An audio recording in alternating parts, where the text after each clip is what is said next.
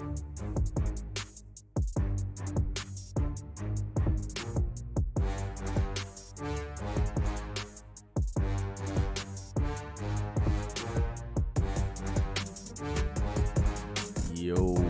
realm, what is going on? Fine Sunday morning. How's my levels? What's going on? Talk to me, Christopher Hart. I see you. ProjectXTalk, we're supposed to get you in here soon. Hustle and motivate. What's up, brother? Let me know how I'm sounding. Smitty Smith, the legendary Def Mobile, Kevin List. You already know. Ranger fan. I like that. Armando Sanchez, what's going on? Talk to me. No doubt. AKW, no doubt. Thank you, Hustle. Thank you, AKW. Thank you, Sick. N, Triple N. Shark in the chair. Let's go. Big Bad Mo. Let's go. DJ Oros, what's going on? Get out of Butler. Ranger fan. What's going on? Addict, talk to the people. What's going on, guys? How do I sound? Do I sound crispy? Do I sound clean? Keep talking.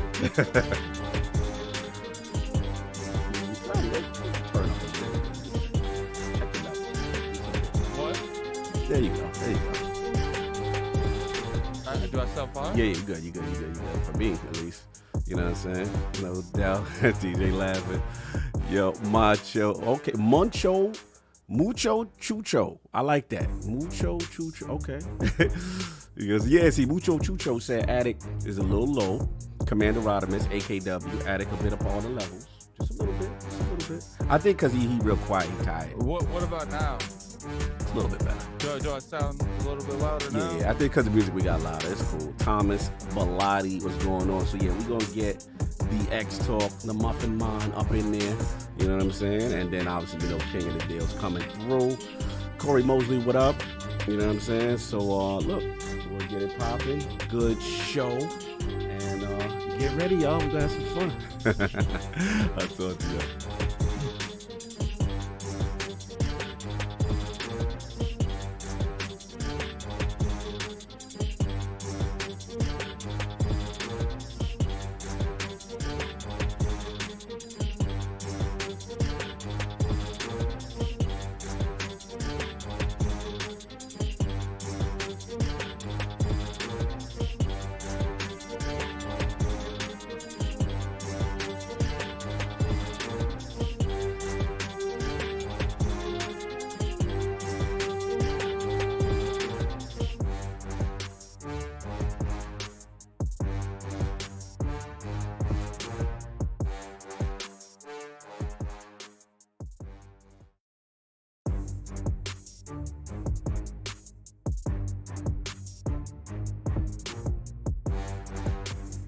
Hear ye, man. Welcome to the show. If you would not mind, go ahead and find yourself a spot, get comfortable, grab a snack, do all that good stuff that we need to do, and we're about to get started. It's not important who I am. What's important is that you are pulling up to the Iron Lords podcast right now as we speak, and I guess I'm here to keep you entertained until it's time to get this show started. So, look. Y'all done messed up and turned me to an animal. And haters be swearing they real, but come to find out that they really mechanical. And yeah, I be eating these rappers, but that's all a part of me being a cannibal.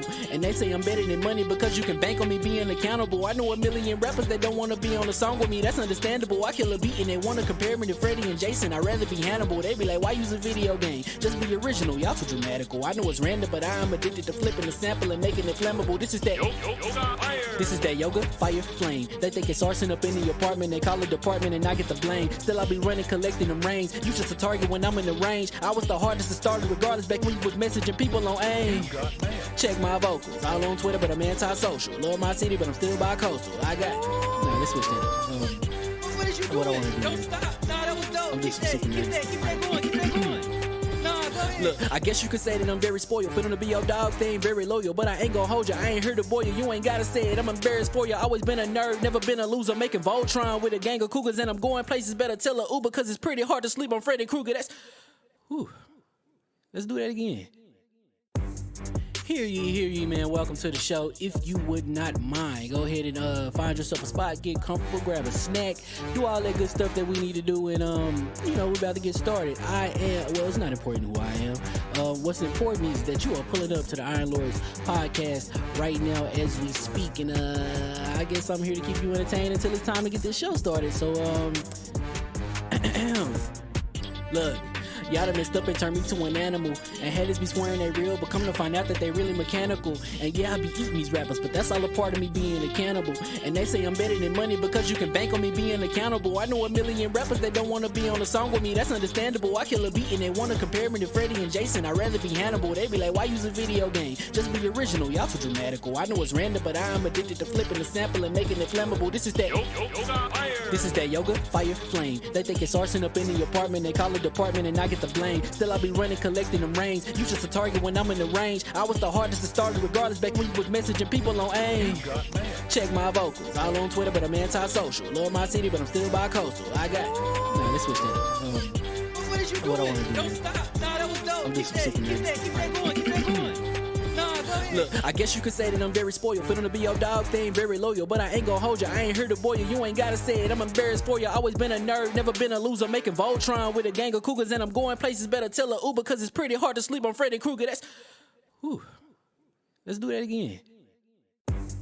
Hear ye, man. Welcome to the show. If you would not mind, go ahead and find yourself a spot, get comfortable, grab a snack, do all that good stuff that we need to do, and we're about to get started. It's not important who I am. What's important is that you are pulling up to the Iron Lords podcast right now as we speak, and I guess I'm here to keep you entertained until it's time to get this show started. So look. Y'all done messed up and turned me to an animal. And haters be swearing they real, but come to find out that they really mechanical. And yeah, I be eating these rappers, but that's all a part of me being a cannibal. And they say I'm better than money because you can bank on me being accountable. I know a million rappers that don't want to be on a song with me, that's understandable. I kill a beat and they want to compare me to Freddie and Jason. I'd rather be Hannibal. They be like, why use a video game? Just be original, y'all too dramatical. I know it's random, but I am addicted to flipping the sample and making it flammable. This is that yoga, fire, flame. They think it's arson up in the apartment. They call it department and I get the blame. Still I be running, collecting them rings. You just a target when I'm in the range. I was the hardest to start regardless back when you was messaging people on AIM. Check my vocals, all on Twitter, but I'm anti-social. Love my city, but I'm still bi-coastal. I got. Nah, let's switch that up. What is you doing? What I wanna do Don't here. stop. Nah, that was dope. I'm just Keep super nervous. that going. Nah, go ahead. Look, I guess you could say that I'm very spoiled. For them to be your dogs, they ain't very loyal. But I ain't gonna hold you, I ain't here to boil you. You ain't gotta say it, I'm embarrassed for you. Always been a nerd, never been a loser. Making Voltron with a gang of cougars. And I'm going places, better tell a Uber. Cause it's pretty hard to sleep on Freddy Krueger. That's... Whew. Let's do that again. Hear ye, man. Welcome to the show. If you would not mind, go ahead and find yourself a spot, get comfortable, grab a snack, do all that good stuff that we need to do, and we're about to get started. It's not important who I am. What's important is that you are pulling up to the Iron Lords podcast right now as we speak, and I guess I'm here to keep you entertained until it's time to get this show started. So look. Y'all done messed up and turned me to an animal. And haters be swearing they real, but come to find out that they really mechanical. And yeah, I be eating these rappers, but that's all a part of me being a cannibal. And they say I'm better than money because you can bank on me being accountable. I know a million rappers that don't want to be on a song with me, that's understandable. I kill a beat and they want to compare me to Freddie and Jason. I'd rather be Hannibal. They be like, why use a video game? Just be original, y'all too dramatical. I know it's random, but I am addicted to flipping the sample and making it flammable. This is that yoga, fire, flame. They think it's arson up in the apartment. They call it department and I get the blame. Still I be running, collecting them rings. You just a target when I'm in the range. I was the hardest to start regardless back when you was messaging people on AIM. Check my vocals, all on Twitter, but I'm anti-social. Love my city, but I'm still bi-coastal. I got. Nah, let's switch that up. What is you doing? What I wanna do Don't here. stop. Nah, that was dope. I'm just Keep super nervous. that going. Nah, go ahead. Look, I guess you could say that I'm very spoiled. For them to be your dogs, they ain't very loyal. But I ain't gonna hold you, I ain't here to boil you. You ain't gotta say it, I'm embarrassed for you. Always been a nerd, never been a loser. Making Voltron with a gang of cougars. And I'm going places, better tell a Uber. Cause it's pretty hard to sleep on Freddy Krueger. That's... Whew. Let's do that again. Hear ye, man. Welcome to the show. If you would not mind, go ahead and find yourself a spot, get comfortable, grab a snack, do all that good stuff that we need to do, and we're about to get started. It's not important who I am. What's important is that you are pulling up to the Iron Lords podcast right now as we speak, and I guess I'm here to keep you entertained until it's time to get this show started. So look. Y'all done messed up and turned me to an animal. And haters be swearing they real, but come to find out that they really mechanical. And yeah, I be eating these rappers, but that's all a part of me being a cannibal. And they say I'm better than money because you can bank on me being accountable. I know a million rappers that don't wanna be on a song with me, that's understandable. I kill a beat and they wanna compare me to Freddie and Jason. I'd rather be Hannibal. They be like, why use a video game? Just be original, y'all too dramatical. I know it's random, but I am addicted to flipping the sample and making it flammable. This is that yoga, fire, flame. They think it's arson up in the apartment. They call it department and I get the blame. Still I be running, collecting them rings. You just a target when I'm in the range. I was the hardest to start regardless back when you was messaging people on AIM. Check my vocals, all on Twitter, but I'm anti-social. Love my city, but I'm still bi-coastal. I got. Nah, let's switch that up. What is you What I doing? wanna do, Don't man. stop. Nah, that was dope. I'm just Keep sipping that this. going. Keep that going. Nah, go ahead. Look, I guess you could say that I'm very spoiled. For them to be your dogs, they ain't very loyal. But I ain't gon' hold you, I ain't here to boil you. You ain't gotta say it, I'm embarrassed for you. Always been a nerd, never been a loser. Making Voltron with a gang of cougars. And I'm going places, better tell a Uber. Cause it's pretty hard to sleep on Freddy Krueger. That's... Whew. Let's do that again. Hear ye, man. Welcome to the show. If you would not mind, go ahead and find yourself a spot, get comfortable, grab a snack, do all that good stuff that we need to do, and we're about to get started. It's not important who I am. What's important is that you are pulling up to the Iron Lords podcast right now as we speak, and I guess I'm here to keep you entertained until it's time to get this show started. So look. Y'all done messed up and turned me to an animal. And haters be swearing they real, but come to find out that they really mechanical. And yeah, I be eating these rappers, but that's all a part of me being a cannibal. And they say I'm better than money because you can bank on me being accountable. I know a million rappers that don't wanna be on a song with me, that's understandable. I kill a beat and they wanna compare me to Freddie and Jason. I'd rather be Hannibal. They be like, why use a video game? Just be original, y'all too dramatical. I know it's random, but I am addicted to flipping the sample and making it flammable. This is that yoga, fire, flame. They think it's arson up in the apartment. They call it department and I get the blame. Still I be running, collecting them rings. You just a target when I'm in the range. I was the hardest to start regardless back when you was messaging people on AIM. Check my vocals, all on Twitter, but I'm anti-social. Love my city, but I'm still bi-coastal. I got. Nah, let's switch that up. What is you What I doing? wanna do, Don't man. stop. Nah, that was dope. I'm just Keep sipping that this. going. Keep that going. Nah, go ahead. Look, I guess you could say that I'm very spoiled. For them to be your dogs, they ain't very loyal. But I ain't gon' hold you, I ain't here to boil you. You ain't gotta say it, I'm embarrassed for you. Always been a nerd, never been a loser. Making Voltron with a gang of cougars. And I'm going places, better tell a Uber. Cause it's pretty hard to sleep on Freddy Krueger. That's... Whew. Let's do that again.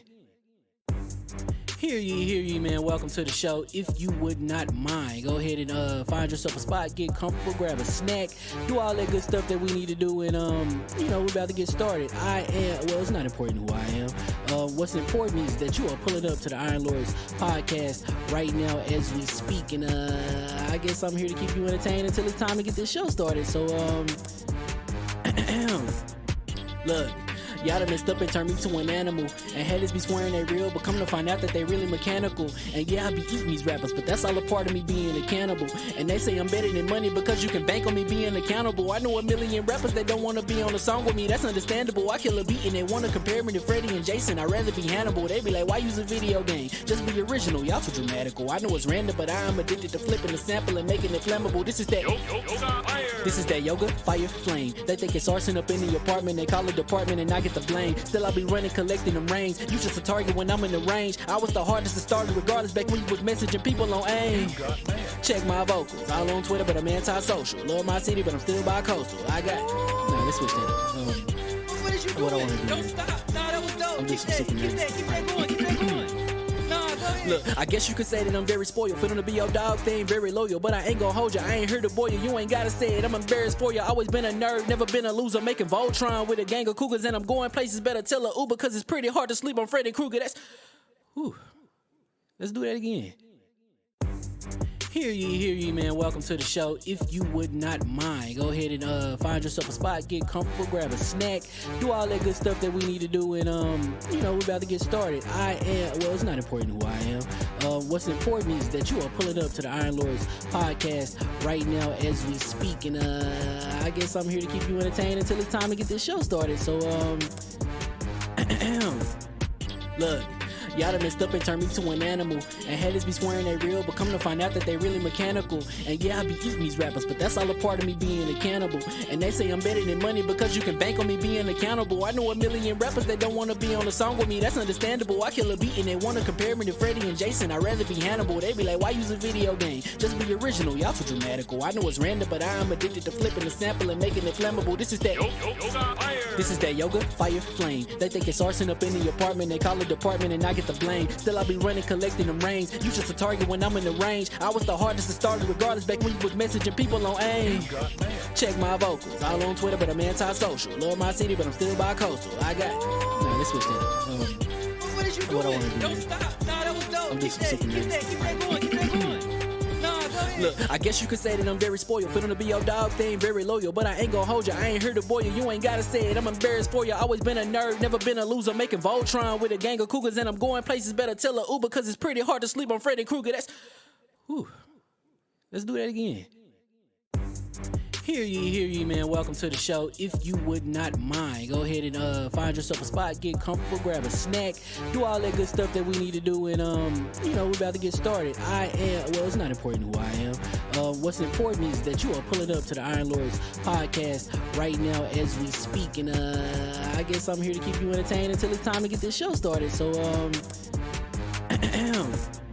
look, y'all done messed up and turned me to an animal. And haters be swearing they real, but come to find out that they really mechanical. And yeah, I be eating these rappers, but that's all a part of me being a cannibal.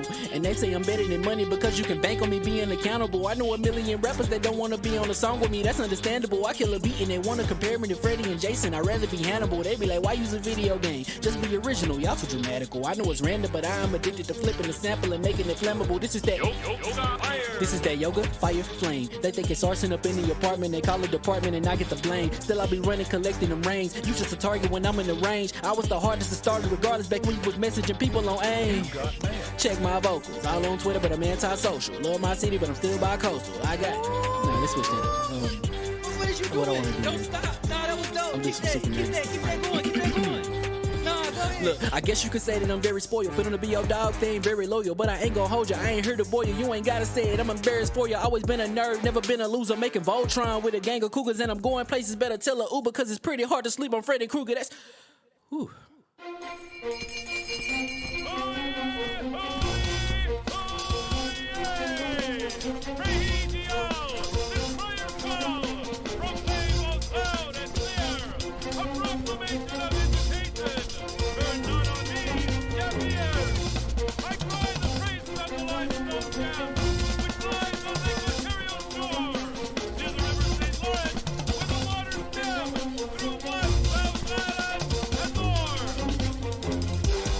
I'ma just chill and watch them and eat snacks in the attic. I wanted to chill with the pack and be like a young wolf, but then they would mistake me for addict. If I can imagine, it's cool to give you some advice, then invite your girl to your squadron. Cause if you don't give her that option, you gon' be single player like Sovereign. You gon' get tossed in the bushes by King David. Royalty and not a pretender.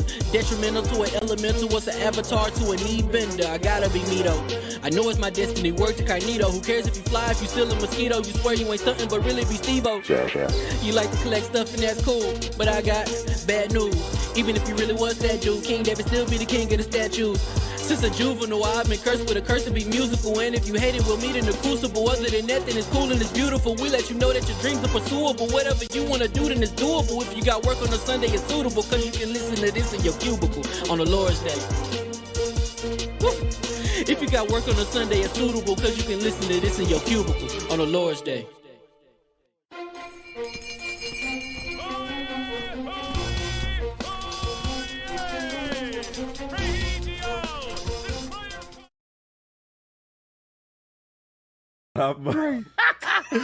Mike, let me just fix this. We are ridiculously funny right now. Let me just fix this right here because they can play cog. It's always cut off when you start and it's live. Nah, it's not cut off when it's live.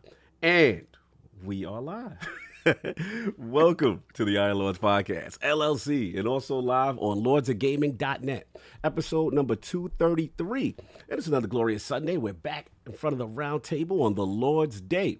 I'm extremely excited about our special guest, and we've got HaloInfinite campaign and multiplayer rumors, new Xbox exclusive leaks, and a global chip shortage to discuss, so we're going to get right into it. I want to introduce a Lord who is not only an up-and-comer within the realm of podcasting and content creation, but is slowly making his ascension within the Xbox and multi-platform gaming communities. Introducing the co-founder and host of the ProjectXTalk podcast and YouTube channel, the Lord of turn-based strategy, who sometimes clowns the dedication of his panel, yet are every bit the journalists they pretend to be. Live from upstate New York and making his debut into the realm of the Lords, my man, Lord Kevin, a.k.a. the MuffinMonster. How we doing, sir? I'm great. I always wondered, I was like, what's my intro gonna be? Because I listen to your awesome intros every week, and I'm like, what could mine be? And that was like way above anything I could have expected. So I'm amazed. You are loaded what you do. It's long overdue. We've been talking for a little bit. You know what I'm saying? Yeah. Good to have you in the realm, new voices in the community, man. So first of all, how are you? And what you been playing, man? I'm great. And right now I'm playing a few things. So I am playing on my PlayStation 5 Sly Cooper collection through PS Now, because I, around September after I beat Kana, I was like, there's nothing for me to play on this console. So I'm gonna. You're feeding in the kink. Yeah, I'm gonna. Feel your pain. I just posted that yesterday. I said it's gonna be a dry season for you guys. Here we go. Just a little bit. I'm like, when's the next PlayStation game I want to play? I don't really know. So man starting off crazy. I got that PS Now, and I was like, I'm gonna play Sly Cooper because PS5 is my first PlayStation ever. So I've never. Wow. Yeah. Okay. I've never had a brother. PlayStation. Never had a PlayStation. Let me ask you a question. Okay, so did you This is Did you about to get go left. This is about to go crazy left. No. Did you get online? Did you do the traditional stand online, get your console, stuff like that? How did you get yours? I bought mine through someone in the community for $550. So it was like just above retail price. For that little $50. Okay, salute. Yeah. That's a friend. That's a friend. Yeah, Could have got you. Could have got you for the Oh yeah. The only reason why I asked is because a lot of people have like stories or whatever how they got there. It's like, oh, I got mine through StockX or something like that, and it finally went through in the box. So that's all I asked for. King wanted like an adventure story. I traveled the deserts. No. Some people was out there fighting for theirs. Like it's really crazy. I hit up Facebook Marketplace. Some dude was like, "Yeah, I give it to you for like $50 more," and I'm like, "Wow!" And then, Oh, you got lucky. You I got had to pay lucky. like an extra $250 from mine. Yeah. Wait, I don't want to talk about how much Did you purchase yours later on, or did you launch purchase day. it launch day? Oh, you Launch day. caught Okay, a so gold mine. get this story. Mhm. I had 4 of them, kept one. I sold 3 for $3,000 each. Oh my With a game and a controller. Shout out to So you. yeah, lucky you didn't run into me. It's funny. The guy I bought mine from, I saw later on he was selling more, but he learned. He's like, I got to mark these up. And they started going for $1,200. I was like, wow, I really got in there. Oh, so you got it on the ground floor. Yeah. Okay. Yeah. Got him before he knew what's up. You got him when he had a good heart. see, my heart was black from the beginning. Oh my God. Time. Anyway. So look, man, we're going to get into it more to discuss. But, we got those 4 horsemen of gaming, those original lords of the realm here at the round table. My co-host with the co-most, my brother from another mother, the difficult game conqueror, lord of his own world, and the howl of the young wolf. My man, Lord Addict, how we doing, sir? Doing pretty good. So I guess I gotta do the report on Ninja Gaiden. Yeah. Oh. So yeah, people I'm asking bending the about knee to you, my that. brother. Hold on We one second. got Hold bending on. knee, yeah, we Hold got on, I'm bending bending knee. the knee to you, but also I bend the knee to my man with the knife that was stabbing you. And shout out to the dogs that kept running into him and making him bounce No, off. the football dudes. He Yeah, said, yeah. why Yeah, yeah. is it Shout out football to them. dudes with the ninjas? Why the quarterbacks with the ninjas? I never laughed so hard, man. Man, I that game is a lot of like memorization because they all move it like identical. Like what's funny is like they'll pop up those football plays out of nowhere. Like you'll just be walking and then like there's a mission. I think it was like stage 3 where literally the entire stage there's no cheetahs, no whatsoever. And then at the very end a cheetah comes out of nowhere just to hit you off the map. Like, Yo, shout out to the invisible, like when game devs was just so punishingly bad, where they just kept respawning and coming at you with the same energy. You know what it is, right? Because those games, those early NES games, were still built with like arcade, thinking in mind, right? Yes. So they didn't even think like, let's make it easier for the guys at home. They paid $60, whatever, $80, whatever it is. Nah, y'all going to suffer the same way you do as if we're trying to get quarters out of you. It's so funny because when you see when Addict's mad when he starts doing that belittling lisp voice. This sucks, and I'm like, oh, Addic's mad. Addic's mad. Got him down. No, I like when he was going after the viewers. He was like, what do you keep talking about magic? Why would he have magic? Why would he have magic? He's a ninja. Like, why would a ninja have? That's like cheating. What the hell is going on here? And I'm like, yo, like he don't play. He don't watch anime and they have magic. Like, not today. No magic here. I mean, there's football players in the game too. So I mean, the crows was annoying me at first, but then I found out that you just have to crouch and they're really easy to kill. You're booming just a little. With in zoom, just turn it a little. What? I'm booming still. It was just slightly. It's just slightly up. Yeah. Just turn yourself. Actually, turn yourself slightly down. You're just booming a little bit. But what about now? Yeah. So it was a fun experience. Like I can't say I hated it, but like the people with the guns was crazy. Like it's funny. It's like they'll put a person with a gun, and then like 3 karate dudes acting like they from Karate Kid, like right after that. And then you think you good, and you walk it, and then bam, 2 football players. And I'm just like I guess like the inconsistency didn't make sense to me, but like it was still a fun game. And I did feel like it was a little bit sometimes like unresponsive. Yeah. Because sometimes I feel like I know I clicked that button. It's like, no, you did. You're going down. No, you that's didn't. called input lag. That's what Phil Dominus Maximus Aurelius Switzer has fought very hard to stop. Yeah, that's it. When you don't have a bubble face TV, you're gonna get a little bit of input lag. And I like how he was doing the climbing mechanic and doing the hop back and forth. Yo, why does he automatically stick? Why does he stick to the wall? Why is he sticking to the wall? Yeah, it was a little ridiculous, man. And what's funny is I fought a boss that, like, if I had to jump around them, they would hit me, and then it would throw me into the wall, and he wouldn't get off the wall. and then there's some kind of glitch that happens because sometimes, like, most of the time it would be fine, but there'd be times where like I'd be on the wall. And I would be stuck on the wall. And I was showing them the screen. I'm like, I'm pressing the button. It's nothing happening. But then when I press start and I unpause it, then it would let me jump off the wall. Yeah, like glitches sometimes, man. And then see what's funny is I'm sitting there showing proof that this glitch exists, and the chat is claiming it doesn't. Like, I like when you fight. They're just trolling you. Yo, shout out to you, man. I like difficult game conqueror playing these old school games. The stream was fire. Yo, check that out. It's up right now. And the title was fire. What you got? Millennial plays. Millenniums play Ninja Gaiden for the first time. Well, what you should have named it was Young Man Old versus Old Games.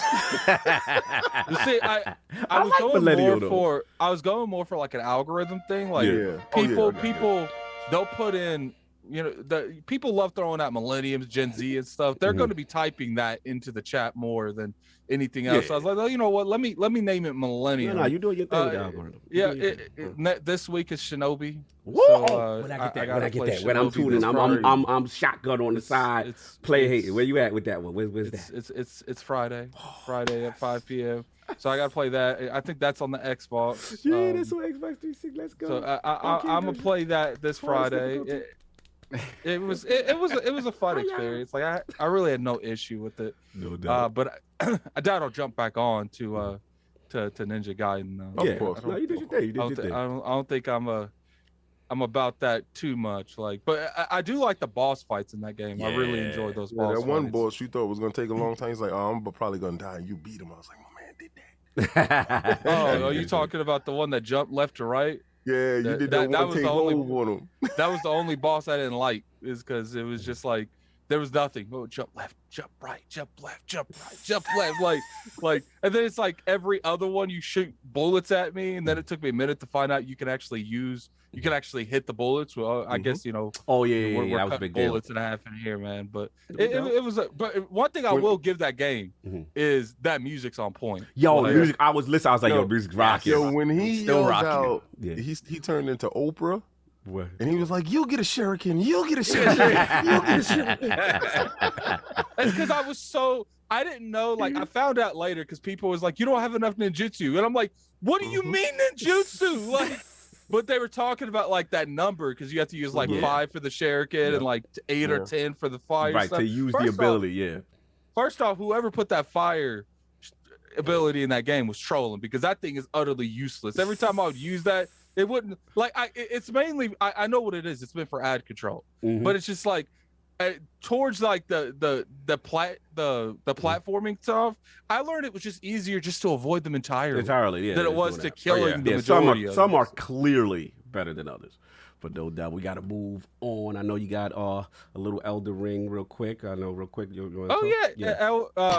Okay, so I'm not going to go too much into Elden Ring because I am going to have a video out for Elden Ring. So definitely look out for that.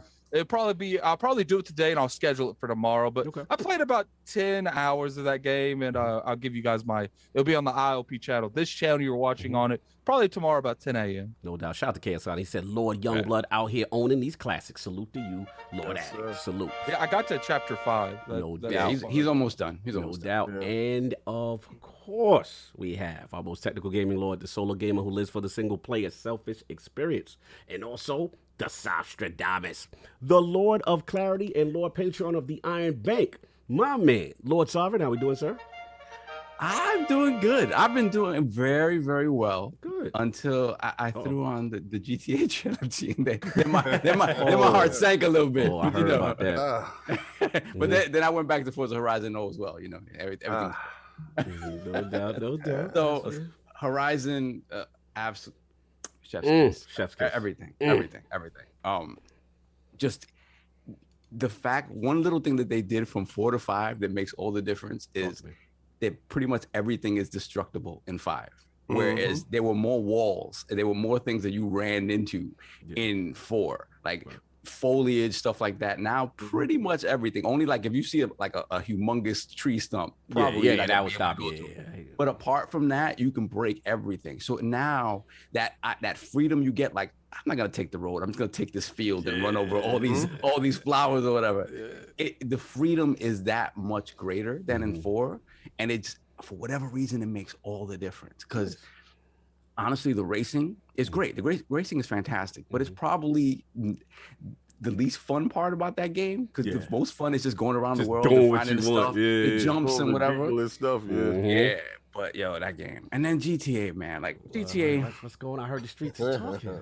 Character models. Yeah, the character models. It's not lit. It's not lit. The character models I can get over, right? I can get over that, right? Hands. Yeah. Now this is, we talk about GTA 3, GTA Vice City, and San Andreas. Why do these games? First of all, why do they have a fidelity or a performance mode? Why is there a 30 FPS option in these games at all? You don't want the high quality. I am disgusted that there's even the option to do this in these games. Are you implying off the rip it should automatically have that? What is going on here? All right, so then that, right? So then there are some guys that like that 30 frames. Shout to Jed. He's very filmic. He likes filmic experiences. I wouldn't call GTA 3 filmic in any way, shape, or form. You know what's funny?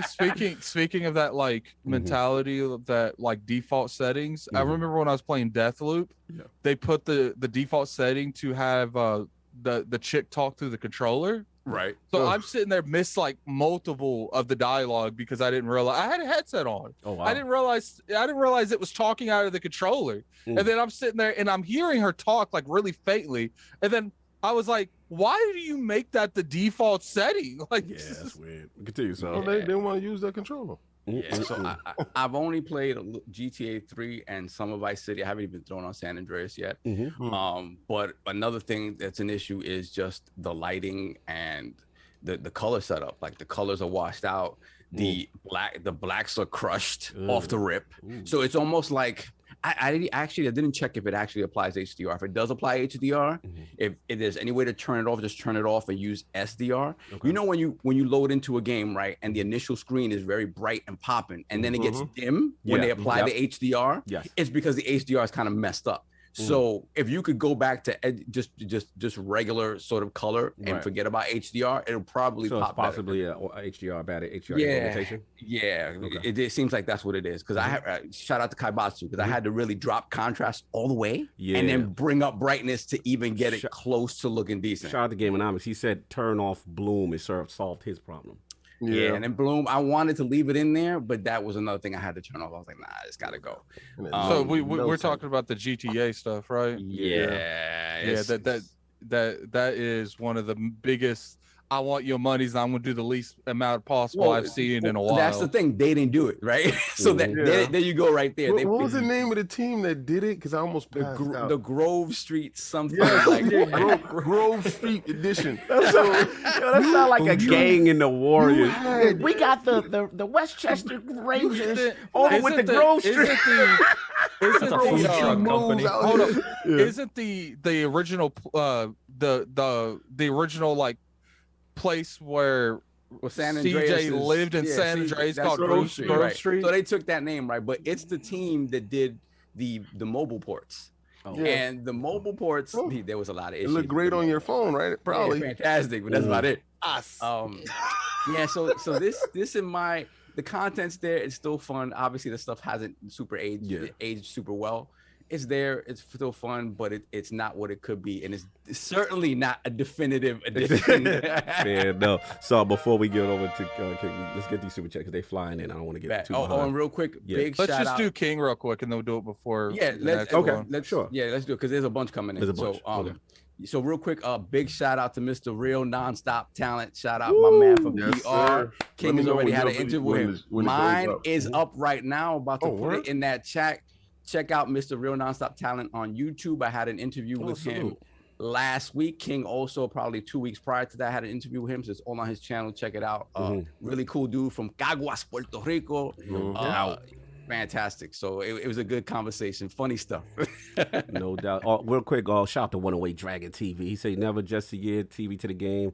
The HDR is messed up. If you slide the game all the way down, it will fix it till they patch it. He dropping the video tomorrow. 108 Dragon. Go hit that. No, for sure. Don't touch your TV settings. No, your TV's fine. Don't just mess with the game stuff just to get it playable. Another thing. It drops frames in performance mode. Which is crazy. What are we doing? All right, that's it. I'm done. Anyway, it is what it is. It is what it is. And of course, we have the incredible Hulk of this, aka the Excess Gamer, the prophet of Xbox. Swami. King of the statues, who demands nothing less than that premium experience. It is the leader of the Fraud Alert movement. Beloved. Lord King, how we doing, sir? Oh, I'm doing fantastic. After watching an incredible, probably fight of the year yesterday with Gabe Rosado versus Javi Munguia, the young boy got baptized last night. My man from Queens, New York came through. Queens get the money with the bad. Gabe. Shout out to Gabe. Gabe face held up for the fight. Listen, Gabe's one true claim to fame is his face gives out. Right? And don't let that 13 losses see, because you get all gassed up, right? You there, they be like, Gabe Rosado 21 with 13 losses with 15 knockouts, right?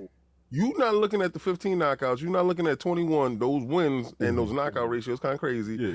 And you're just looking at those 13 losses like, oh, man, this dude ain't nothing, man. City, Gabe is about that whole life. His face is not about the life, though.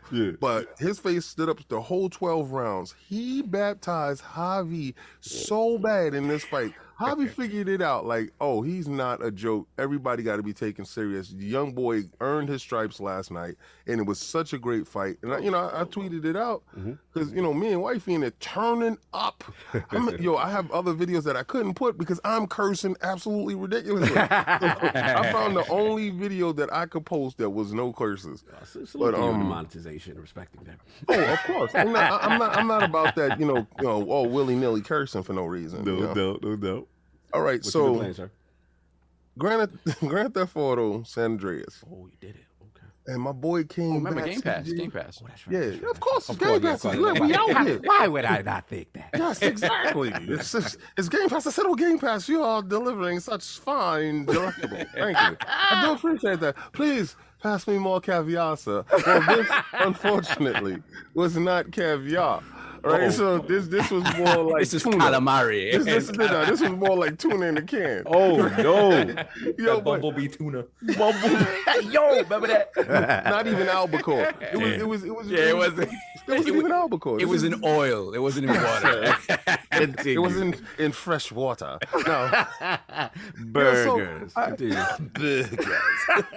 So I opened it. I turned it on, and I'm like, CJ coming back. Your mom, we're gonna find out who killed your mom. The bad acting is there. It is so fantastic. Me riding the bike, and I was like, it took me back to those first moments with San Andreas, and I was like, this is what put it over the top for me. Talk to me. This is what put Grand Theft in a different league for me. Let's go. I know we had the joints with the good music and stuff like this, but this just felt that, I guess because it was like the black representation of a main character type of thing, but it wasn't just that. It was just the feel of LA. If you've ever been to LA, it had such a grounded feel of LA. The character could have been any color, but the grounded feel of they captured the absolute city. It was so good. The corrupt police. I was just like, I love this game so much. So I overlooked a lot of the issues. Like you said, I went in there like performance mode. Like, why would this game have a performance mode? It's so old. You should just be doing this off the rip. But no, sadly, it did not. And Bloom was in effect. His bald head off of the police officer. Yeah, I saw the rain looking wow. Like it looked wow. Yeah, the rain looked like individual, like yeah, like I was just like, whoa. Yeah, and much like Solve, I went back to that Forza. Okay. Nice. And I saw that trailer. I haven't been a Forza Horizon dude, right? Wow. I'll download them, I'll play them, and I'm just like, whatever. This one has a little je ne sais quoi to it. It has a little something there, So I'm trying to figure out what it is that it has, right? And it's the way they set up everything. They learn, like I'm pretty sure that they learn from game to game. When a dude rides past you really quickly, you can press that X button and it's like an action, pop up. And you can challenge him off the rip. Yeah. And you challenge him head to head. Dude challenged me head to head. I'm like, what's up, man? Let's go. So I'm thinking we're gonna run down the street. We're gonna go down the street, right? And he was like, ha, and broke off into the bushes. I'm like, did this dude just run into the bushes? Straight into the bushes. And he beat me because I'm thinking we racing traditional. No, this is all out. Get it while it's hot. I love the fact that you buy houses. So I like get where ACG and you guys was talking about with the generic clothing and why I do got jorts and stuff. Mad jorts all over. Yeah, the jorts is and y'all all right that the character himself is seen a lot, so they would have loved a little bit more diversity with said character. I don't like the fact that I got to run with the skinny knee dude. Yeah, like it's nobody's on weight. Nobody got no weight on. Nobody hit the gym. No, nobody. Everybody eating, just regular tacos. Give me 3 tacos and I'm out of here. But it was really good. I was playing Destiny. Went right back to Back 4 Blood. No doubt. Every time I go back to that game, it's like I'm learning a little bit more of a fine meal. It's like you're getting different tastes. They use this and they use that. That game is so fantastic. I can't say more about it, but right now I'm completely satiated with what Microsoft has delivered for our holiday season. I feel sorry for my PlayStation dudes. I know it's gonna be a little dry until what is it? Y'all February, March? Here we go. And hopefully nothing slips. But I understand. Hey, y'all got PS Now. Yo, that was messy. Anyway, so I'm going to go and then Super Chats. Yeah, go ahead. Then we'll do the Super Chat. No doubt, he messy. And of course, we have the gaming ninja himself, the Shinobi, LordCognito. Spread that riddle to the realm of the ILP. Not telling you what you want to hear, but what you need to hear. Shout out to my boy Maddie Plays, the finally dude. We got 2 episodes up there right now. Free 99 to be up. Regular talk about that God Howard discussion and all that. And then we had Ultimate up for talking, just giving kind of Forza It's Roses. So check that if you want to be part of the Patreon. I got a question, Cog. Yes, sir. Did you get that that Crunchyroll?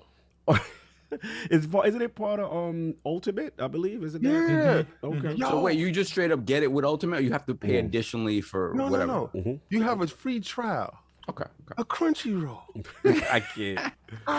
Who owns Crunchyroll again? Yeah, who owns Crunchyroll? I can't. Sony, you malevolent beast.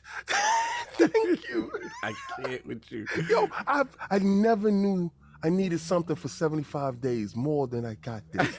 This trial, I'm going to rock my Crunchyroll out. Pause. I'm sorry. I just wanted to know if you. I mean, listen, guys. If you have Game Pass, I'm sorry that I hijacked Cog joint, but Crunchyroll is available for you. So if you want to know what's all the hoopla over there on the PlayStation side, this is what you're doing. you got it for free. Okay. Thank you. Thank you for informing me of what my subscription entails. I didn't know. Yeah, this is really informative of you. Yeah. Other than that, then shout out to the last word. Me, E, Travis came down. Oh man, we had my boy Swifty T.O. Really cool. One of the OG content creators, one of Sherpa's Grandmaster Specialist. So he came through and also gave him its flowers as he moves on into, looks like, potentially game dev. So it was really cool. Check that out if you want. And then King will be proud, man. It's been a strong Game Pass week for Cog. Strong Game Pass week. I got some games beat. I'm very proud of myself. Put your damn hands together. One more time. Put your hands together. Game Pass. Wait. What are you drinking out of, sir? Oh, this is the latest of the 10K team shop right now, y'all. Go get y'all that 10K subscribers. What did you say? It's a new merch drop? Yeah, it's new merch. New merch outside. You're here. Yeah. Big shout out to Lord Snaldo, Lord Petey, the Bandhammer himself. He will be promoting our newest merch very soon. So we have, just to let you guys know, All Natty is in the house. Just to clarify real quick, none of this has, this isn't make addict. No, it has nothing to do. This is not make addict do something. Okay. No. Why did you planted the seed right now, Addict?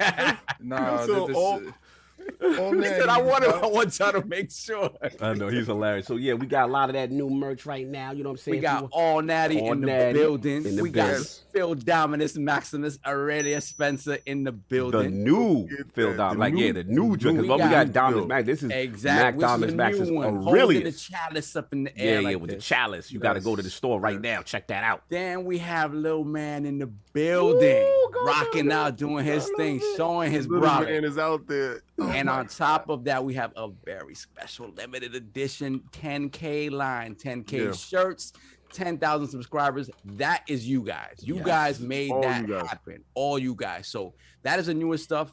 Petey's going to be promoting that soon in case so it's up in front of everybody. So just you can go get it now though. Yeah, let me put the link in there and pin that so the realm could get all that right there. Hold on. Yep, it's up there. Go check that out. Links up there. I'm going to pin it. It's pinned. Go check that out. New merch up in the building. Yeah, no doubt. That on that is like, I've never seen a better likeness of King. Yeah. On Daddy is ridiculously King. Like, it is so. Shout out to Graphic God. Shout out to Graphic God. He really did that. You know what I'm saying? Like, I love Graphic God. Yeah, so go check that out. Go support. Yeah, for me, like I said, King will be very proud. Like I said, it's been Game Pass week. Finished Disco Elysium. Absolutely amazing, amazing game. You know, we're going to talk more about. They drop that in Game Pass? No, that is not in Game Pass. But that's why I didn't play it. Yeah, that's why. Hopefully, it'll come to you soon. But what I did play in Game Pass and beat was Forgotten City. That is an underrated gem. That I didn't see that one coming. It was one of those. All right, let me check it out. I think we had Grub on Duke, and he talked about it, and Maddie was telling me about it. And I'm like, all right. And I heard it was made like off a Skyrim mod or something. Someone told me. Yep. And yo, let me tell you right now, all this talk about time paradox and who do it, ain't nobody messing with them on how to do a proper time paradox. Then the whole, like, King, you're going to love it. Because not to spoil, there's a lot of historical references and civilizations prior and who stole from who. All right, so you're talking about that gold joint with the golden gun and the people was dying. The people turning to gold. And if you about that Greek mythology, you about mythology and the gods, and bro, you King, you need to play this game. Because I know you need to play Backbone. Okay, so tell me about Backbone. What's Backbone? All right, so it's a world where animals are like they take the humans like our place, right? Yeah.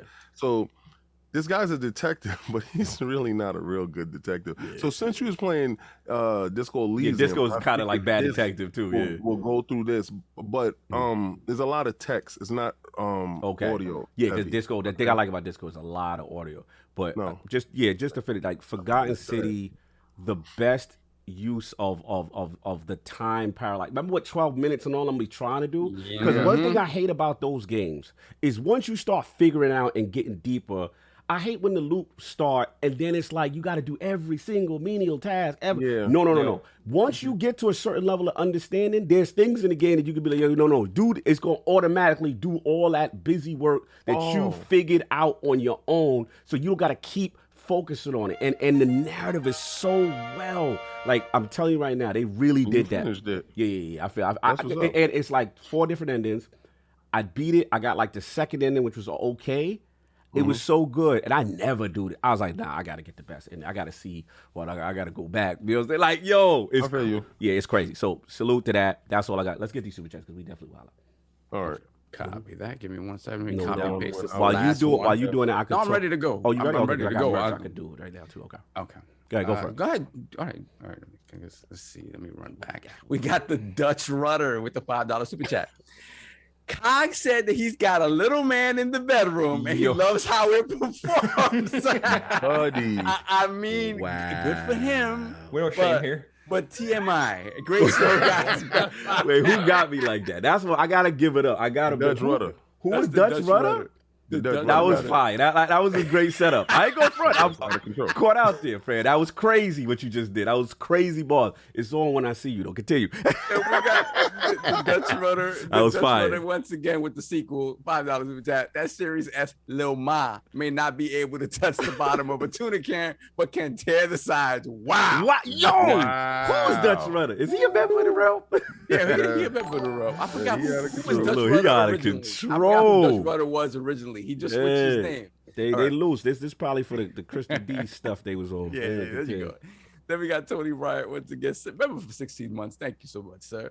We got Salute Lords. I hate missing the show live. Gonna watch later. We'll join you guys tomorrow morning for the anniversary show. No doubt. Salute. Then we got Lord Metroid, $2 super chat. Addict, hold up and attack, man. Ninja Gaiden Infinite.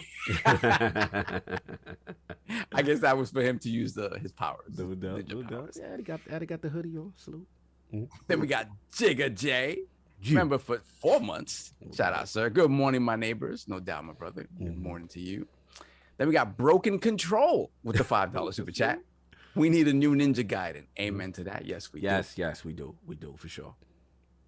Then we have either Ear Bear or Ear Bear 32, new member. Let's put the crest in the chat for Ear Bear 32. Bear. Salute. Ear Bear.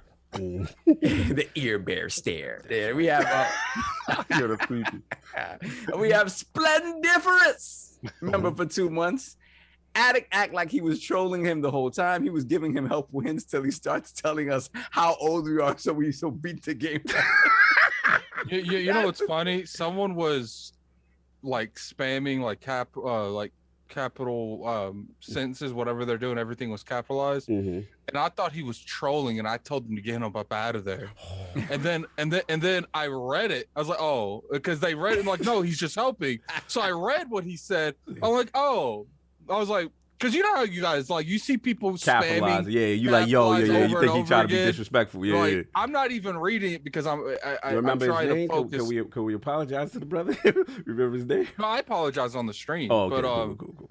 But yeah, I told the chat to get him up out of there. Like, that was Wow. You found out after you got him about the building. Salute to you. Salute to you. Salute to you. You controlled that situation. Get him out of here. Get him out of here. No, you know My what's funny? bad. You know what's funny? The mods wouldn't do it. I just noticed he was still there. So like they were like, no, that's all right, no doubt. So I'll continue. That's funny. Then we have El Nini, $5 super chat. Is it me or have the PlayStation fanboys been quiet lately? I haven't noticed. I haven't been checking PlayStation fanboy Twitter. Continue. Then we got Hargeet Chani, $5 super chat. Salute to the Lords on another fine Sunday. Waiting for King to bring it today with the Xbox topics. Will we see Worldwide Jim Ryan today? Next question. Alex, moving on. We have Alex Kilgore, $5 super chat. Love your content, guys. Wanted to attend my first love show and give some love. Live show. Thank you, bro. Live salute, show. yeah, Okay. salute. It says love. Okay. Gameonomics, member for 1 month. Shout out. Well, let's put the crest in the chat for Gameonomics. Gameonomics. Lessons. Put the rupees up. Salute. BG, what's up, bro? See you. Then we got Brat in the building, $5 super chat. Salute, Lords. That 65-inch OLED C1 is doing its thing. Gen X problems, yes. Brat just got his new C1. Oh, yeah, that boy. Blessings, man. Yo. Man. I mean, even though your PlayStation can be played on your bubble face, but that Xbox don't. Listen, shout out to Brat, man. We was talking. Yeah, he's feeling real good about his Atmos, that HDR, that 120, that VR. He's feeling good right now. Salute to Brat. That C1 is a beautiful thing. It really is. Auto HDR. What was all that crazy? Oh, you're ridiculous. You're ridiculous. Continue. So, you know, I gotta be messy with him. Yeah, I know you're being messy. He has all the consoles and he's using PC. Continue. That's right. Then we have Tyson Lewis. 2 Swiss francs. Thank you for clarifying that. Wow. Thanks for making Sundays dope. I've never had HF Swiss is a francs. Swiss franc. Yeah, they send in francs. That's what's up. But I Send in never had francs. Swiss francs. Pause. Pause. Continue. Franc. Le franc. Continue, son. Then we have Gerald Mack, $5 super chat. Oh, hell, the ILP. Salute. Shout out to the Lords and the esteemed panel. Thank you, That's Gerald my guy. Mack. Good dude. Always Salute. repping. Yeah, always yes, sir. repping.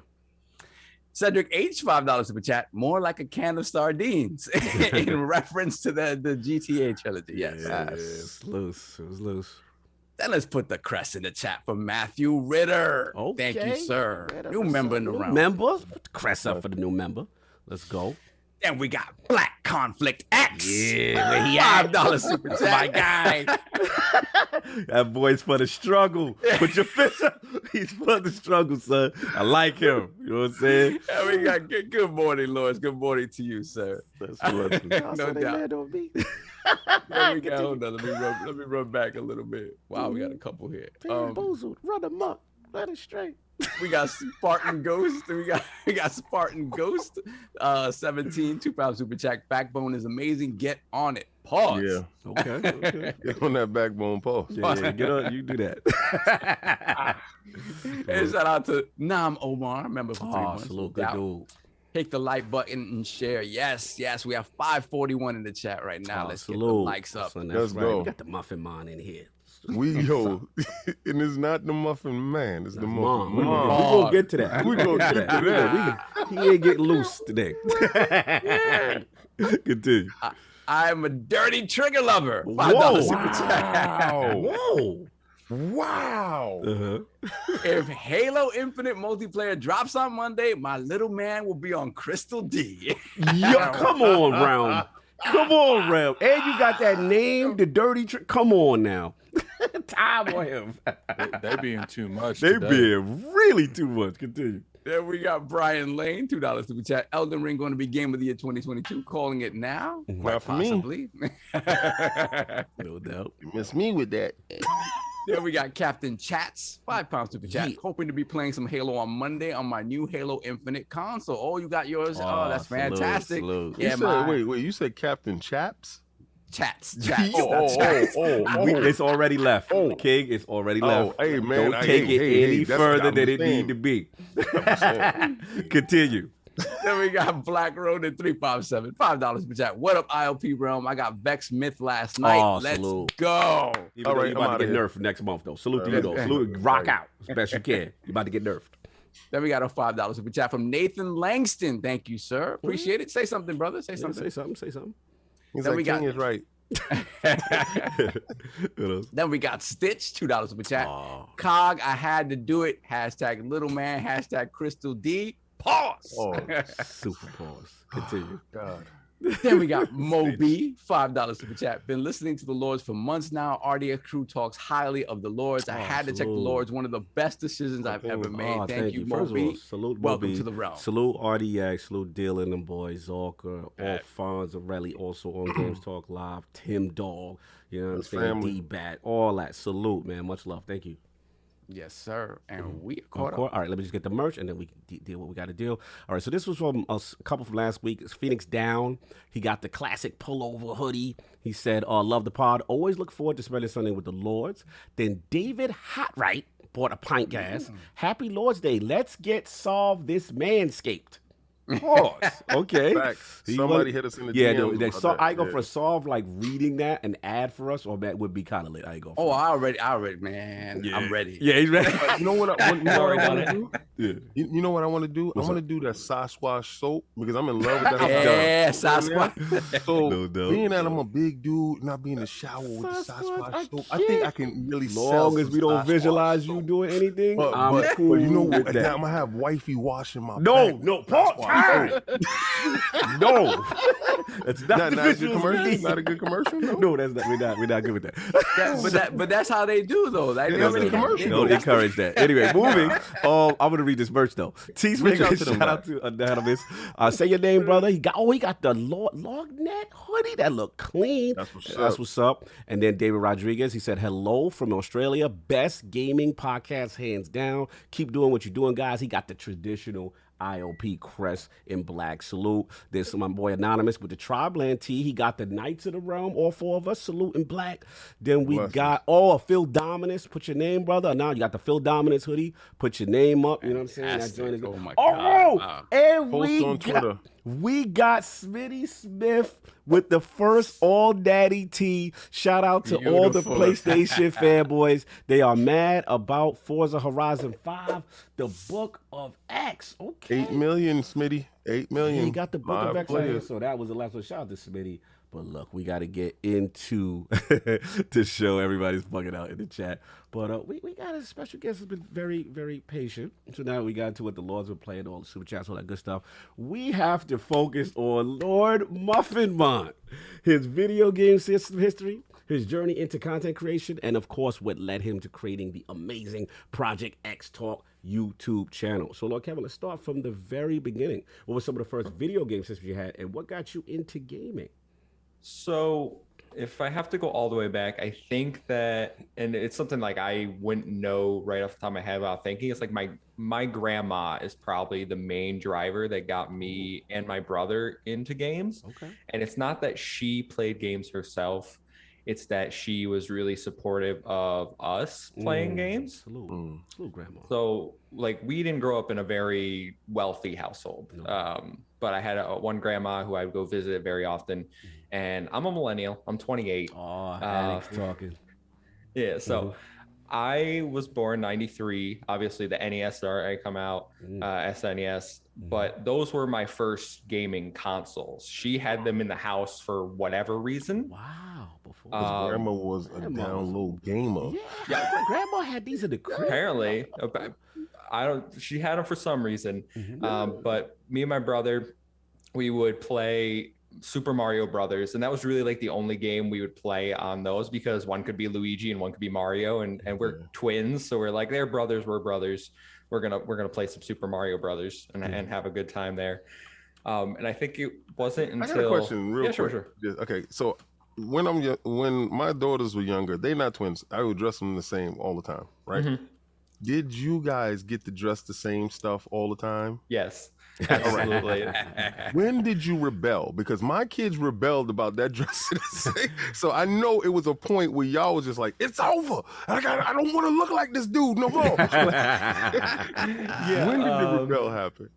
Well, What are you talking about? He's still dressing up like his brother. How you gonna come from a man like that? Continue. No, so as kids, I would probably say like 6 or 7. We would probably So it wasn't. We'd be like, all right, we want to wear like different clothes, and then my grandma would be like, all right, we get different color of the same shirt. That's what you get because I'm buying the clothes. Right. So we did that, and then throughout high school and everything, we wore like black T-shirts because we were very like much into rock bands and whatever. So we kind of looked the same, long hair. We were very similar in high school. But hair rocking back in the day. You was really rocker style. Okay, continue. Oh yeah. But if we're going back to gaming, I would say that I played the NES, the SNES, obviously, but then it was like the Game Boy and the N64, I think were really like what I spent the majority of time playing in like my youth and what got me into like games as being hardcore into games. All right, let's get give me some games from both platforms. And Addict, this is your gen right here. You approving of this, Addict? Yeah, obviously. We're not talking about the NGT or the N8A or we ain't talking about that. The Neo Geo. We ain't talking about 18 versions of Tetris, whatever that. We good. Keep going, man. No. Give me some 2 standout games for those 2 platforms. Standout for N64 is Smash Brothers, obviously for me, because me and my brother would constantly we mainly looked for 2-player games, where something you could play together, because we were playing together no matter what. We weren't doing single-player games. So Smash Brothers was something that we found. We're like, these are our favorite characters. We're gonna put hours into this game. Nice. And then for Game Boy, it was probably Pokemon, just because you could develop your team and then battle each other with that cable, bringing it to school, getting your neighborhood friends together. You got Pokemon. What Pokemon you got? Let's trade Pokemon. See, my cousins would try to steal my Pokemon. They wouldn't try to ask for them. They would try to steal them. So. Man, I didn't know how to save my Pokemon when I first got it for like the first week. I would just I'm like, this game sucks. I gotta keep restarting, getting all the Pokemon. I gotta keep getting all of them. What is this game? No. That's what's up, man. So you got into the NES whole ecosystem at that point. You got 64 rocking. He sound like a real Nintendo kid. Yeah, I was about to say, like, this is very Nintendo. Okay, so you the Nintendo kid, was your brother the Nintendo kid, or did he look for other pastures? No, we were both Nintendo kids. We did have a Sega Genesis at home. So when we weren't at our grandma's playing the Nintendos that she got us, we had a Sega Genesis at home. So I was playing things like Golden Axe. I think was probably my favorite over on the Sega Genesis. And now you better be playing that with your brother with the co-op. Oh yeah, absolutely. All right, my man. And get my little sister in over there. That's right. Was you kicking the dwarves and making the bottles come out and get the potion? Absolutely kicking the dwarves. Remember you kicking them in between each other? Y'all be like, remember he was really torturing them doors. Where you get access to the. Continue. I'm sorry. Yeah. But no, childhood was very Nintendo focused. Even after like the N64, we went to the GameCube, which let's get some barely GameCube anyone love. I know had a GameCube. Yeah, give me some GameCube love. Give me some Melee, games. Let's go. Tales of Symphonia, Custom Robo. Those are games that I always like go back to as 3 of my like big loves on that console. They had Pokemon RPGs, like. It's not just like normal Pokemon games. They had actual Pokemon games with storylines and was it the dark something of darkness, the Pokemon Coliseum. one on there. Yeah. There's just so many actual like games that they were like, well, we're not paying these. You know what's funny? And Pokemon Coliseum was literally about you stealing other people's Pokemon. Like it's just crazy Nintendo let that game come out. Like you stealing other people's Pokemon. That was the premise. That was the premise of it. Yeah, well, he had something attached to his arm where it would pretty much turn the Pokeball to be able to steal other people's Pokemon. So, like, it was an interesting concept. There was 2 of them, and then they never done it ever again. Like, yo, Muff about the chat coming for you. They said no Metroid Prime. So I'm not a Metroid guy. My brother played Metroid Prime. I'm not the Metroid guy. My brother is in the chat.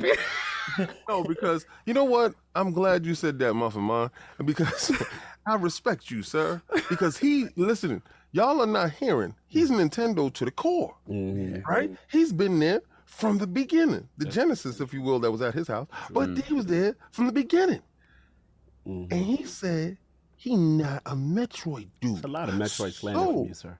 Well, no, because these dudes out here be capping so Why hard. they can't be excited for a good Listen, no, we're not gonna do this because I'm talking to an aficionado here of Nintendo. All right, he had it all, and he's chosen not to mess with Metroid because that's why Metroid is the least favorite game or character from Nintendo. So go on, sir. You are really lighting it up. He's lighting it up for that. Now he's lighting it up. Quick.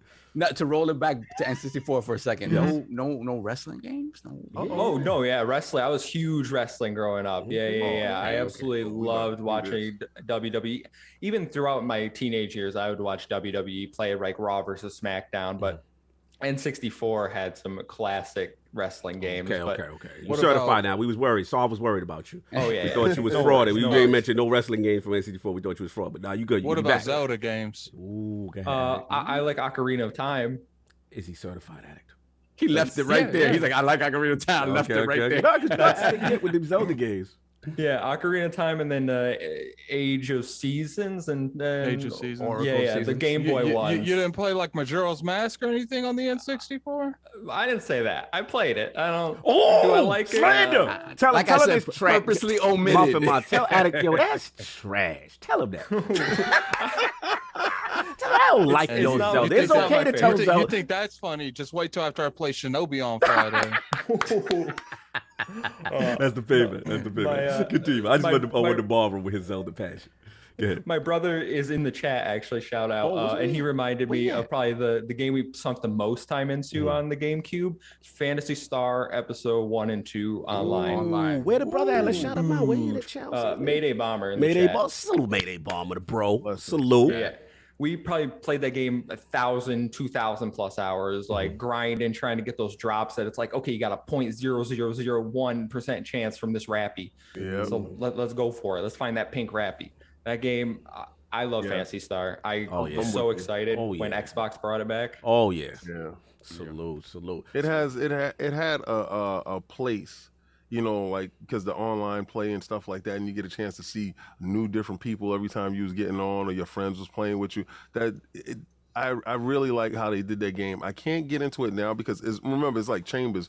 You went inside one chamber and then you had to clear out the chamber. Then you can come back out and then go back in and grind. But I'm with you. Go ahead, all the way.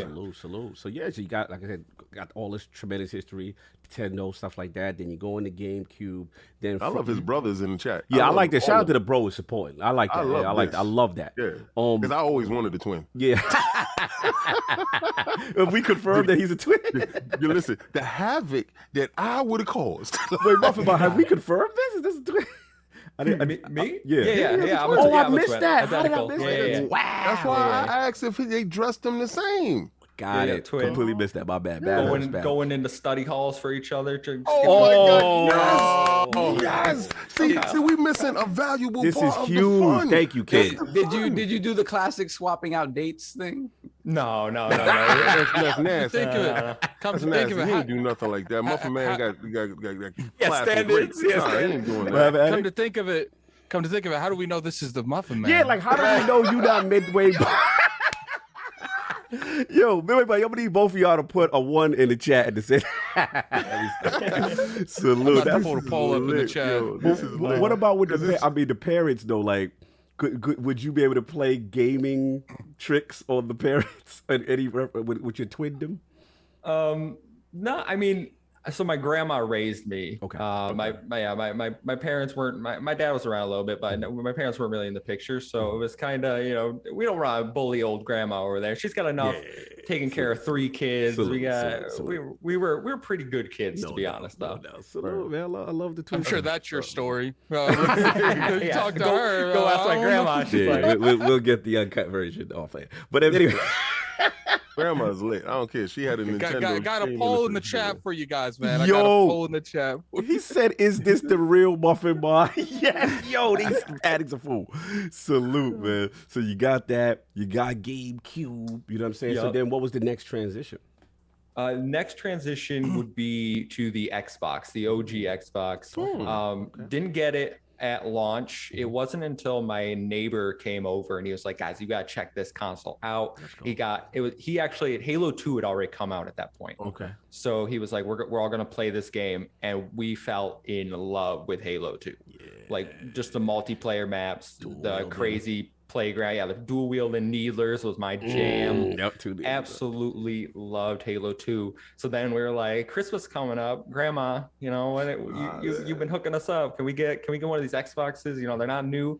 And she did it. She got us an Xbox. Yeah, I'm loving Grandma. Grandma. Yeah, for sure. As this story goes on, I'm loving Grandma more. Let's go. Yo, I remember my grandparents knew nothing about gaming or anything like toy related. They had no idea what the kids were into, but they were always the ones to get me exactly what I wanted. Same.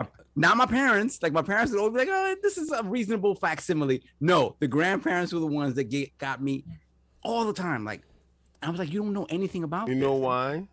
Because they only had you for a brief period of time. There you go. So when you came over, they was like, you know what? I'm gonna be the shining knight. Give him exactly what he want. My grandma's was great. Both my grandpops was dead before I got there. But the grandmas though, my grandma's is lit. So his grandma is like champion grandma right now, and I'm loving this right now. Let's go. She got you that Xbox. Let's go. Yeah, I like how astute she is with what they interested in and like getting exactly what was asked for. But continue, Buffalo. Oh yeah, and she absolutely worked her ass off worked her butt off to get us this stuff, because she was the person collecting bottles, returning them at Walmart, getting the $50, like, oh, this is going for my grandkids. So she really worked her butt off to get us this stuff that we cared about. Salute, brother. Tremendous story. Continue with the Xbox. The only thing my grandmother got me, man, was grounded. So yo, you ridiculous. Continue. Okay, so I could have went left with that. Yeah, I could have went. I could have went to a game too, but I was like, that's why I was. I'm gonna leave it alone. So we got the Xbox, and from there it was like, okay, we missed a few years. Let's catch up, and we went back to Halo Combat Evolved, played the original one. We were like, we got to catch up on the story. Fable, I think, is probably my favorite. One of my. Maybe my favorite. Permanently inviting you on the show. You're going to be on the Attic show this week, too, we've been looking for a fifth Lord. Talk about this Fable. Let's go. Let's get to it. I sunk so many hours and multiple playthroughs into the original Fable. I always do a good run first. Like I'm gonna be the shiny beacon in this world. I'm gonna do everything good. But then like once you do everything, you're like, all right, now I'm going to slaughter every villager in this world. I literally cleared out the entire map one time. Nobody was left alive. And I was like, I mean, there's literally a temple in that game. That you sacrifice people to. You get people. You're like, you follow me, man. I need help, and you take him to this temple, and then they put him in a contraption and sacrifice him. Yes. Wasn't that which one in the beginning where they like wasn't little kids like taboo in that game that you could do? Yeah, you could kill little kids, and what's funny is that that was what was it? Yeah, you could murder them and stack them in piles. And someone was stacking them in piles when they were doing some promotion for Fable, and they didn't notice what was on the screen. They had to take that out of the game. Who was it that said that? That Peter Molyneux was like, "Oh no, I think it was Danny, wasn't it? Wow, Danny the one that brought that up. I think maybe it was Danny who brought it up. Man, I forgot. I did hear this story because I'm trying to remember who I heard it. It was ACG. I believe it was ACG that told that story. That definitely sounds like a that story. Sounds very ACG-ish. Yes. It's a little ACG. Oh yeah. You did. Fable. Attic, what's your favorite Fable? Ooh, put a Fable 1. Fable. Okay, we're in agreement here. We're in agreement here. Fable 1. I feel like the Fable franchise declined. Like for some reason, people think Fable 2 was the best. I just think they're on crack or something. Like I don't understand that. So educate me real quick though. Why do the Fable lords feel that 2 is a regression, so to speak? I'm just curious. So you mean why are they wrong and we're right? Yes, we would have hit this. It's just like I always felt like Fable 1 had such a great story and such a great, atmosphere. They connected a lot of the side mission stuff. Like there was an Excalibur in Fable 1 that you had to max all your physical attributes out to even pull it out of the sword. The stone. Yeah. There was a, you know how I said there, it was called the Temple of Storms, is where you sacrifice people. But there was another temple where you donated money to the church. And if you had to sacrifice a certain amount of people to get the dark sword, and you had to donate a certain amount of money, and you had, keep in mind, you had to either be completely good or completely bad to get these weapons. And you would get the good sword from them. And I got to be real. Probably the biggest reason Fable 1 was the GOAT over Fable 2 is Jack of Blades. So, you know, Fable 2 didn't have an antagonist like that. I've never seen an antagonist like Jack of Blades ever in gaming. Like, he's literally like, spoiler alert, but this game's like 25 years old. But it's like there's a time where you're in the call, you're raised with kind of like someone that you see as a rival. You're raised with a rival. His name's Whisper. Her name's Whisper. So you're raised your entire childhood with her. You're the ones that you always spar with to learn new magic moves. But then you get to this Coliseum, and you guys are both participating in the Coliseum. So then you get to the final like 5 rounds, and then they make you guys team up, you and Whisper.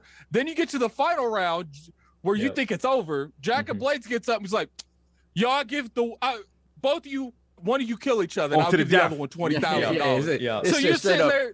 It's Squid Game. So you're sitting there like, but keep in mind, they were geniuses when they made this, because the amount of money they were giving you was absurd. Where you like, you could get it, just kill Whisper. And you're just sitting there like, I've never been like, I'm looking at this and Jack of Blades is like, I'm giving you $20,000, and that's a lot of money. And I'm like, do I really need this chick around? Yo! Yeah, I killed her. But what's funny is like, if you see, it had like, if you killed her brother would be like a hidden boss at the end of the game. His name's Thunder. And you would have to fight him if you killed Whisper. Crazy stuff. So what about you agree? Fable 1. Fable 1 definitely. I feel like there's more morality choices that like actually have consequence, like Addict's saying over there. I didn't really feel like conflicted at any point in Fable 2, and I like Fable 3 better than Fable 2. That might be controversial, but like even in Fable 3, it's more like, do you want to end the hunger of the kingdom, or do you want to cure, like, it wasn't.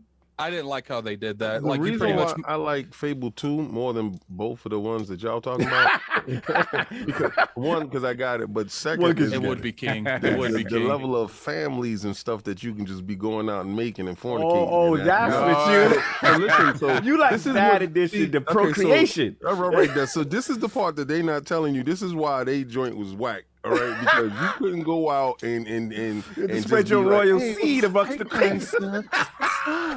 You could not do that and go have a wife here, go have a wife here. So me, that's why I still have part 2. That's why I put up part 2 the other day. Because I was out there, I was a ladies' man inside Fable 2. So Fable 2, that's all I just chose to do. So I didn't care about Excalibur. I cared about owning houses and had multiple wives all over the place. Yo, split difference in kingdoms like that's fill the earth. Y'all can sit there and say Jack of Spades and all this other stuff, and Jack of Hearts made me fight. I had the ladies. I'm cool with part 2 being Fable Procreation Simulator by King.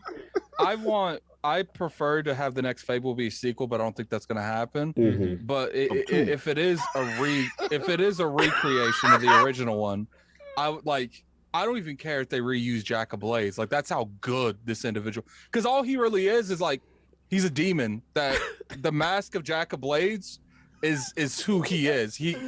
The chat is calling King or Daddy for doing that. I'm sorry, Addict. That was hilarious. I'm sorry. Continue. I love that game. Continue, King. Did your wives ever meet each other? Because they can find out about each other. Like, yes, get mad and they at you. did. And one got pissed off and left me and took the kid. I said, yo, Oh no, you can't let her take the kids. yes, I said this is what I'm talking about. Like, you see, it's the other one. So wait. You can kill her and take the kids if she tries to leave. My God. See, You know what's he crazy? knows. There was a glitch in well, it wasn't really a glitch. Like they did a kind of a system, like because there's a rent system in Fable 2. Yep. They brought it over from Fable 1, but they did it by time based on the console. Right. So literally in Fable 2, if long you're not connected to the internet, you could buy the very first place in Fable 2, which is like not that expensive at all. Then you can jump up the time on the system itself by like 99 years and come back to like $20 billion. Like, Wow. I'm sorry, my friend. We diverted your history. This Fable just turned into something else. I didn't know where it was going, but this was lit. Continue, sir. Xbox. New Fable delayed because they can't fit in all King's Offsprings as NPC. Shout out to King's Offspring algorithm. Good, mother. So you going back in the crates. You say, look, we got Xbox, but we missed out on all these games. Fable was one of them, and then you continue, sir. Continue. Kingdom Under Fire, another series that like doesn't get enough love, and I really wish that there was like a revival of that series because it combined like hack and slash and real-time strategy games with RPG elements. It was good. Yeah, fantastic game. But from the Xbox, that was kind of like where we tried to start balancing. Like, okay, we need the new Nintendo console and we need the new Xbox console. So we got a 360 on launch for Christmas, Christmas. But our grandma hooked us up again. She got us. Man, I love grandma. The one with the hard drive, not the one without. She knew. Not the arcade one. She was smart. Out on you? Yes, grandma didn't cheap out. This is what I'm talking about. Let's go. Yeah, we got the hard drive. We got Gears of War with it, and then we spent me and my brother, probably not old enough to buy this game by ourselves, but we spent all Christmas chainsawing through people and like, this game is amazing. This is the greatest game we ever played. But our birthday was coming up, and Nintendo had just released the Wii. So we're like, Grandma, we need the Wii. You know, it's the new Nintendo pushing it now. Y'all pushing it. Y'all just got that 360. Come on now. She could not find. She waited in line or like hit someone up. Oh my God! Somehow really? This was like the original scalpers. For not she got us a Wii. Like, we did not expect it for our birthday. We showed up. I was like, oh my God, we're getting the Wii now. Playing Wii Sports. Super Smash Brothers Brawl was like the main reason that we wanted that console. Unfortunately, it turned out to be trash. But people like Melee more than all of it. That's everyone's favorite. Yeah. Well, funny story about the Wii. Like, we played a few Wii games, which none are really memorable in my mind. And the Wii was actually like, I don't like this direction Nintendo's going in, and we sold the Wii pretty like a year afterwards or something. Like we sold it for money. And then he ain't say that value. He ain't say that value. So you repeat that money. I mean, a year afterwards is probably still difficult to find. So they might have gotten a decent amount. Now, my question is, was Grandma aware of such the sale? Oh, did she know? Oh, she knew. Oh, you knew. You show my pocket. Do the parents don't approve? I got the sense that Grandma is down with it. Like, whatever. Yo, like, Grandma, we don't like my this bad. no more. We're gonna sell this, and she's like, okay, cool. You want me to sell But it kid, for you? you gonna know get how that out. some parents do when they finally do buy you something. You keeping that joint to Grandma eternity. seems like Ever.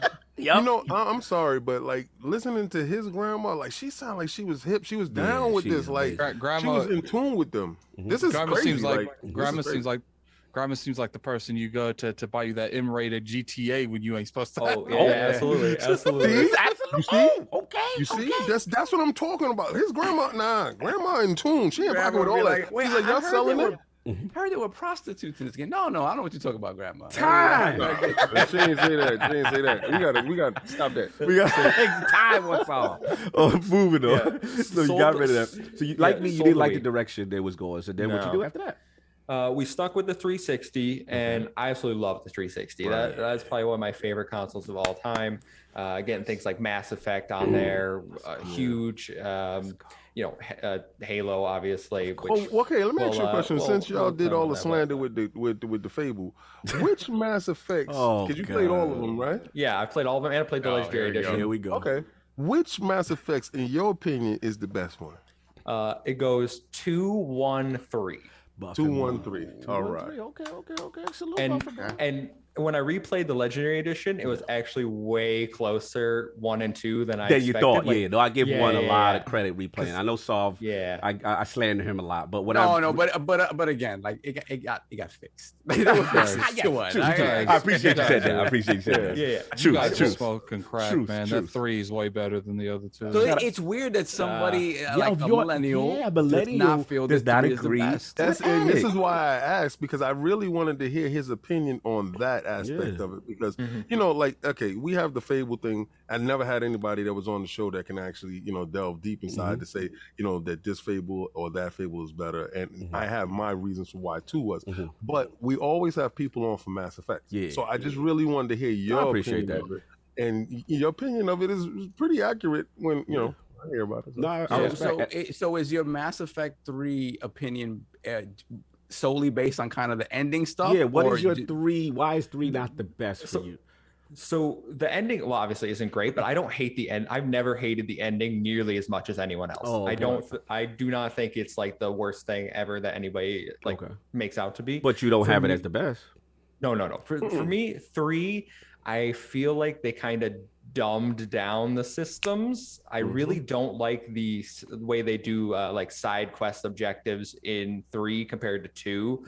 I liked 2's quest log so much more. 3 is like a go to this planet, pick up this item, find some random person in the Citadel and drop it off to them. Like I really didn't care for 3's like just a side Questing. story because questing because one thing I love about Mass Effect is the way it expands the world. Like I 100%ed the Legendary Edition for 1 and 2, and 3 was the only one I didn't 100%. I love those games.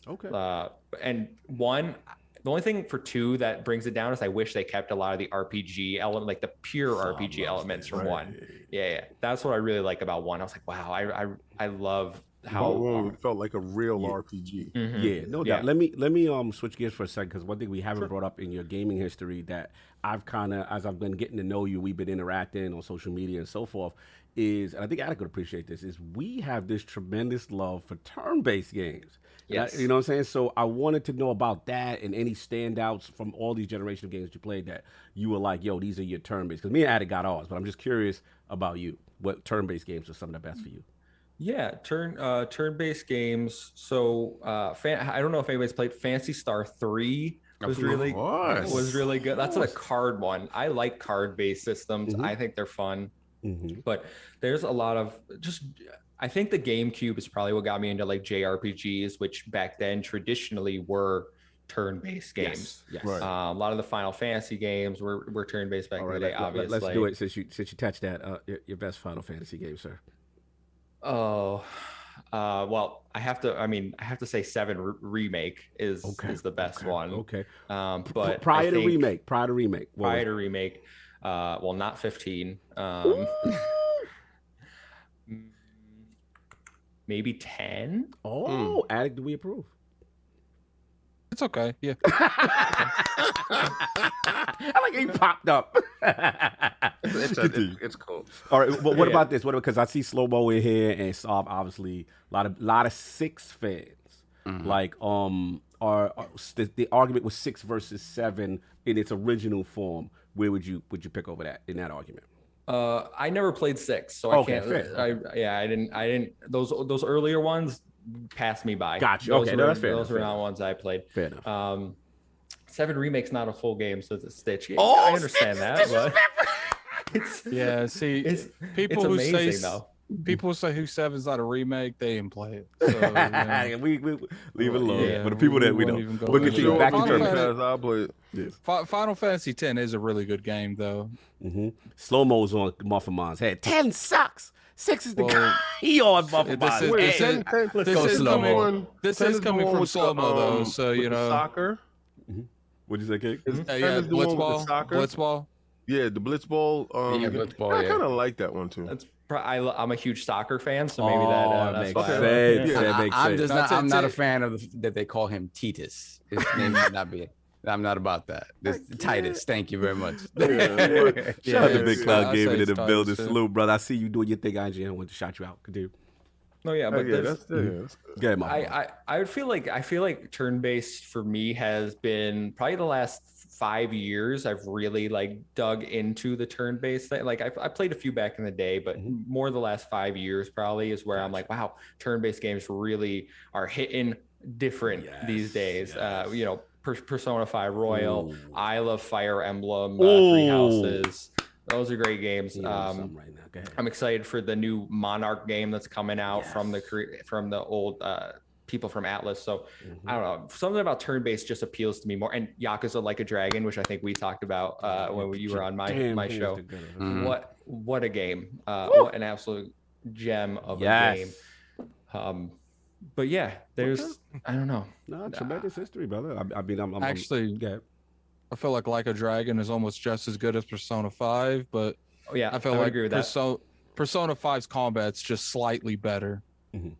I would agree with that. It's really good. I always feel for people who've probably new to turn-based, that would be a flashy one to kind of get them into the systems and the cinematics and the over-the-top nature of it. It's kind of like a feel-good, fun game to kind of get you into turn-based. But yeah, man, good choices, man. So you pretty much, the last question I have before your game answer, before you move on, is didn't hear a lot of PlayStation. I want to know if you had any of the. No, he said PS5 was his first platform. That's right. So, but no experience of like a friend or seeing it, borrowing it.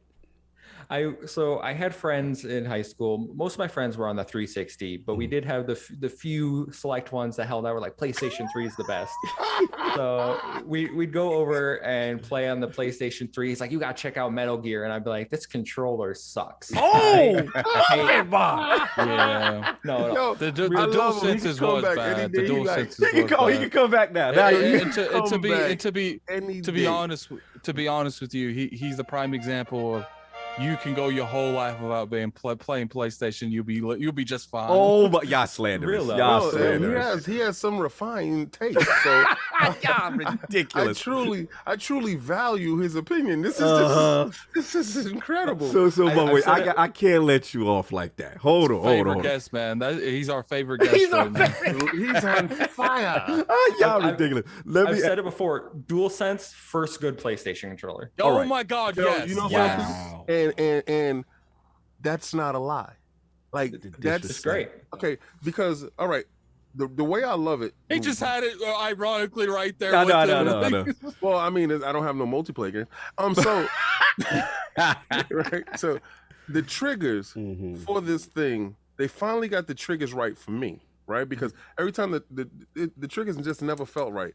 But the girth of it, is actually good, and the nerves feel tight and in control. Like I actually really like this controller. Like every aspect of the controller for me is the best controller that they made. Look, I hear what y'all say with the latest iteration, but my question: were you a fighting games fan at all, MuffinMonster? Yes, and I'm still a fighting game to this day. Okay. So my dad was big into Tekken. I didn't touch his PlayStation. I didn't touch his PlayStation. He loved Tekken. Your dad had the PlayStation. That's why I asked you this question, because if you were a Tekken fan, and no disrespect, like I see where you're going with the Xbox controller, and I know where you're going with the analog and the offset. I know in the first person, I get it. But if you're a fighting game fan, the PlayStation, the separated D-pad was the move for fighting and precise. Like analog movements, fireball movements, all that stuff. I just had to get that off because I know we're getting into our back. And I do like the Xbox controller overall better, but I have to give Sony their rose with that. But I just want to continue your story with Dad. No, and I played Tekken at a friend's house, and he mopped the floor with me. I was like, I can't do anything with these. How do I move?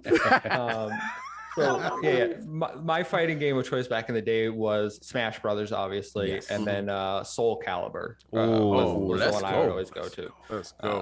Soul Calibur main? Soul Calibur main? Who was it? Oh, well, I was lame, so I played Link because I had it on the game. Oh yeah, okay, the GameCube. Okay. I remember Link. You know what's crazy? Yeah. That was an ingenious idea that they came up with.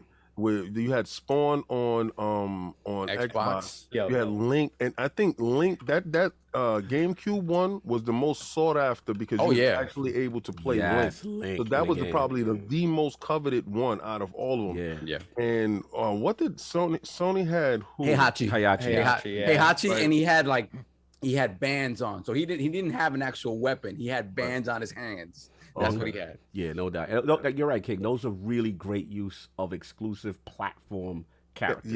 Yeah. Continue, my friend. And they never crossed over, and you needed to have those consoles to play those characters. And was it Primal Fury? Was that another one? Was that the GameCube fighting where you turned into animals? Bloody Roar. Bloody Roar. That's what it is. That's what that Bloody Roar. Thank you. Love that game. Yeah, great game. But yeah. Anyway, so we were on the 360. I spent tons of times there, and then I was like, oh, the Xbox One's coming out. Everyone's like, nobody wants TV, and I'm like, yeah, I don't want TV. You're right. Like, what do I need that for? But I was Team Xbox, so I was like, I'm gonna grab my Xbox One, and I first off loved like launch day, getting that out of the big VCR. I was like, I bought it first console I bought with my own money. I was like, drop the level of pride. Salute. Drop the 500 whatever. Got it set up, and it was me and my brother both did it. We were in college at the time. That's $1,000. Yeah, let's go. Yeah. We were in college, and we were in the dorm rooms, and they said delivered, and I was like, well, where is it? It's not in the mail room. Oh hell no! And it was It was right before Thanksgiving break, and I was like, I ain't leaving this campus without my Xbox. Who got the delivery? Right. So we went to some administration building. We're like, we know you got our Xbox right there. And they're like, you gotta wait for it to get to. I'm like, nah, I ain't waiting. Give me my Xbox. Let's go. So they gave him over. So we set him up, and then he's failing. You know what's funny? He's failing to mention that they didn't give it to him. He pulled a heist, man. Yeah. He went in there. It sounds like he omitted how he took action into his own hands. At least they were in an administration building. There were people that lost packages, consoles as well. When I was in college, they would leave stuff outside of your dorm room. The dorm that I was in this particular time was a humongous dorm that had multiple dorms within it. So it was just one big long hallway. So basically, like anything they got left there, no cameras in the hallways. They were like, this package, and then rooms were not locked. There was no locks on the doors. You just see a dude run past the hallway. Yeah. I never had anything, but I saw people that had consoles and stuff delivered, never made it. Damn. That feels like horrible, man. No, I saw people's reactions. Stop. I know what you're talking about. That's horrible. Moving on. Can't even lock your room up. So someone is a little late on the those books thing, man. They just throw in any room and get the money for those books. Yeah, that's crazy. Listen, there's a reason why you had to put ties on the door for stuff. You can't. Wow. Gotta let people know. Continue, Buffalo, with this story with the college Xbox One story. So after dark. And the first game I played were Call of Duty Ghosts, which was the last Call of Duty I ever played. Wow. I can understand. And then Rise Son of Rome, which to this day, criminally underrated Greatest game. 900p game of all time. That game is an absolute. I love the story of that game. I didn't even quick events. Yeah, whatever. Marius, Centurions. Yeah, I love that looks game. Good to this day. Yes. I yell form 2 lanes for no reason all the time. But he said, he be inside the supermarket, form 2 lanes. You're not wrong. Salute. Remember when you got all of them up and you put the shields up? Y'all were moving as a unit? Bro, that joint was fire. Man. Oh, continue. Standouts. So during this time, I graduate college during this generation, and during this time, I actually kind of got out of gaming. I wasn't really that impressed with what was coming out. Okay. I was like, I don't really know if I'm gonna get the next console. I was like, maybe it was like a mix of depression or whatever, like postgraduate life, struggling to get into the world, whatever it was. The standouts for me that gen were Hellblade, which I think is an absolutely phenomenal game. Celeste, You know, so 2 games focusing on mental health. So maybe that's like, you know, my Salute. mindset at the Songs like time. And then the other one, which surprised people, this is like the game I put the most multiplayer hours into last gen, was Battleborn. Really? And yes, Wow. I think this game was criminally underrated, and people were like, it's just competing with Overwatch, when in reality, it's a very different game to Overwatch. I think part of the reason is sometimes developers and the fan base kill a game long before the game could kill itself. And when you come out saying that we're the answer to Overwatch and your fans say that, like, you're automatically competing with Overwatch before even coming out. So kind of like why you see no one say we're the Destiny killer anymore. Because like, you know, you've killed your own game. Destiny had nothing to do with it. So yeah. But Battleborn for me was like, I like the characters way more. I like the actual multiplayer game modes. I'm not an Overwatch guy. I tried it. I was like, I don't like this. But so I was really sad to see that die. Yeah. And then I was like, all right, I would play a few games here and there. You know, FIFA a lot of last gen was stuck on FIFA with me, like playing with friends. It was just something to do. But I didn't feel like I was really getting the most of the Xbox One. Like, where were my stellar games? And I think a lot of people felt that way because I would log on and just see people using it as Netflix machines. Oh, damn. And but something happened towards like the end of last gen, and maybe it was like the next gen hype where, you know, Microsoft started making all these moves and Game Pass came in, and I started discovering, I was like, I'd go on and be like, oh, I'm going to play this game. And then it was really good. I'm going to play this game. It was really good. And I was like, you know what? I'm going to get the Series X, and I've got it. And I've had it since day one, and I'm full in on gaming. Have been for the last 2 years. I played 67 games this year. Wow. A lot on Game Pass, obviously. But Game Pass. Yeah. So leading up to next gen, though, it was like I was watching everyone's showcase. I was getting more into just listening to podcasts like you guys, and kind of funny and defining, not defining, but Last Stand Media stuff over there. And I was like, you know what? I'm going to pay attention to PlayStation for once and see what they got going on. And I think the showcase that was like, I'm going to buy PlayStation 5 was the one where they showed off Ratchet and Clank. Because being a Nintendo kid growing up, I was like, Ratchet and Clank was always the one I was like, man, I wish I could play that. Like, that was the one you missed out on. Yeah. Like that looks fun. So I was like, I'm going to get it. I'm going to do it. And then they're like, pre-orders go live tomorrow. And then they went live 30 minutes later. And I was like, what is this? Why you lie to me? Done. My brother woke up at 3 a.m., got one on Best Buy randomly that night. And I was like, can you get me one? But salute. So I looked for a few weeks, but I was like, man, I want to play Ratchet and Clank. But so I have both next gen consoles. Nice.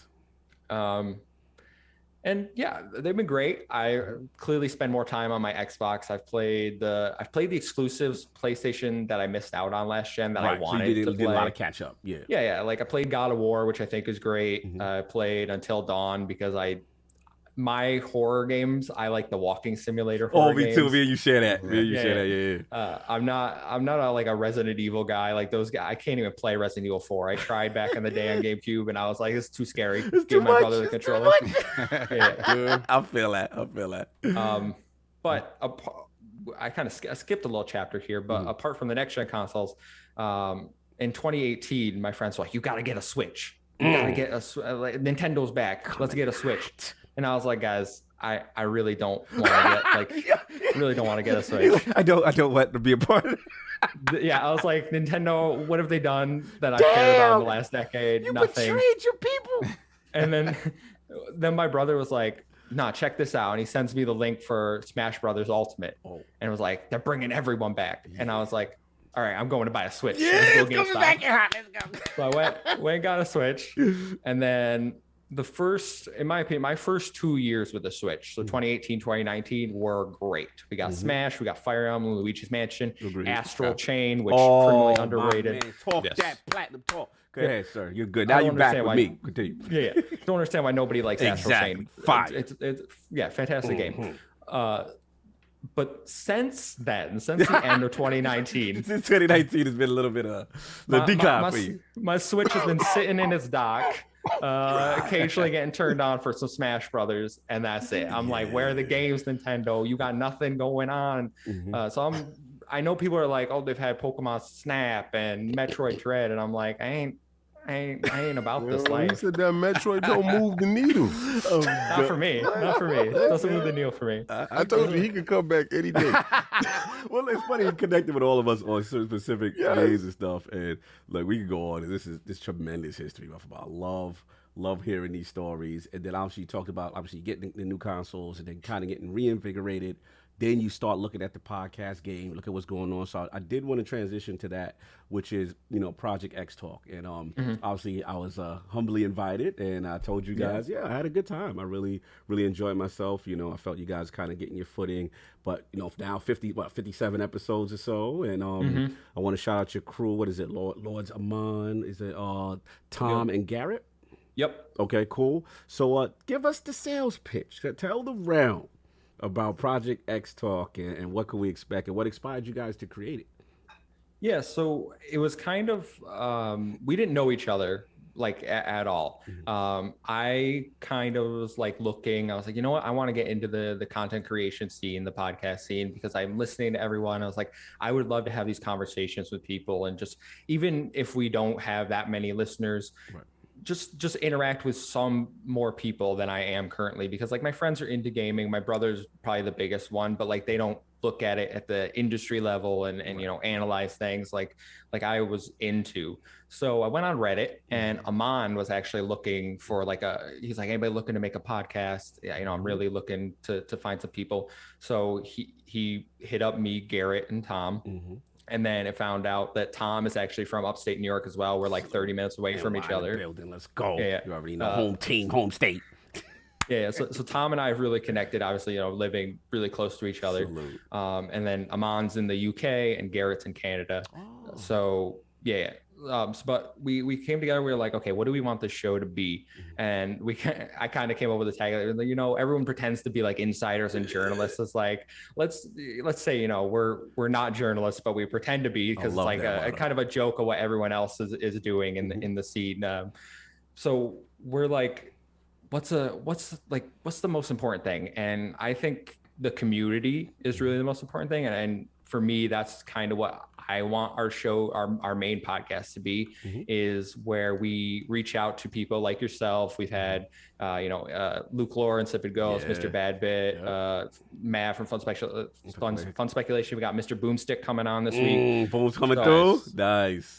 I like connecting with everyone else that's like in the community and bringing people on and seeing like who we can talk to, what their experiences are.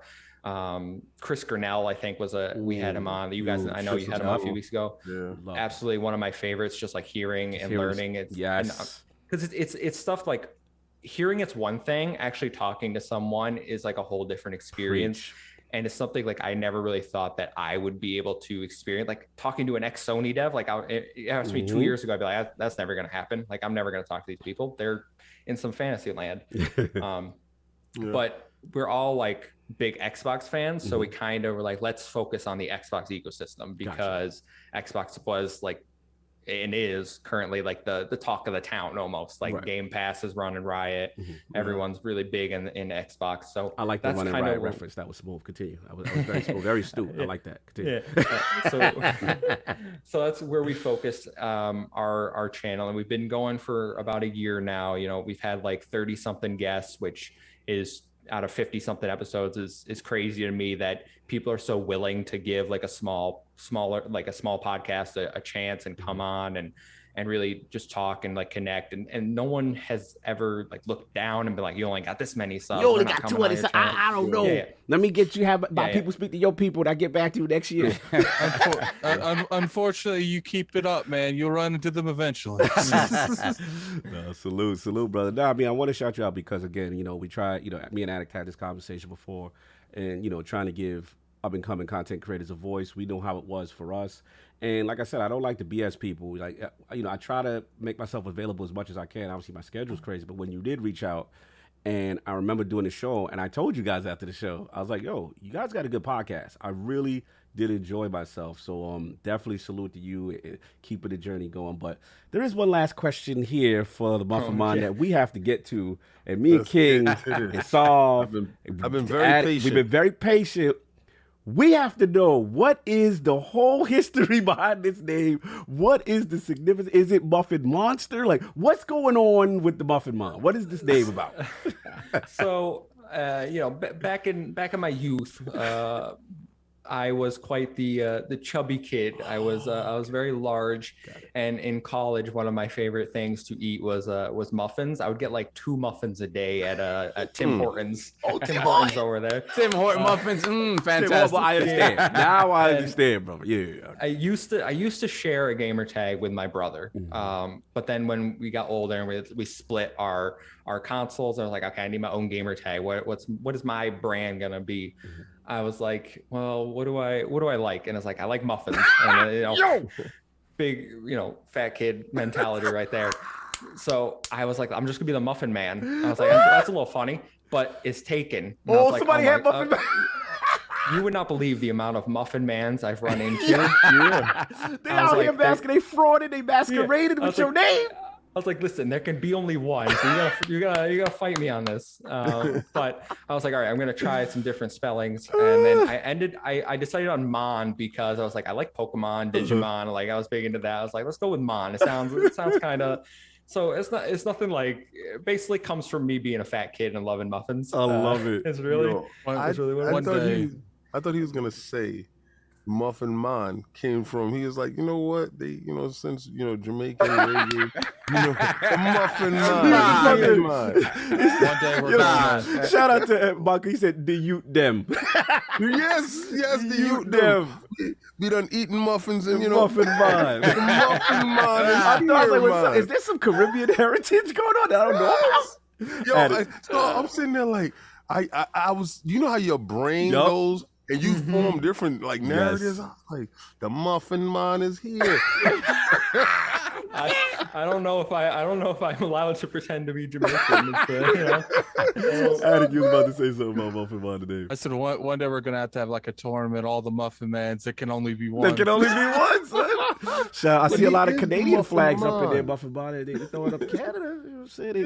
Shout out to Mr. Battalion. What's up? Probably for Tim Hortons. For Tim Hortons. Yeah, I'm like, why they thought? Okay, that makes sense. But I've kept that for everything. I use it on basically all social media. My Smash Brothers tag is Muffin, so like I'm carrying it over. Like you ain't getting rid of the MuffinMon. Yo, salute to you for owning it, running with it, and it's like, yo, this is me. You know what I'm saying? Salute to you, man. That's tremendous, man. Love the gaming history, love all that stuff. So we gotta ask you that question that we ask all those in the realm.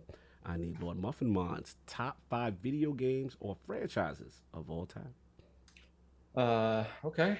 We got Mass Effect trilogy, obviously. Good answer. We have Halo 2 specifically. Ooh. I like all the Halos except 4. I don't like 4. I know people you like 5 but not 4. You have to explain 5 yourself more. on that. I like 5 better than 4. Wow, that's a spicy take. I know. Me and Luke Lore went back and forth on it. Yeah, I can tell you. Septicals probably wanted to get off your podcast right at that moment.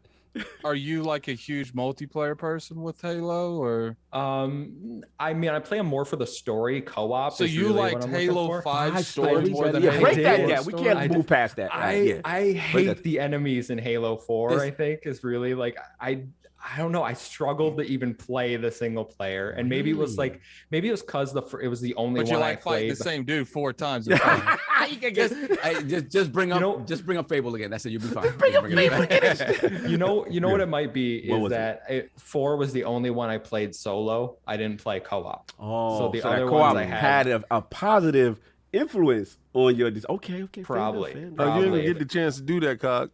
You don't get a chance to do that because I saw what you did, Cog. Because you know that they don't launch with multiplayer a co-op. So I see what you did, Cog. Nobody's paying attention to that slander. I'm just saying. Let him continue, Cog. Stop it. Are you implying that I'm leading the witness? I'm implying that he's pretty cool with that 5. I'm down with him. No, This you 5 don't get a lot of love. You right. You a 5. There's I a reason for forgot. that, though. That's why King But is see, up it's a reason why you be wrong a lot. So I'm listening to him right now. He's batting 1,000. We on this. I mean, you got some wins with him. Let me have my roses. Let's go. I gotta let him speak his truth. I just wanted him to explain himself. That was all. 5 is where it's at. Okay, cool. So we got Mass Effect trilogy. The Halo 2. Right? Specifically, that's my favorite. Okay, hands down. I think that was the best story of any Halo game. Even with the Arbiter switch, that's when everything popped off. It was great. It was okay with the Arbiter switch. He was okay with the Arbiter. He was okay with. Oh yeah, I like the Arbiter. Okay, I love the Arbiter. Yeah, check it. That was a big fan. Continue. Number 3. Big fan. Number 3 will be the Tales of series. The JRPG Tales of Arise is amazing. Tales of Symphonia is hands down my favorite. Right now. You know where it's at. Continue. I was just playing. Yes, continue. Yes, we got Tales. All right, that's third. Tales. Then we would have Super Smash Brothers. That's my big. I played Melee endlessly, and I've played Ultimate probably total 2,000 hours, and I compete in tournaments. Wow. So I'm nice. Yeah. So So I go to Smash tournaments up here in upstate New York. They got tournaments. Yeah. Oh, I think you need to get Let me ask you a that question. Work. I want to see that. Do you play with the Pro controller, or do you play with the a little switch jump off? I play with the Pro controller. I play with the Pro controller because I was so GameCube controller. While I loved it back in the day, and I know most Smash people play with it, after playing on the Xbox for 12 years or whatever, it's like my hands aren't going back to the GameCube controller. It's fine, but Pro controller is completely fine for Smash Brothers. And I mean, do I win these tournaments? No, my highest place is 8th. That's still good. Come on. I got a little graphic on my Twitter. The thing is, though, is you're playing with people just as good or better than you. Like, bro, we not gonna minimize that. And you put it up on the line. Salute to you on that. On your Anytime you step up. Yeah, anytime you step up, we from that. Yeah, salute to you on that. Only Ice Climber main in upstate New York. I'm gonna throw that out there. Okay, Ice Climber, let's go. That nobody else. I have yet to find another Ice Climber main that plays them in tournaments like I do. I always liked Ice Climber because like. One was just like pretty much like wasn't relevant.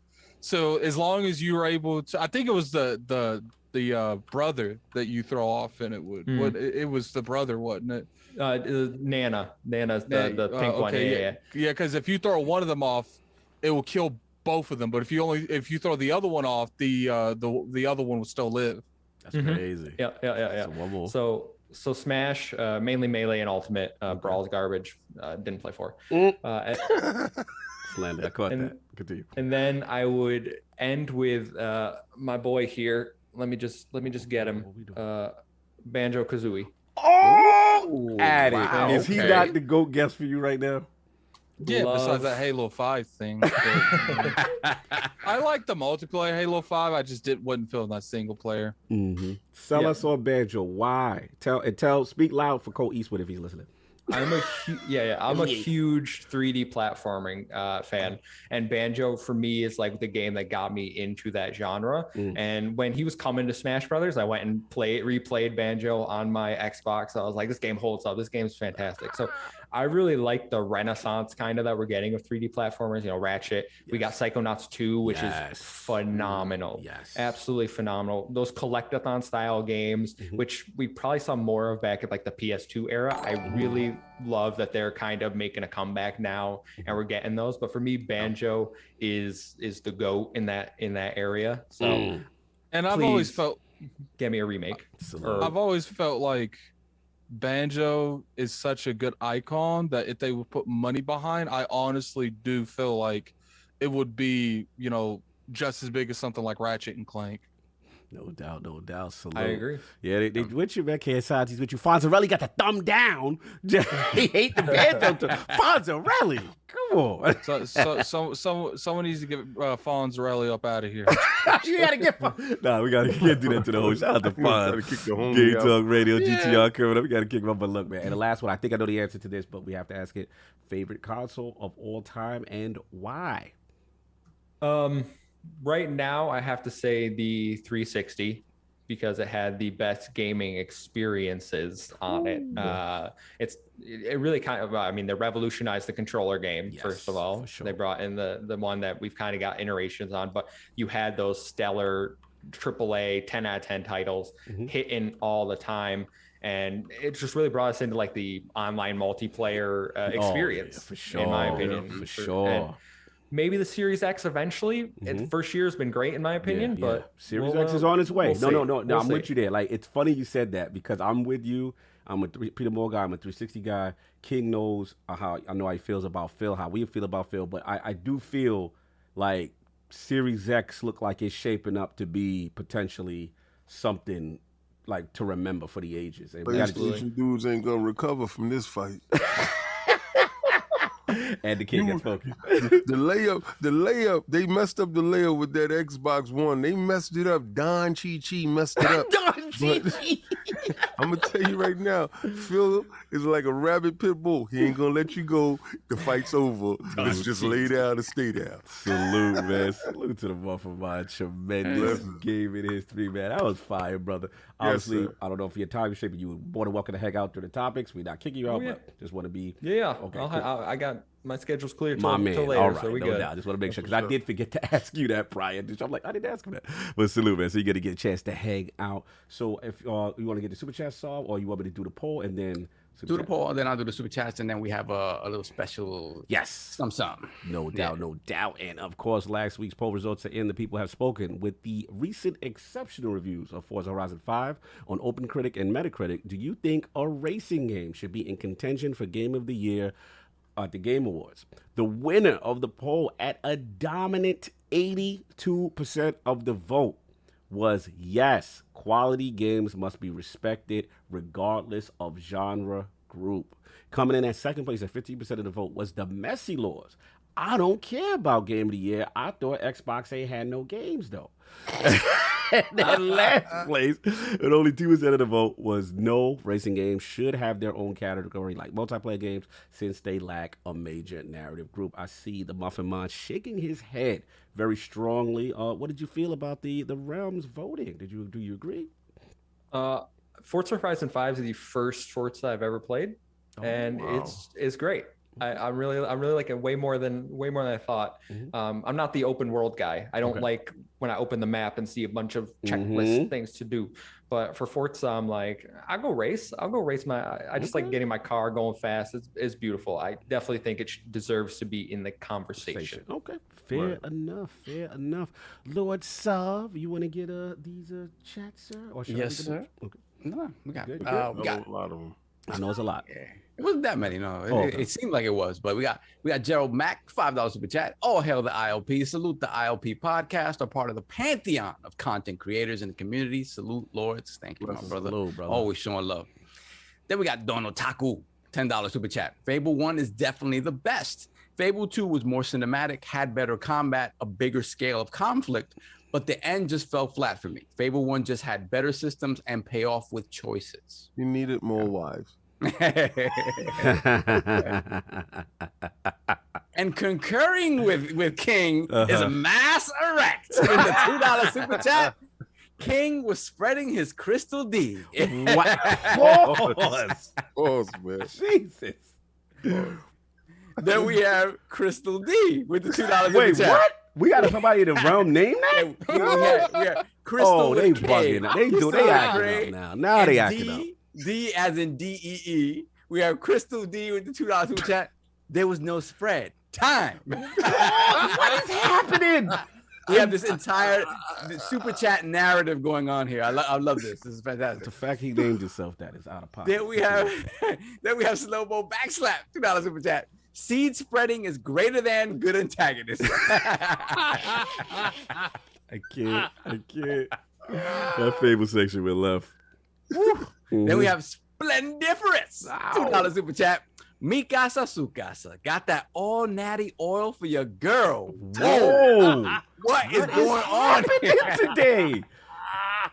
They are loose. Look what King has started King, today. we do one Fable topic and it goes somewhere else. No, we ain't blaming that. No. We not blaming Fable on this. Fable. We blaming King for his Fable remarks on this. Fable 2 was about that life. It's his story. He's making his story in Fable. Yeah, exactly. That's it. Yo. We'll Then go we play have- it today. Alex Escorza. Shout out to Alex Escorza, member for 3 months. Shout out to you, sir. Salute. Blessings. Shout out to Mass Effect 3 for letting me skip walking around dead, lifeless planets. Yeah. Okay, salute. That was smart. Then we got Big Cloud Gaming. Shout out to Big Cloud, the homie member for 9 months. Salute to the realm. Keep doing y'all thing. Much love as always. Your boy got to dip and get back on this project. Stay safe, my brothers. Big Cloud doing Salute big Big things. Cloud, man. He's doing big Congratulations. things. Support on him. I love what he's doing. The guest, the IGN spot, bro. Salute Big Cloud Game. He's doing it the Fantastic. right way. I'm so proud of him, man. Salute to the homie. Yeah, hustling for sure. Then we have let's put the crest in the chat for Necromancer Zale. Big shout out to you, sir. Bet. Let me see. Did we get anything else? Let me roll back. No, I think we're good. All right, cool. Let me get the merch. Looks like a bunch of anonymous, so I'm gonna shout you out. You got the ILP leaded pullover. Salute to you. Somebody got Little Van. Okay, Little Van pullover hoodie, no doubt. Somebody got the All Natty, another All Natty King on the black tee. Oh, shout out. Somebody got the classic 10K pullover, the 10K, just so y'all know this is the new 10K joint logo right there. Yeah, King's got it on. There you go. So y'all see the 10K is up there. Oh, yo, I haven't seen this one. And somebody bought the Who Did That For You? Nice. Who did that for you? We haven't seen that in a minute. Somebody copped that t-shirt. Jigga J bought a pint glass. Love the show, fellas. King. Yeah, Sav, you're gonna have to send me 2 of those pint glasses. Get them pint glasses. Yeah, Jigga J, Pink. He said, love the show, fellas. King, get them. Anonymous got a classic tee of Little Man. Shout out to Zale, I believe classic tee. Oh, King. The first, the new, he got the Aurelius Phil. Green. Yeah, he got it in green. He got the Phil Dominus Aurelius. He said, classic, keep up the great work. That'll be the new one. We're working on the icon and all that stuff. Just if more members we get, the more icons we can have so that we are all caught up. So let's get it over, man. Addict, man. Wait. Oh, we have I'm gonna do this. Yeah, you do your thing, baby. Do your thing. Big shout out to Cog and the powers that be. Yes.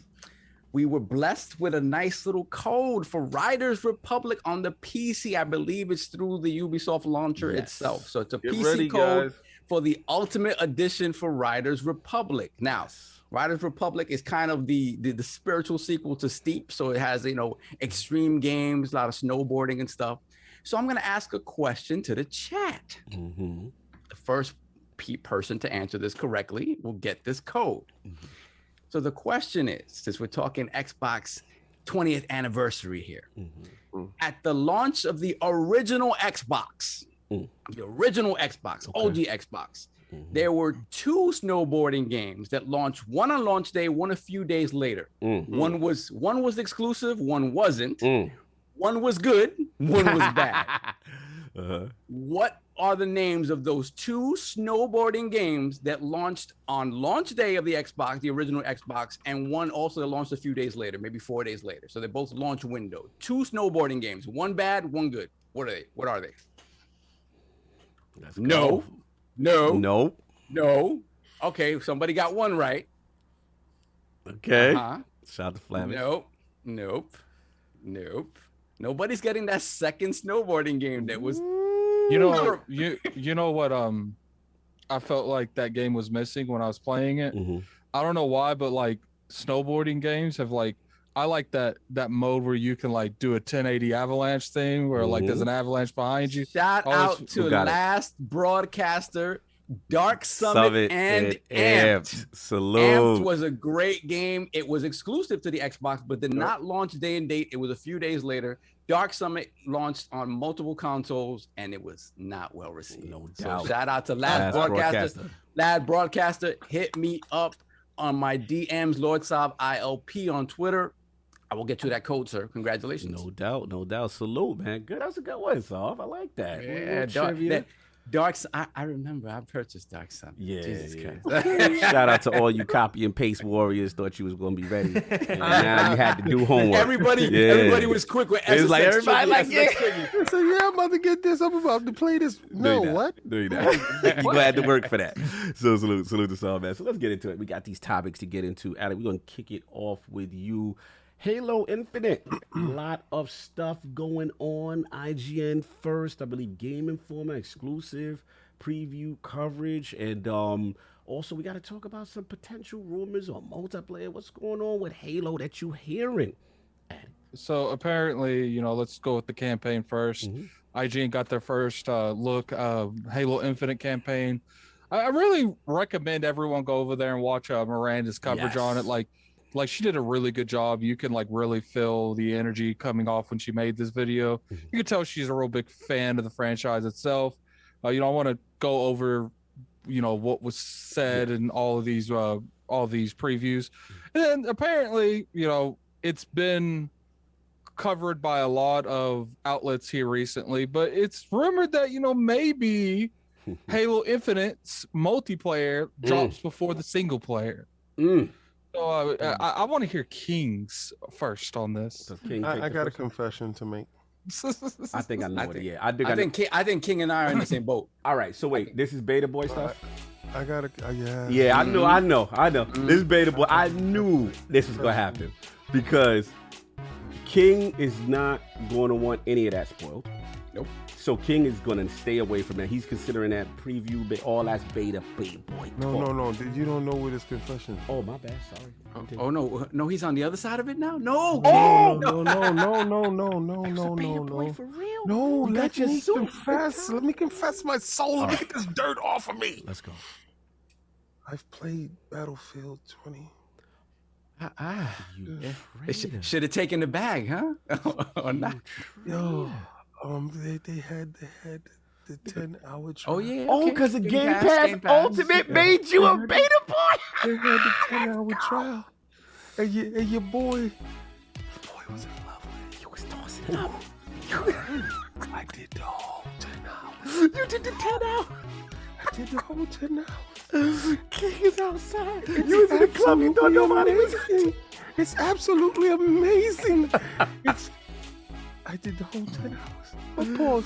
I just had to get it off. I sat there and I was like, salute to your honesty. Yeah, okay. So now, you want to talk about this? No, I'm not watching the video. All right. No, and I love Miranda. Yes. And I think she's fantastic. I love all of her work, and I truly support everything that she does. I will watch it after I play the campaign. Okay. That's what I live and breathe for. I live and breathe for the Halo campaign. These dudes be out here capping for this multiplayer. I'm playing a test flight. But you was just 10 out. You was throwing it up for 10 hours. But that was a game, though. That was so it's all okay. So it was a game, though. Full game. Okay, I got you. So it wasn't a beta. Okay, I got you. There wasn't nobody out here talking about, we go test flight you. Today, between the hours of 7 and 5, you be able to fly with us. Like, why is it called test flight? First of all, that turns me off completely. Like, it's a test flight. Who came up with this idea? That means we can crash and fail, right? This is possible. So I was like, no, I don't want to be any parts of this. But I'm waiting to get my hands on that complete story. And, I'm people trying to spoil stuff for me little by little. Man, Buddy Cop ain't there, man, you all right? And I'm just like, get off my timeline telling me about what's going on, because I don't suffer with FOMO. I don't suffer with that. And I don't want to hear how somebody else's experience with something that I love should make me I want to watch them play. Hell no. Like, who does that? Like, at no point in time am I sitting there cheering you on because you're playing the game I want to play. Like, that's crazy as hell. But I don't get it. I don't understand it. I'm not a fan of it, but these dudes is out here like, yo, did you see the Elden Ring thing? And I'm like, why would I do that to myself unless the game is out? Like, why would I touch that? Oh, did you see somebody's review? Did they eat your food and give it back to you, baby bird? Like, do you like it like that? So I don't care for that. I don't want that. But I hear about the multiplayer being dropped, and I said, yo, I know what's going to happen. What you think if about the that? multiplayer drops in its totality, is a free-to-play game, it's an actual game, we're all going to group up, we're all going to have a great time. Right. I can do that. All right? But I'm not being... See, my thing is, Muffin Man, you may not know, I feel that you're supposed to get paid for doing work for these companies, right? And if Microsoft is doing this, or Sony's doing this, or Nintendo's doing this, this free labor, and you're getting our data, and you're testing the stuff out at the like the flights, you're testing the servers out, you're testing to see if the stress can withstand the stress, or what guns work better in what scenarios. People got paid for that stuff back in the days, right? So I would like to see everybody that participated in these test flights get a free skin, exclusive Warthog, something cosmetic to show that thank you for participating. Not a slap on the back like, good guy, thank you, we did great numbers, but you're getting paid. Y'all actually getting checks. So these guys are actually doing the hard work. And then you have guys like us that will come up and say, oh, yo, so I did the test flight this weekend. That's free promotion. That's free marketing.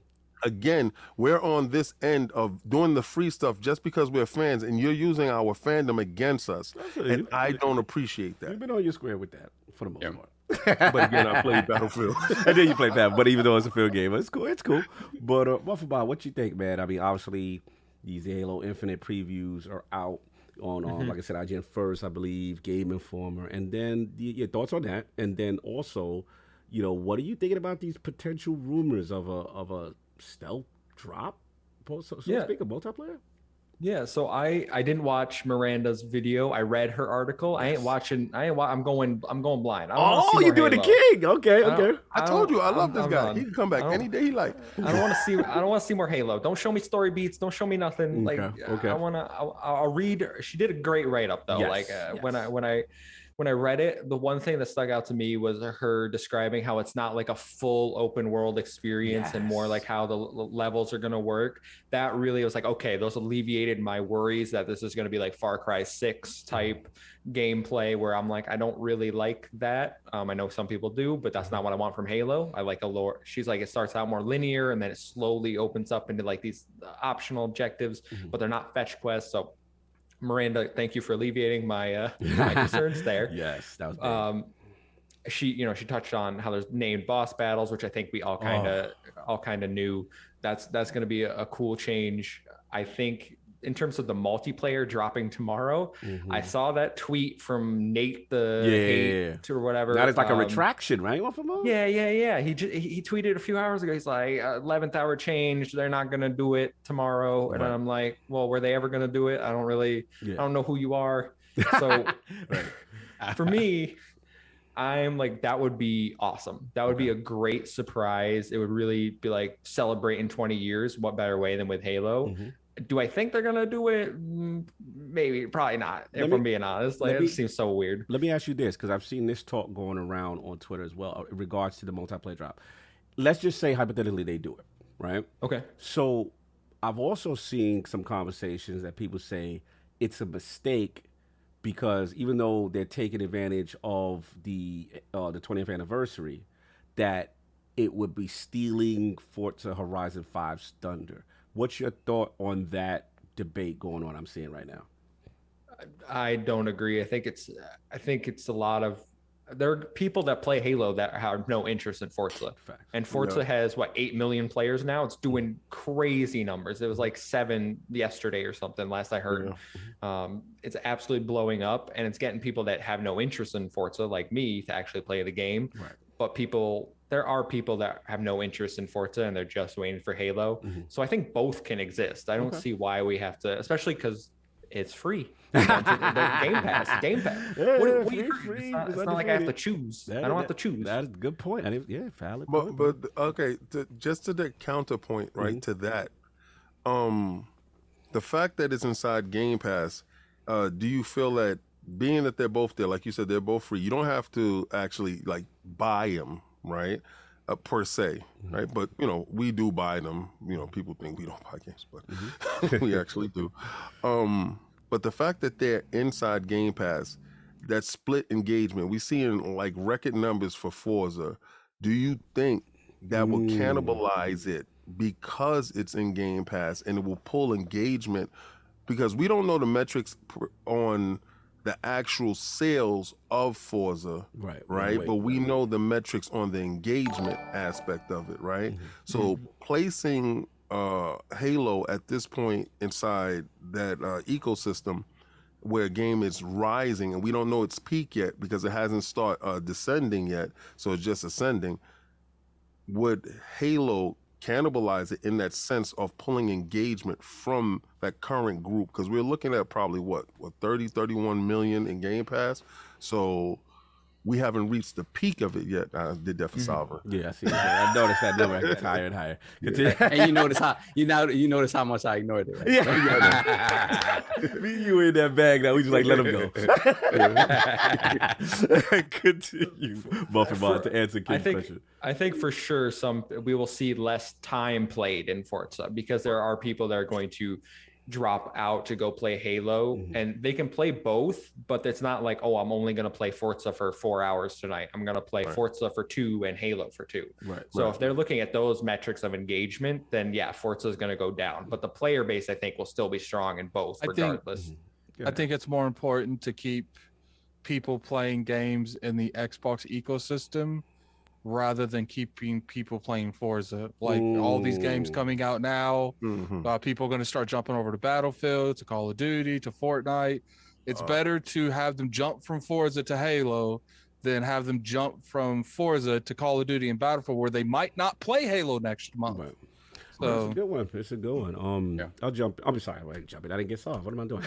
Solve, your thoughts. You were about to confess about something as well, and then no, I wasn't confessing about anything. I was just I was surprised that King jumped, but I get it. You know, it's part of Game Pass. It's the 10-hour play thing. Yeah, I get it. So he's still good. He's on brand. He's on brand.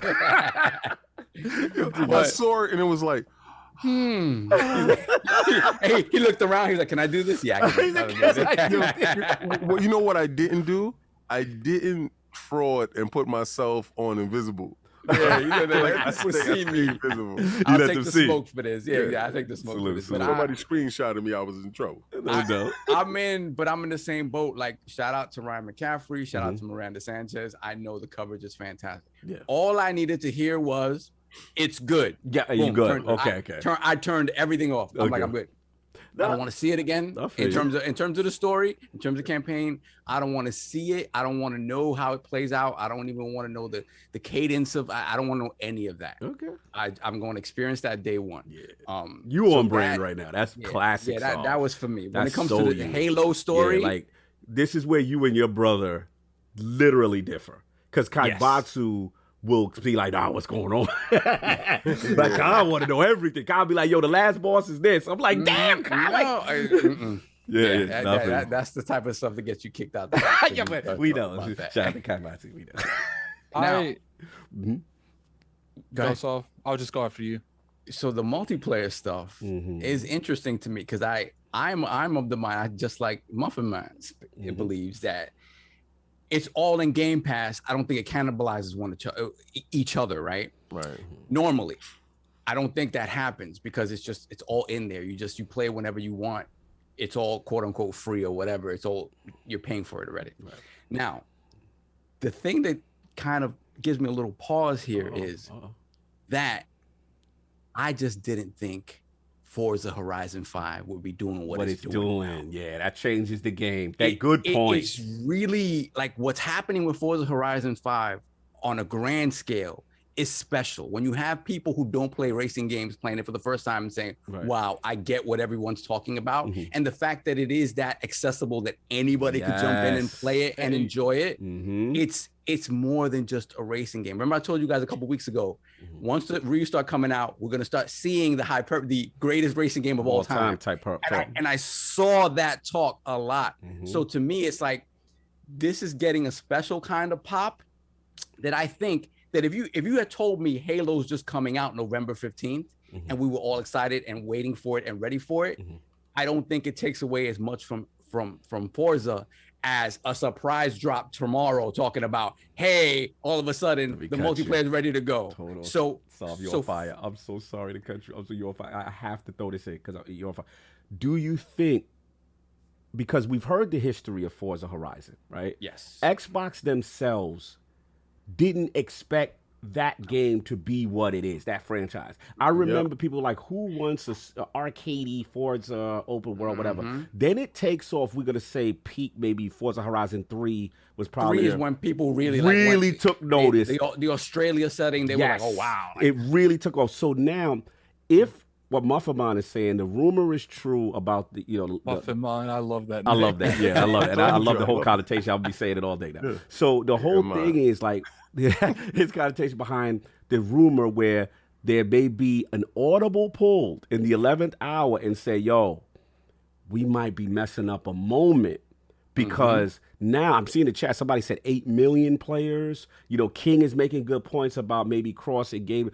If there is an audible poll, do you think it could be like, yo, maybe we do need to let this magic happen? And then the reviews, right? But continue. I just had to get it off. I absolutely believe that. I think, again, it's one of those things. This is your 5th Horizon game, right? So you expect the people to love it. You expect the quality to be there because from the first one, the quality's just only improved, but it's always been great.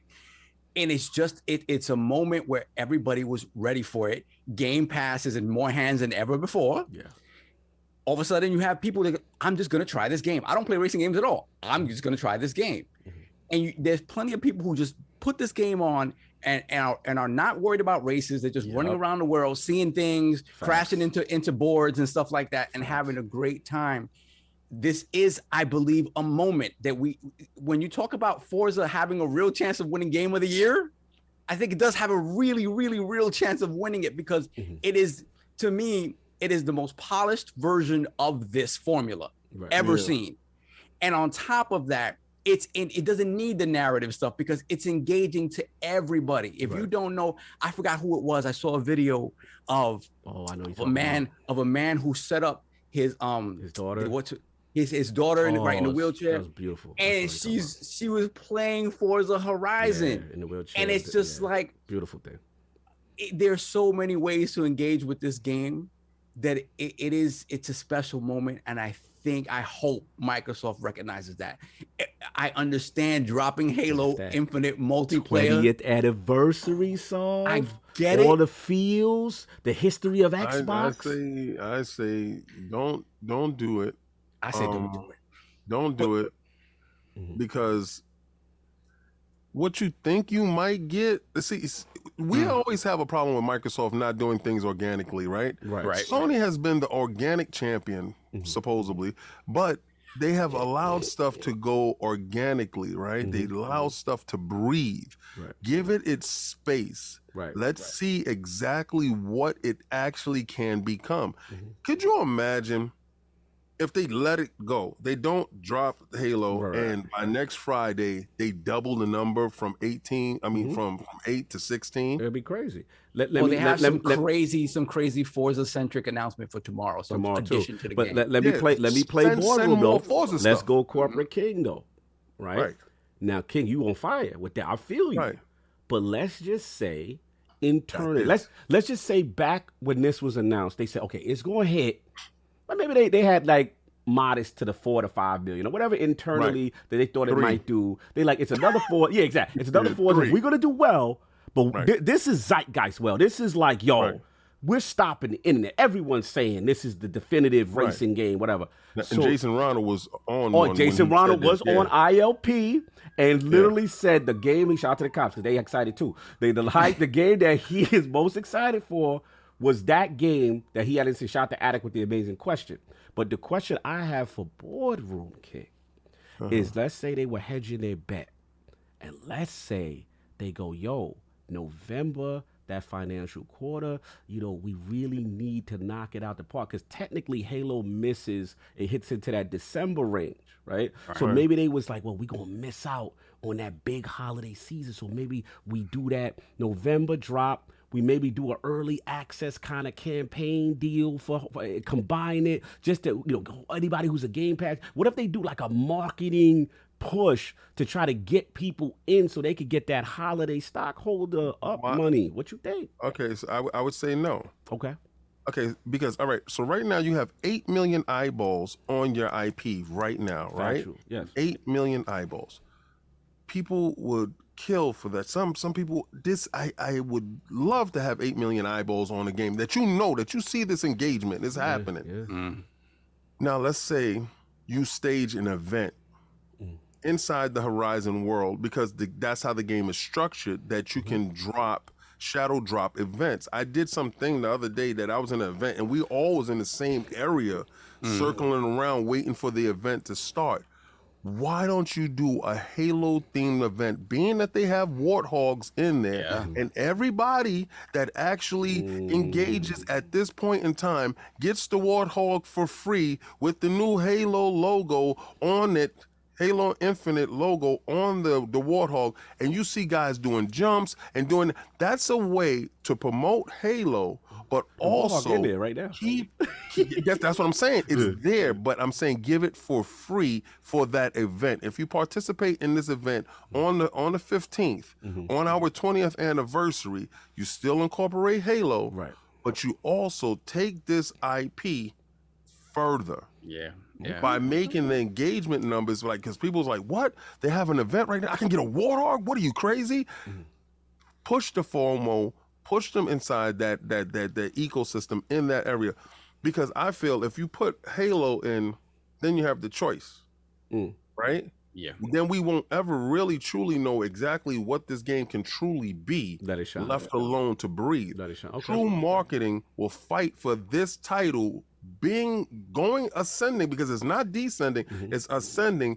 Put more jet fuel behind it to push it past the stratosphere, push it up there. If you feel that Halo is the catalyst to what you want to talk about later on to push that IP, put some Halo-centric stuff in the game that actually has 8 million eyes on it. Okay. No, this is good. This is good. I'm sorry. So I get up. Sorry. No. But and the thing is that this is the moment. This is the game to do it, because I don't care how amazing Forza Motorsport is. It's probably going to be amazing. Yeah. It's not going to have this appeal. Can we definitively say Horizon has surpassed Motorsport? Yes, Horizon. Yeah, as the main as the casual Forza franchise is going to appeal to everyone. Yeah, this is it. Okay.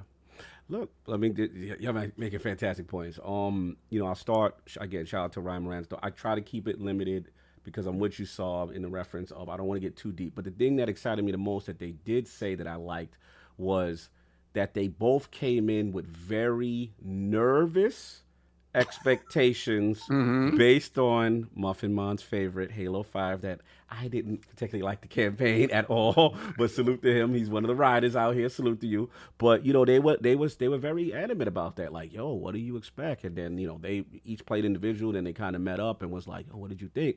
Because Ryan was like, yo, I am loving it. You know what I'm saying? And Miranda the same thing. So I'm loving it. I'm loving the combination. It doesn't feel like the full on, like Muffin was saying, like Ubisoft kind of formula kind of thing. It's kind of like it feels like a healthy balance. So I'm looking forward to see what's going on. I'm not going to dive too deep with that. This multiplayer thing is crazy because I've been hearing it. I said it on Duke. People writing in. I only spoke on it because people were writing in, and we heard about it. My only thing was just, okay, what's the mentality for doing it, for stealth dropping a multiplayer, full? Because I tried to give the out. I'm like, the flight, right? Not the full multi. No. They like the full. So everyone's running with it. The thing that's interesting, though, is Microsoft has not jumped out in front to shut this down. Like every major outlet now is literally running with this, right? Then we got people looking at Pringles chips and showing Pringles got something in their database that line up with the chip and on the same date as the 15th with Halo and what's going on, right? So I'm conflicted because I'm with King that this Forza moment is something different. I didn't expect all of this. I was like, it's going to be a good Forza. But what I'm seeing from the reaction, the engagement, the thing, like people are showing me clips of jumping over. People are talking about my drive avatar on Twitter all day. Like it's super lit right now. So it is interesting, you know, if maybe this new rumor that we're seeing that maybe there's a last minute audible, a last minute pull back, because maybe they say, yo, we gotta let Forza have this, and then they have the month of November, December comes, and then boom. So it's interesting, man. I don't know where this is gonna go. All I know is tomorrow's gonna be lit, regardless of whatever happens. What time is that? 1 p.m. Eastern. 1 p.m. Eastern. Like, I mean, I guess when it comes to the multiplayer for me, I don't think that it's dropping in December. I think if anything, they might push it back a week and have it sometime like the 20th, 21st. Like, I don't think they're going to wait till December. I think so. You think it's going to come out earlier? You still going to think the multiplayer? Yeah, I think that they'll announce the date tomorrow, but it won't be out tomorrow. I guess the only confusion I have, y'all, is this game has been, Phil has been on record, Staten has been on record. The multiplayer and the campaign are going to be launched together as one unit, right? They've been animate with, because I remember Ryan asking Phil when he had Phil on and was like, yo, could you ever drop the multiplayer early? And, you know, no, coming together, complete pack. So I'm just, my mental is like, I'm not, listen, if it dropped, I'm playing. I'm not mad. I'm in there. But I'm just saying, I was just trying to understand what changed prior to this Forza announcement, of Forza being great and, you know, doing what it's doing, to them thinking, yo, we gotta do it. And the only thing is, maybe it was the boardroom at one point and say, yo, let's not hedge our bet. If Forza don't hit, we drop it. Maybe now Forza hitting way crazier than they thought, and maybe now they pull it. But tomorrow gonna be lit. I'm dying to know what the hell happens. But that's all I got. Attic, you got anything on your topic before you move on? I think when it comes down to it, I think that their mentality is, I think they honestly want the campaign and the multiplayer to be judged separately. And I think that their mindset is, if we put them together, they're not going to be judged separately. And they have came out multiple times and saying that, you know, this game's coming out together. And I think that they would get a little bit of backlash, but as long as it doesn't get delayed, if it gets pushed up, I don't think they're going to get a lot of backlash. I think some people might say, you know, why aren't they coming together? But I think the majority of people will say, okay, this is a free to play, so it's okay if I get it a week early, right? Or you know, a week and a half early. Yeah, I think that they want the reviewers to get enough time to play the multiplayer as its own, and then 2 weeks later they drop the campaign, and then they get their own time to play that individually, not play them together where they have to consider them both. Because technically these are two different games. It's like GTA Online and GTA 5. Right. They're two different games now. And I think Microsoft's probably in that mindset that we need to treat them like two different games. Could be. I got one question before we move on. Yes. So removing Forza from the equation, what about the idea that dropping it now puts a dent into Battlefield? What? It's so confusing. Because Battlefield, right? Obviously, you know, there's no Game Pass, you're not dropped in it, but you do have that sort of exclusive 10-hour run with EA Play on Game Pass, right? So there is something of a partnership there a little bit, right? And like Attic said, you just want people, you want to draw people to the Xbox ecosystem above all, right? So do you think dropping this affects Battlefield in any way, shape, or form? Especially because King loved it, right? But there's plenty of people saying that it's a buggy mess. So, they got bad Xboxes. Oh my! So let's say the general thinking is it's a buggy mess, is not where it should be or could be. Does dropping a Halo tomorrow affect that game? Because they're not. I think they're not your competition per se. They're your partners, right? Yeah, you're your partner on your platform. Think it would make more sense if they dropped before Battlefield, but it is weird that you would choose after Battlefield, because there is a chance that it came out and it's not buggy, right? And it's a huge success. So not coming out before hurts you than coming out after. But you know, I don't think they, unless, you know, obviously these people know internally what's going on with these third-party developers. You know, I'm not saying that they intentionally trying to, you know, let's push up Halo because we know Battlefield about to drop hot. Like, I don't think nothing like that's going out. But you know, they're probably like, look, there's a lot of multiplayer stuff going out. let's push up Halo because we do want it to have its shine. And it's like I said, and then we hit them with that 1-2 punch, that one punch, that left hook. That's the multiplayer. And then 2 weeks later, you're in the news for almost an entire month between Forza, between Halo. 2 weeks later, they're now they're not talking about the multiplayer because it's calmed down. But now they're going to be talking about Halo all that week. Yeah. The campaign. It's and then after the campaign, you drop that first knowledge of the next expansion for Forza. I say you teach EA a lesson. Right? You teach EA a lesson.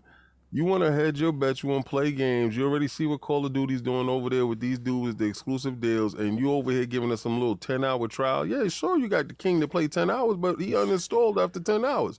So what you should have did was you should have put that game inside Game Pass to really engage with your public, but you didn't do that. So you put 1 foot in and 1 foot out. When you put 1 foot in a relationship and 1 foot out the relationship, next out is the door. So teach them a lesson.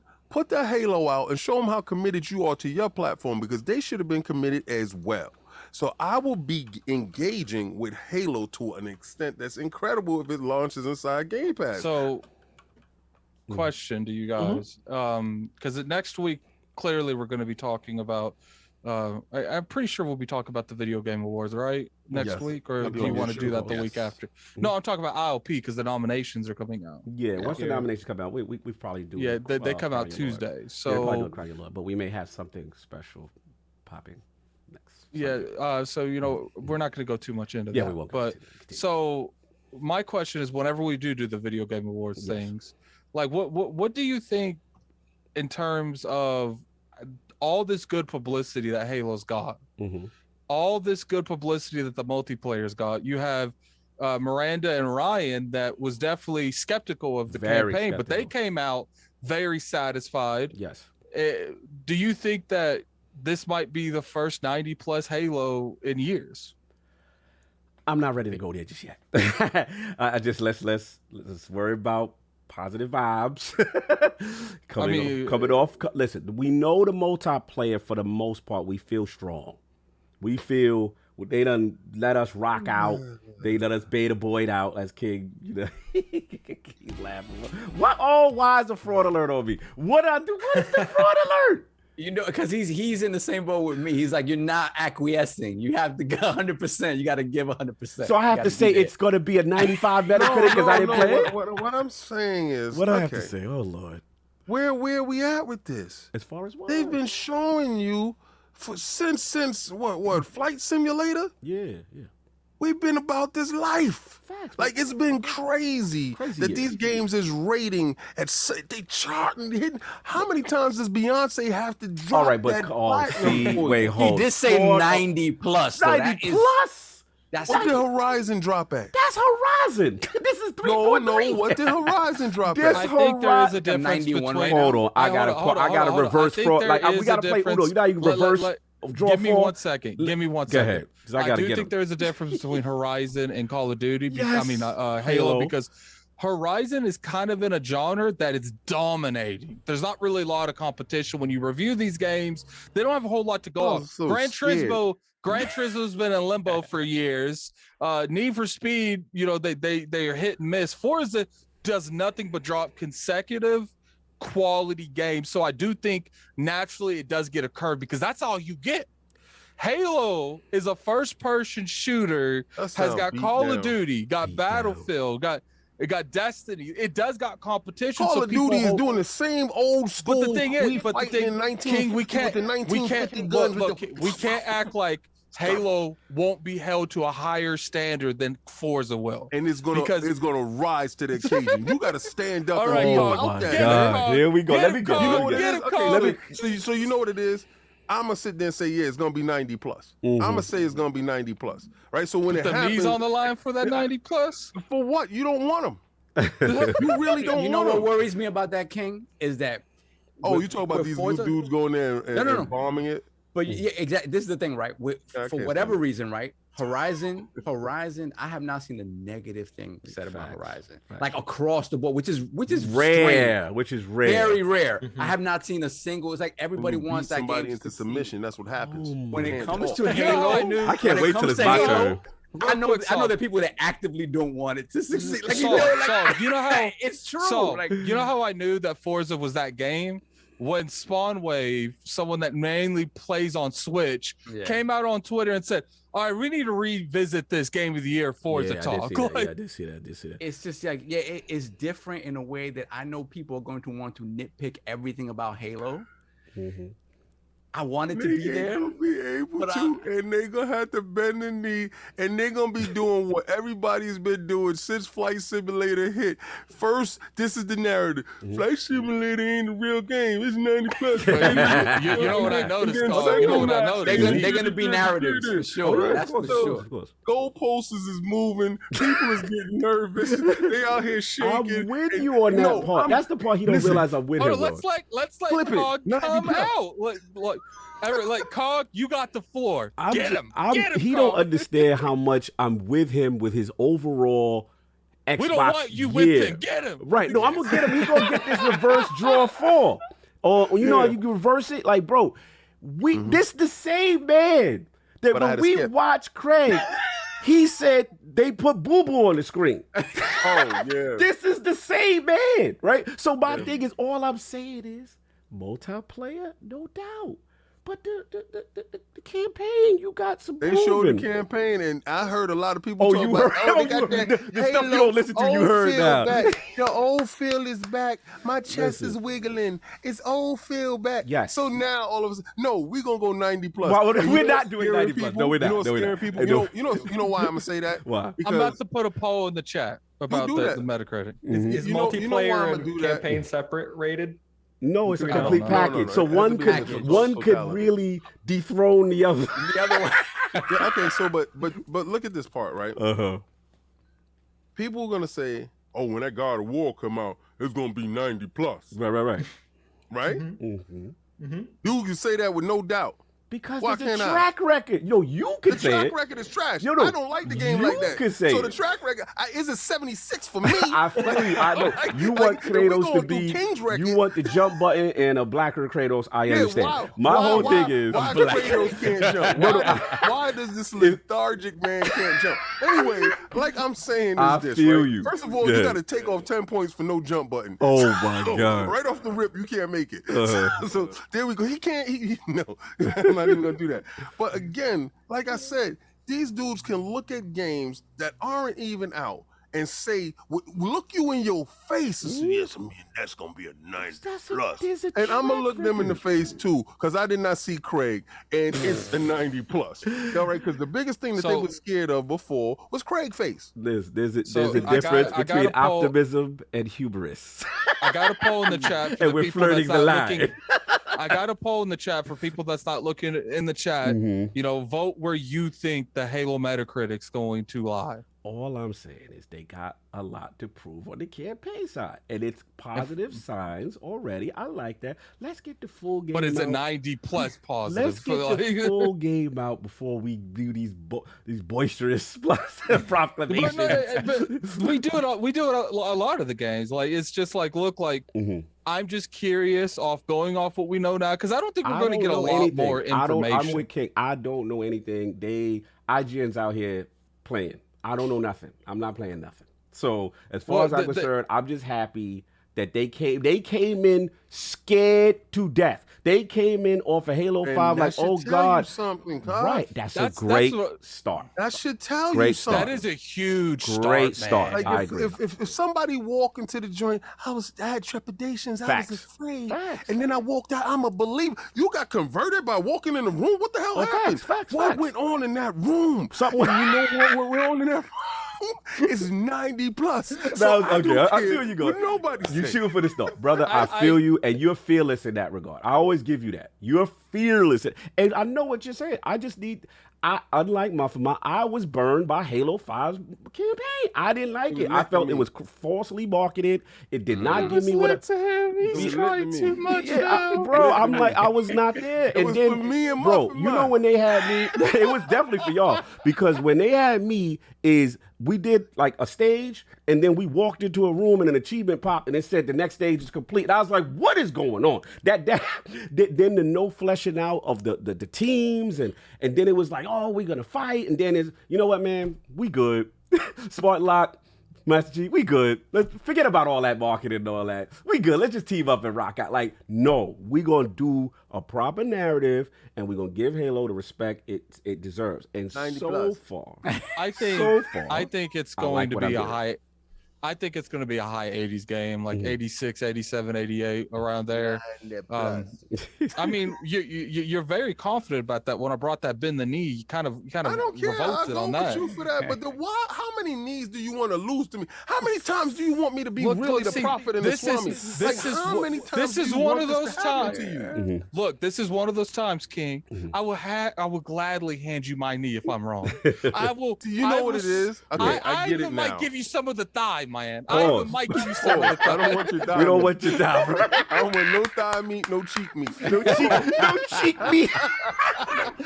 Go ahead, Muffin, you about to say something. Does it even have to be 90? Like we're here talking like. I agree.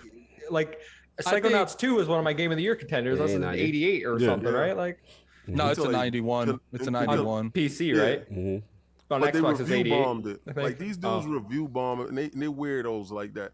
And I feel like they're gonna do that to this game here. So you think I'm gonna put my knees onto something that can't be technically really controlled, where you can literally have a dude love the game, play the game, end the game, then go in there and say, I hated the game, you're not give it a one. Okay, continue. No, but I'm with. That's why I'm with King. I don't like to even get into my Metacritic stuff. The cheek can go down. It's so. You ain't gonna do people could completely control that narrative. But look, we beat this to death. Let's go. Let's go. Like, Great. yeah. We'll see what happens tomorrow. It'll be lit. So super chat and then We are streaming that, correct? Yes. You're streaming. Thank you. I'm sure. Well, no, you get what I'm saying. I know. I'm about to message. All right, let me roll this back a little bit. Okay, it's all good. While you do that, I got some merch I can read while you're doing that. Yeah, read the merch. Yeah, more stuff coming in. Wow, yeah, they doing this merch hard. But yeah, Necromancer Z, we got him. Bizarre Rabbit. He said he put Bizarre Rabbit. He got the premium pullover hoodie with the all natty. My number one favorite podcast. Thank you, Lord. Salute. Put the crest up. Much love. And I believe that was the last one right there. We got that in. And wearing that all natty will allow you to unlock the Fable 2 achievement.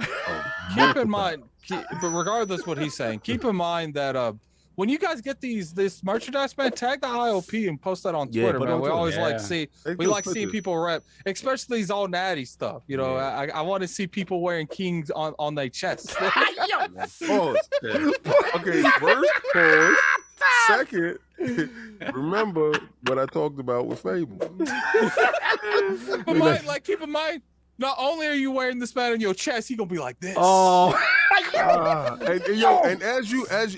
And as you walk past, I say weird in the gym, right? And when you in the gym, and then she's on the spot machine, she said, "Can you spot me?" Like, yeah, that's what I want to see. I want to see everybody doing the all natty with the shirt on. Do the all natty with the shirt on. Yeah. Don't be doing these things. Let's have fun with it. You know what we'll do. Every now and then we'll go over. So do a hashtag ILP on Twitter, and we'll go over all of those sometimes. Yo, Slow-Mo said this is not going to increase sales. I'm buying mine right now. I don't know what he's talking about. Slow-Mo, I just got a question for you, man. Are you sure? Yo, I don't like how adding to his face with it. When adding to his face with it, I get intimidated. I don't like that. I get uncomfortable. I love it. That was hilarious. Yo, Sav, you ready? Yeah, ready to go. So first of all, again, last broadcaster, get at me on Twitter. Let me get at me at the DM so I can give you this code. Afterwards, we have Don Otaku, $2 super chat.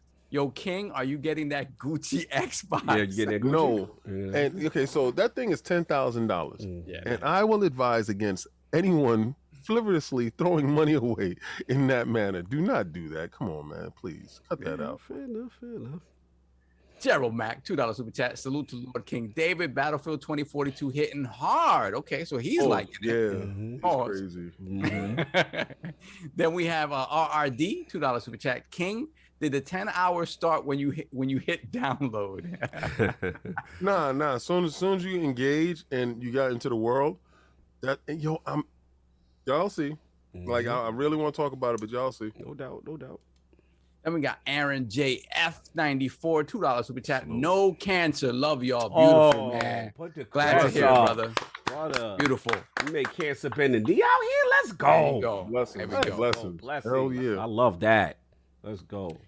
And we got Christian R, $5 super chat. I'm all in with Forza right now. I'm not ready for Halo yet. I feel that. Some people do feel that. Yeah, Yeah, that- King making some good points with that. I'm ready for Halo. He can do that. And to Muffinmonster's point, there's people there who would never play Forza who is like ready for. Yes, it's gonna be interesting to see what happens. Man, I'm gonna tell you guys right now. If that drops tomorrow, I'm gonna be streaming that nonsense. Listen, says the man that had Forza a week before that did the review, which is a glowing shout out review, to I might add. Get up on He's there. Forza'd out. I just got mine. That's cool. I didn't have the That's cool. FOMO edition. That's cool. You could, first off, you could have got that early access. Well, but you didn't. No, I could not. So My wallet you don't know, work like that. so that's fine. You can go sit in your little corner and play Forza and let the rest of us play Halo. I'm done. Moving on. So. All right, give me 1 second. Then we have Romello, $5 super chat. Romello. Why haven't 343 and Greenberg debunked this? Why aren't sites like IGN and even some big Xbox influencers coming out and getting those clicks? And they bids? quick to throw It's the 'cause water they- on something. Yeah. They don't know what they're doing right now. They believe don't so. know what they want to let Forza You breathe. think or it's they truly wanna an drop it could be down It to could 11 be an audible. It could be a last minute. It could be a last minute audible. audible because this is interesting. Go ahead. Then we have Flame, $5 super chat. Let's be real.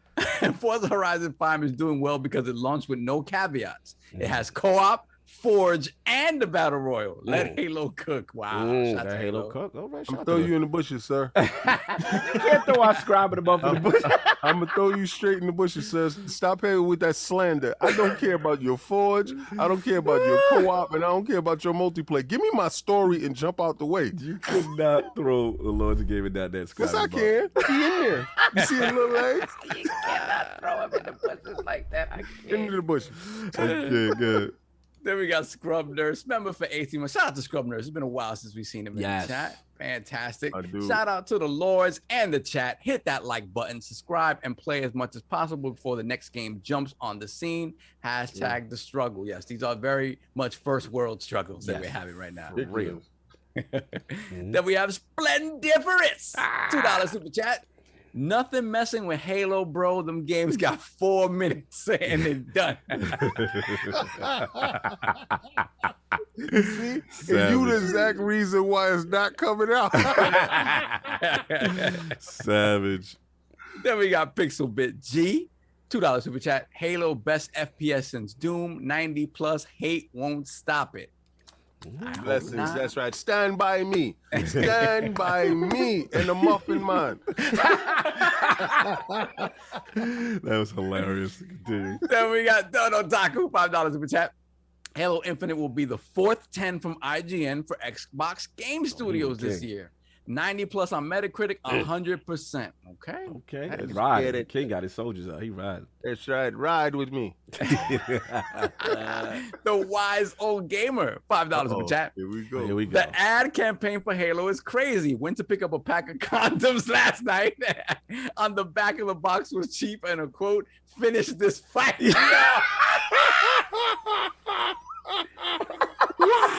That was bars. He's so out of pocket. Filthy, wise old gamer. I'll Filthy. be so nervous when I'll be nervous when he super pop chat. up. I love the filthy old man. I love it. This man is out of pocket. Like bad grandpa. Yeah, grandpa is loose. Salute to the wise old gamer. That's he's the kind of person that I'd like to go to family reunions. He's like, okay, you got to watch what you say around there. Yeah. That was good though. That was good. So want them no filter, No like that filter, at all. bro. So someone makes the steak wrong. What you doing? Shitty said Master Chief is all daddy. I'm done. Then we got Victor Alistine, $5 super chat. Morning, Lords. Do you think The Rock and Bill will be there tomorrow, just like at the beginning? Yo, that would be something. Would be crazy. That would be cool. They take it back to the S's. That would be crazy. One got bigger and the other one got smaller. Yeah, that's true. Kind of crazy. And we have Splendiferous once again, $2 super chat. Addict out here giving away cakes. Not a good look. What are you talking about? You talking about the cheek meat? Oh, the cheek meat. They say Addict too quick to give up that thigh. Wow. Cheek meat. Man, Let's go. He's the one that was suggesting the cheeks. I didn't say nothing about that. So let's move on. Time. Then we got Hargeet Shani, $5 super chat. A counterpoint to the discussion of Forza versus Halo multiplayer, COD and Battlefield already out for Thanksgiving. Does Xbox want the Halo multiplayer out to get those players? That boardroom might have overthought it. You know, you think about after you finish eating on Thursday, you know, like, what am I going to do? Watch some football? And then, real quick, y'all, I never do this, but 700 of y'all in the chat. We having a lot of good fun, good time. MuffinMonster here. Please hit the like button. Really appreciate it. Share this out to a friend of a friend. Let them know about the MuffinMon, man. Let them know about this good talk we having, man. 700, hit that like button. I tell y'all, we get to 15,000 subscribers, is going to be a console. Yeah, y'all getting a console. Y'all, listen, we always give back, like King said. It always goes back to y'all. Y'all hit the like, y'all do that stuff. We put it right back. Share it to your cousin right now. Facts. And if you got a twin brother, he should be supporting like the Muffin Man. Muffin Man brother. My brother is all in here. Y'all your family ain't supporting you. Exactly. It's still pending if this is the Muffin Man though. The poll said really Addict, and you lost.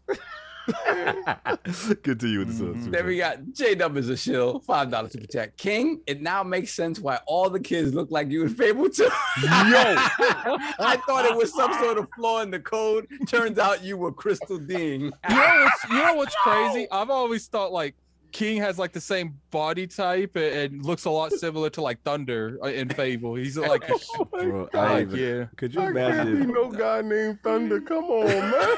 Oh, you really be doing, man. Like you're like when you get a chance, King, Google Thunder from Fable. Oh, I'm doing it now. Continue.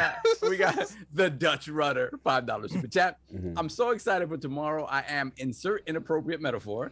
Congrats to the Lord who made cancer their wench. Salute. Yeah, salute. Shout out to Aaron, no doubt. All right, then we have Flame, $2 super chat. Let's go, King. Throw him up. Just kidding. I'll lose. Yeah, you will. Salute. Then we have Matt Titchbaum. Not Bond. Did we say it right? Because I think he be getting at us. Yo, yeah, I think I got it right this time. How you know that character? What is wrong with you? He got Fables is bull. You know, that's serious. This Listen, dude look he like out there taking people to really a temple do. to go execute them. You know he the type of I time. found that same temple. While you're reading the super chats, I'll show the realm on my phone. He looks just like him. It's out of control. It's out of control. It's literally out of control. You found it? No, I'm going to put it on my phone. Just keep reading the super chat. Yeah. All right. Then we got so Matt Titchbaum, £5 super chat. Saw some rumors already saying that the planned release for tomorrow has been pushed back. Yeah, we talked about it. it. Could be an audible last minute. We'll see. Could be. Then we have Apollo Dingo, $5 super chat. Whoa. Why does Saab value Persona games so much? They don't sell nearly as well as he thinks. I'm trolling. I don't care, but I never played a Persona game. I don't care. They on your head. They was like, he don't know what he talking about. I saw them comments. I was like, get him. It's not what y'all the question is, why does Sony value them so much that they have to try to they take them, right? They block Xbox from getting them. That's for sure. What's that? He's showing you the guy that look like me. Straight up him. Yeah. Highly ridiculous. Yeah, that's ridiculous. Shout out. And what's funny is that's your rival's brother, and if you kill your rival, he pulls up on you at the end of the game, and you have to fight him. Yeah. They can't see it. Beer Baron is laughing. You have to put it on the other side because on the logos and people purchasing merch is popping up right there. So you have to put it on the other side of the screen. I saw it. And I gotta give a shout out to Apollo for talking about last week's topics in today's chat, because I'm like, he's saying it like I'm talking about it real strong right now. Shout out to you. Yeah, go live, please. Yeah, it's on them. There you go. Yeah, now you can see it. All good. There he is. Yeah, they laughing. They say, "Yep, that's King." And King, he was a beast. So pause. Okay, let's go. Moving on. He was extremely powerful in that game. Let's go. Oh God. Then we have let's put the crest in the chat for D Skills Town. Shout out to D Skills Town. Put the crest in the chat, newest member. Oh, my boy. I put it in the my fault, y'all. Addict, one more time. I'm sorry. One more time, put it up. Because I forgot I had the logo going. My bad. The chat's killing me. All right. Now y'all gonna get to see who this character is. You can't see it. There it was blocking it. Yeah. Now y'all can see it. I'm gonna do it on the other side. I ain't doing it again. Yeah, good. And I'm gonna give you guys a middle shot. You guys get the whole thing. And that's Thunder. That's Big Thunder. Yes, that's Thunder. Oh, it's ridiculous. All right, let's go. It's like I said, the only way you can fight him is if you kill your rival. Gotcha. All right, let's go. Yeah, the Black Knight said put it in the center. Pause. Pause. Let's really pause out here. Someone said King Thunder. Let's keep moving. Let's keep it moving, y'all. We are super loud. All right. So Raiden Blade, $5 super chat. Hello, Lords. I believe the Halo Forge is coming with BR and BR Forge editor. Then it will be catering to everyone, gamers and streamers like Dr. D. Who the hell is Dr. D? Disrespect. Disrespect. Yeah, I would hope so. Gaming Forte. Yeah, I'm not just said the whole name. Yeah. Gaming Forte, $5 super chat. It may be broke, but Battlefield 2042 is just what the doctor ordered. Plus, Forza is the GOAT. Let Halo cook more. And as always, hey, King Boo Boo. Hey, Forte.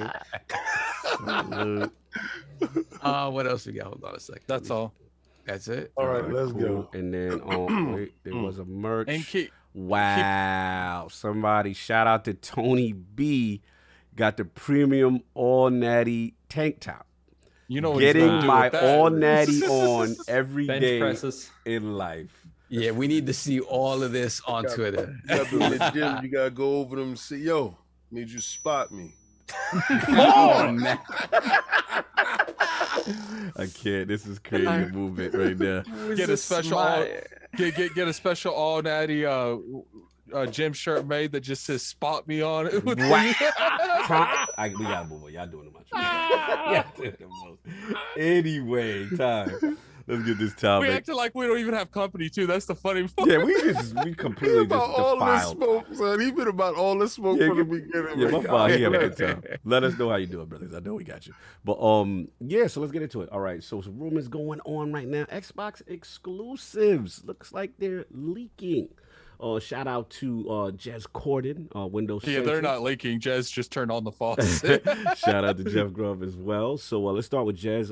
Received details on Compulsion's first outing as part of Xbox Game Studios, currently codenamed Midnight. The upcoming title is supposed to be a third-person action game set in a dark and fantastical world. Some of the game's early concept artwork was leaked. So it has a female protagonist, African-American sister, I believe. And yeah, so it looks like the game is set alongside warped harpy-like humanoids that appear to descend through various iterations of mutations. Midnight is described as a coming-of-age tale, drawing upon inspiration from America's Deep South. The game features magic and large fantastical beasts with strong southern Gothic vibe. Game is wholly a single-player experience, described with a strong story. And then the second game is Obsidian. Good old boys, Obsidian Pentiment, recently revealed by Jeff Grubb. This is their indie-style game led by Jeff Sawyer, and I believe he was also part of the one of the best Fallouts as far as Vegas and Pillar of Eternity. And yeah, it's pretty much, again, the name's Pentiment, which refers to an underlying image in a painting, and it's supposed to be, the game's premise is supposed to be an investigator in 16th century Europe uncovering the truth behind a grisly murder. Also hearing some possible narrative branching designs, maybe a la Disco Elysium, so we see that. And the one, for me, I'll be biased, again, shout out to Jeff Grubb. You know, he's out there, 1 versus 100. may soon make a comeback. The company's Alt Space VR team is working on a project with full support from the Xbox Games division. So for those who don't know, 1 vs. 100 was a big interactive You know why I TV think show. that 100's coming back? Mm-hmm.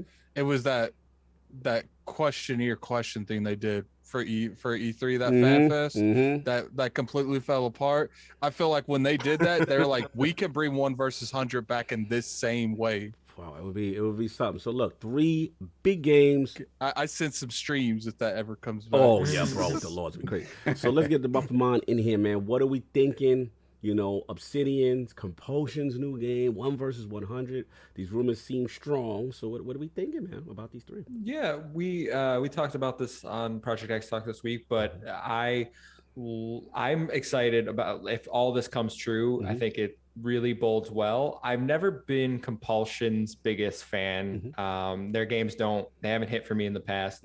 I liked the concept artwork that we see for the harpy wings and the 16th century, the Deep South, not the 16th century. But I don't know much about the Deep South, so like if we can integrate those elements, I think we could have a really interesting game. But I'm all about like fantasy worlds.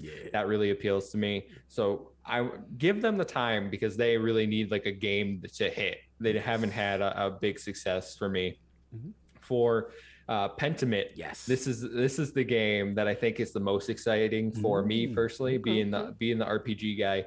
I haven't got around to Disco Elysium yet. You need to, sir. Yeah. I've been hearing you talk about it for the last couple of weeks. My co-host Tom over there, he put like 30 hours into it. Told me I gotta play it. So. I'm waiting for Game Pass, if I'm being honest. Like, listen, I tried to wait for Game Pass too. It probably's gonna come, but they showed it there, so it's coming. Yeah. So if we can, like, Xbox getting their own Disco Elysium, I think that would be awesome. You know, that would go day one in Game Pass. Really give people that Xbox is going all in on RPGs. Every type of RPGs. We're getting turn-based RPGs. We're getting CRPGs. We're getting action RPGs. They're firing on all cylinders there. We can say that with confidence. Correct. Yeah. And 1 vs. 100, that's gonna be amazing. That is going to be, oh my god. Tom on my podcast on Project Actually, he did not know what this game was, and I was like, bro, you had no idea. Like 1 vs. 100. Talk to him. There was a real life game show called 1 vs. 100 that is exactly the same premise. You get one person, you gotta face the mob of 100 people, but this was a virtual space. You get to log in, you get to win prizes. The mob can win prizes if you take down the one person. Like, they were giving away games, Microsoft points. You can rack up, get free games from Xbox. Like, who would not love this? Who would not love logging in, set time every week, being like, me and the homies are gonna go try to destroy someone, or maybe you're the lucky one. You're the lucky one that gets to be like, I'm gonna school you all with this trivia knowledge, and then I'm gonna walk away with 50,000 Xbox points and go spending spree. Yeah. I'm with you, brother. I'm with you. Walk away with an All Natty t-shirt. A lot of people don't realize how much of a movement, like MuffinMon was saying, it was, man. I'm with you on that. So yeah, you're excited. Looks like Pentiment is your number 1, and then okay, out of the 3, Lord Addict, man. With these 3 games, Obsidian, Compulsion, Project Midnight, Project Pentiment, 1 vs. 100. What's your thought on all 3 of these? I don't really like. It doesn't seem like the Obsidian one's for me. I'll probably stick more towards the Outer Worlds 2 and Avowed. But the 1 vs. 100, I really like that's coming back, because I played a little bit of 1 vs. 100, but I didn't play like a whole lot of it. I played a couple weeks, but I remember like that was a big thing for I probably played it for like 6 months, almost weekly. But like after that, I didn't really touch it ever again. But it is like one of those fun things, because they used to like make it themed too, like Halo Week or something like that, where they would ask you. I hope that the biggest thing is I want the interface to be smooth and clean. Yes, that like kind of like how they did it with that thing that we was doing, where it's like, I don't want it to be gimmicky. I want it to look clean. I want it to have a good visual appearance doing it. Make it a free to play, like, because make it to where like you can you get coins in game just by participating, where you can like buy clothing for your avatar in there. Like the avatar customization, that really took avatars to the next level. Because continue. I agree with you on that. Yeah, and you know, I think Microsoft, because they have these Zero servers, they need to go above and beyond, like have a whole hub of games that do that. Like, I feel like they need to bring back. There's a couple games that I've always felt like they're missing their target, like Fusion Frenzy. Like, I wasn't the biggest fan of it, but I think that, you know, there isn't a lot of games like Mario Party out there, and I think it couldn't cost a whole lot of money to make another Fusion Frenzy.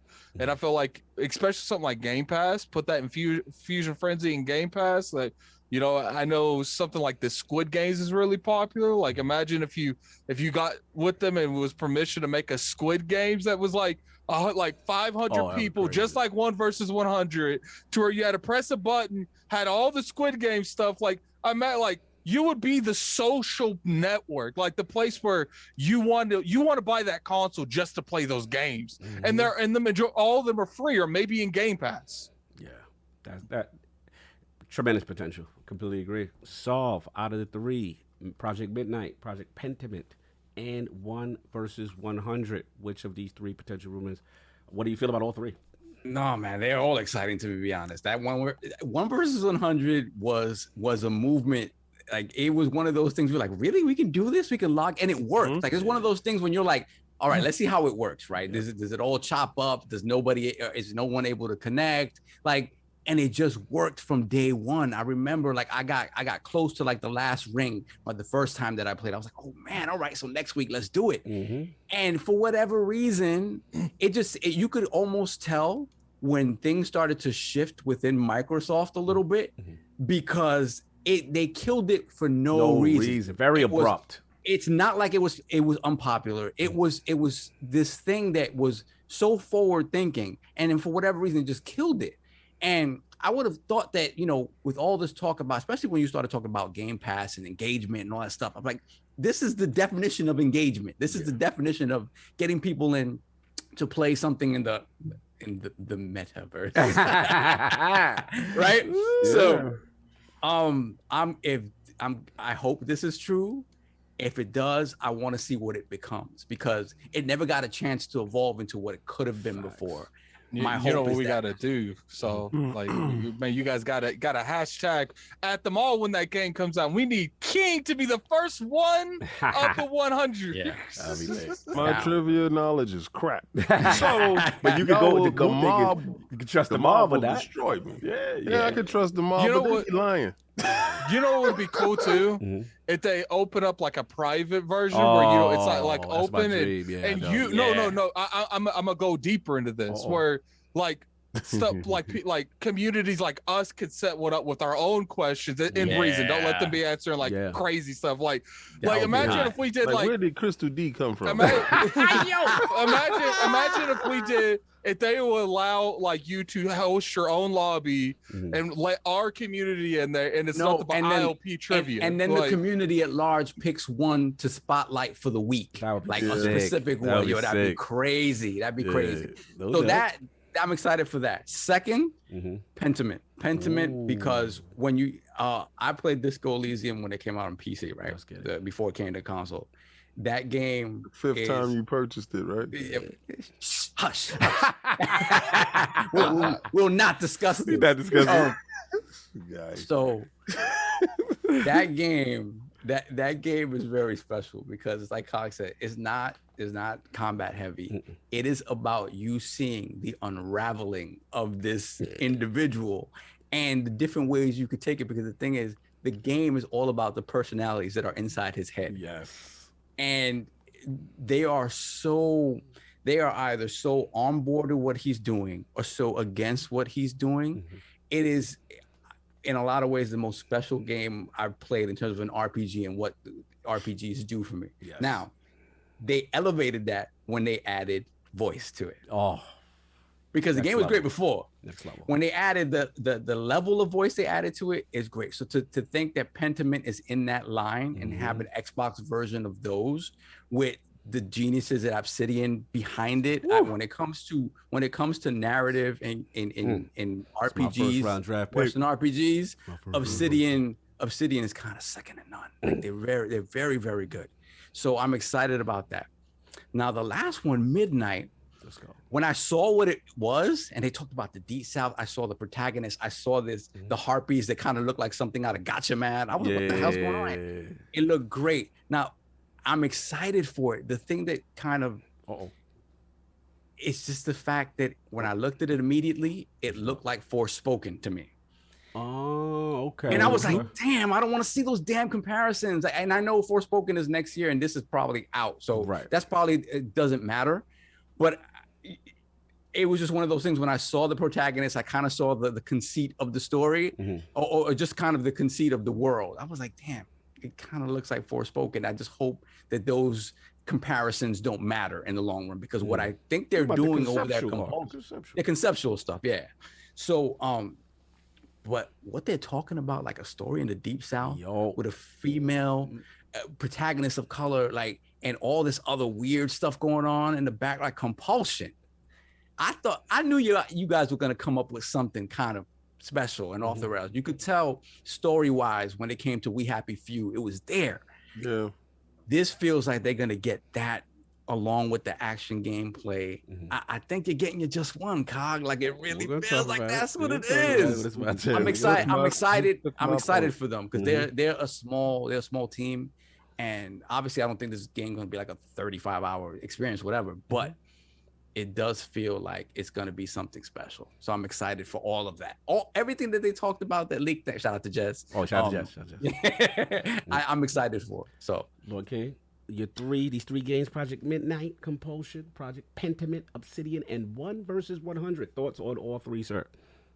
I think you leaked this list. What? it is for him, right? It's like for him. Every game there screams, I did it. Yeah, that's kind of true. They said I've spoken them into existence. Yeah, that's a third. I'm like, oh, this show the story driven. I said, then once I knew the dead giveaway for you was 1 versus 100. Yo, I said, come on, man. That dude just said that the other day. Like, no, this is impossible. So I said, so at this point, man, it's Jez and Cog. I'm just saying we've never seen Jez and Cog in the same room. So I don't be knowing that. I am not an insider. We know who deep throat is. Pause. I'm just saying, like you know what the reference is. Watergate. Let's stop playing. I know. You got listen. Learn your history. Learn your history. They be like, oh no, weirdo. Can't be doing that voice. Continue. You know how? Because that's how they sound like to me on Twitter. Yeah. Yo, so I just look at the list. I'm like, there's apps because I'm not gonna say there's nothing for me. I know it's not. These are like I know. It's really your list. Like this is like if you had to write and you did this the other day. Like literally everything that's there. If y'all go back and watch the other show, that 1 versus 100 is a dead giveaway. Is this dude? Okay, okay. That's a dead giveaway. You don't get the title and the name right. Like you can say a game show type game. No, it's 1 versus 100, and he said, "Yeah, we coming back with that." What? No. So do I believe it? I don't really think so. But if it happens, I believe Game Pass will take 1 versus 100 factual to a space. Don't make that free to play. Make that game live only in Game Pass, right? And make that FOMO happen. That the level of conversation about that game. Could you imagine what engagement numbers will look like? They will have to do multiple days out of the week because if they have millions of gamers that's inside Game Pass, then you will have to have millions of those game shows technically because, you know, it can't be on one specific day. It will have to be multiple. And then the streaming aspect of it, the eyes alone on that game will definitely blow up. Yeah. The single player, Deep South game, I want to see more. Yeah, fair. I really want to see more. And the Disco Elysium type stuff, I gotta play the game. All right, I'm hoping it come to Game Pass. Yeah. So you and it is coming to Game Pass. Yeah. It is coming to Game Pass because we already saw it in the third party showcase, and they did that. And every game that has been shown in the third party showcase, find their way there. They just need Sovereign to buy it 2 more times for us to unlock it. No doubt. I didn't buy the Switch version. You didn't buy the Switch. Yeah, I didn't buy the Switch. Oh, I'm surprised. But that's for you, King. I mean, I get into it if King's done. Yeah, like this is like That's my your heart. list. Like this is like literally everything I could have personally wanted. You know, as far as let's start with Compulsion, Project Midnight. You know, we had the amazing, Nalia on from community manager from Compulsion Games. You know, she debuted that it would be a third-person game. Shout out to Slow Mo for asking the question. I believe he asked that question on the show. You know, to me, I'm not gonna look. First of all, this is #just1. Let's just get it out the way. This is a #just1 game. Heavy story, narrative, story beat, new IP. Right? Yeah. Now, I know, shout out to my brother Fonzarelli. I don't know if he's in the chat, but I know me and him going back and forth a little bit behind the scenes as far as AAA budget and whether or not that qualifies. But this is my counter to that. And I understand his concern because Fonz wants to, like, Last of Us level AAA super production value, right? And my thing is, I don't know that, right? What this is. The chances are maybe it's not, maybe it's AA, right? I don't know. But I will say this, that I'm not going to kind of drag it over the coals yet, because I think of when Hellblade 1 first came out. And that was kind of like a mid to small size team by Ninja Theory at the time, right? And they punched above their weight, right? And make something that is now critically acclaimed, one of these most amazing, unique experiences going. So my thing is, I want to afford Compulsion that opportunity to see what they do under Microsoft's banner. Second, Phil did say the studio everyone is sleeping on is Compulsion.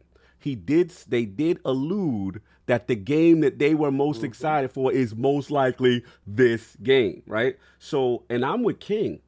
This Deep South female African-American protagonist in that time period, they got the potential to really go there and be edgy on some things. I don't know where they're going with the story, if it's, whatever, but at the end of the day, I just already like the premise. And one thing, Attic, you could attribute as you're a huge We Happy Few guy.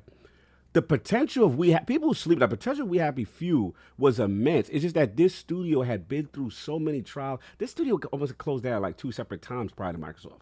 They're lucky to be around, right? So to see them with a budget and a vision, super excited for them. Super excited.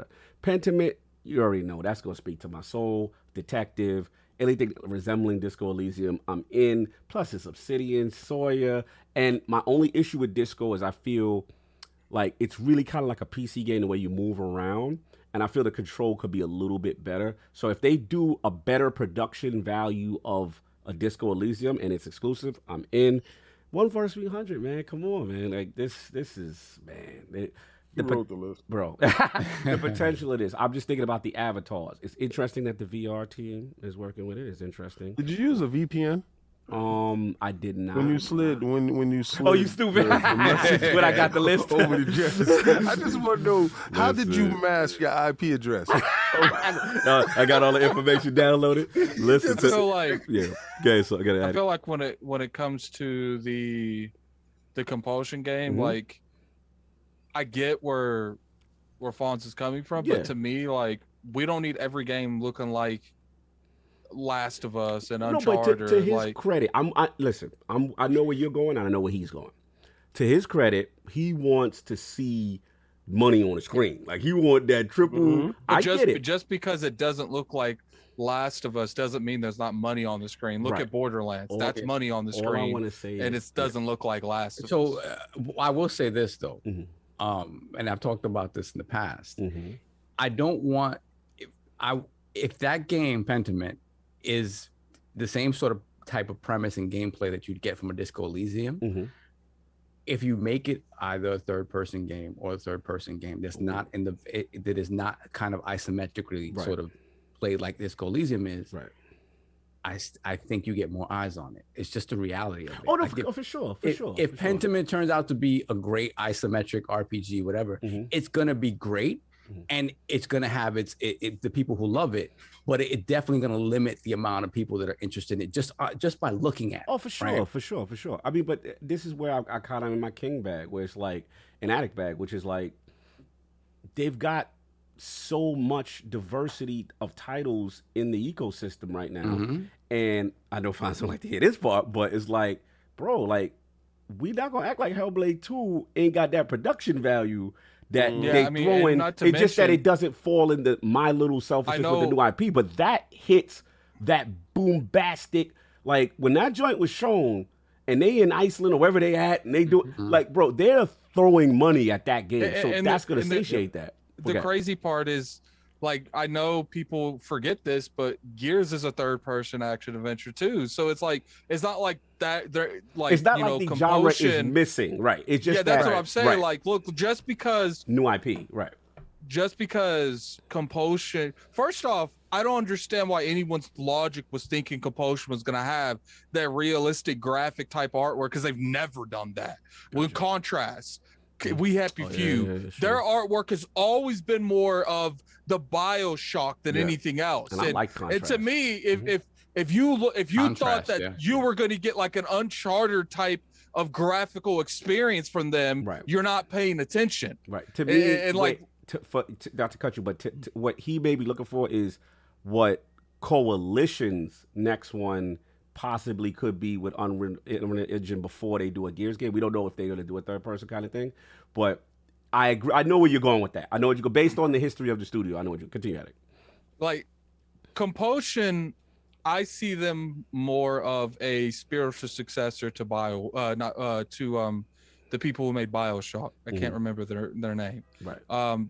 And I don't think there's nothing wrong with that. Like, I think that you're going to get a fantastic, story from them, because regardless, sure, was We Happy Few what it should have been? No. Right. But there's a lot of factors that went into what made We Happy Few. There was shifts and changing mid-development. There was shift and changing when Gearbox gave them money as a publisher. And then they, Microsoft had to give them money to finish that home stretch. Like, I understand the concept of We Happy Few, a lot of things that miss, but if you play the expansions, you see that that's a very narrative driven expansions. And I see you're going to get that similar type of artwork, probably more of a BioShock type of artwork. It's looking like it's going to be, sometime like what, the 80s or 70s. Yeah. Listen, and you're going to get like a darker tone. What happens? Probably. I mean, they're talking about Deep South. I mean, they didn't say whether it seems like it's a modern tale or something, way back in the past. It might just be kind of its own thing, where it's like some supposed whatever weird alternate future or something like that. Right. Yeah, and I feel like you're gonna get that artwork type of like BioWare. You're gonna get a very driven you're gonna get a very driven third person action adventure narrative story focused game with not necessarily realistic graphics, but it's like Psychonauts. Right. Not a realistic graphic thing. Game looks gorgeous because of the way it was done. I feel, but I even want to be careful with saying not realistic graphics yet, because we just see concept art, and that's another thing we got to chill. I can almost guarantee you 100% it's going to be, and that's it's not going to be that type of artwork. I just want to see the engine move. That's what I'm saying, because when the engine moving, if it hit, it'll look like it's doing something. That's what I'm saying. Like, depending on how the animations are done, how the game generally is made, like. It's like Psychonauts. Psychonauts didn't have a huge budget, but because of the way they designed the world and they did the artwork, that's a very visually appealing game. Right, but let me get MuffinMonster real quick on Midnight, because I know we focusing on that. But like, do we think, because we are under the understanding that this is Compulsion's game under the Microsoft banner, yes, as 100%. So that's why, again, I correct me if I'm wrong, like, I'm still a little bit more excited. I don't want to just limit, like, it automatically has to be this smaller kind of indie kind of thing. Well, I didn't say smaller. Not you. I'm in general. I'm in general, because some people I noticed were saying that. But does that part excite you, or do you look at the concept art MuffinMonster and say, you know what? No, I'm going to keep my expectation maybe in a AA indie space. No, I think that does excite me. Oh, sorry. Did you want to? I was just going to say, I do think it'll probably be in the between AA to AAA. Like, I think it's about probably a 50-50 where it lands. Like, I don't think it's going to be, because there's multiple levels of everything of a single AA, AAA. I don't think if it is a AA, it's going to be in like the middle the beginning of a AA experience. I think you'll get something like maybe a Ninja Theory production value where it's a very good looking game. I think that's what you'll get. Like as far as AAA, like I don't know if it will get that far into that type of a budget, but all we could see off of what we know now, we don't know if we can evaluate where it is in that standard. We only know concept art. We don't know exactly what's going on in terms of if it's a AA, AAA, or a single A. Like I hate that term in general, AA, AAA, single A, but people seem to like using that. But right now we only know a concept art, and I don't think that's enough information to determine where it sits at in those functions. I'm with you. Yeah, my phone.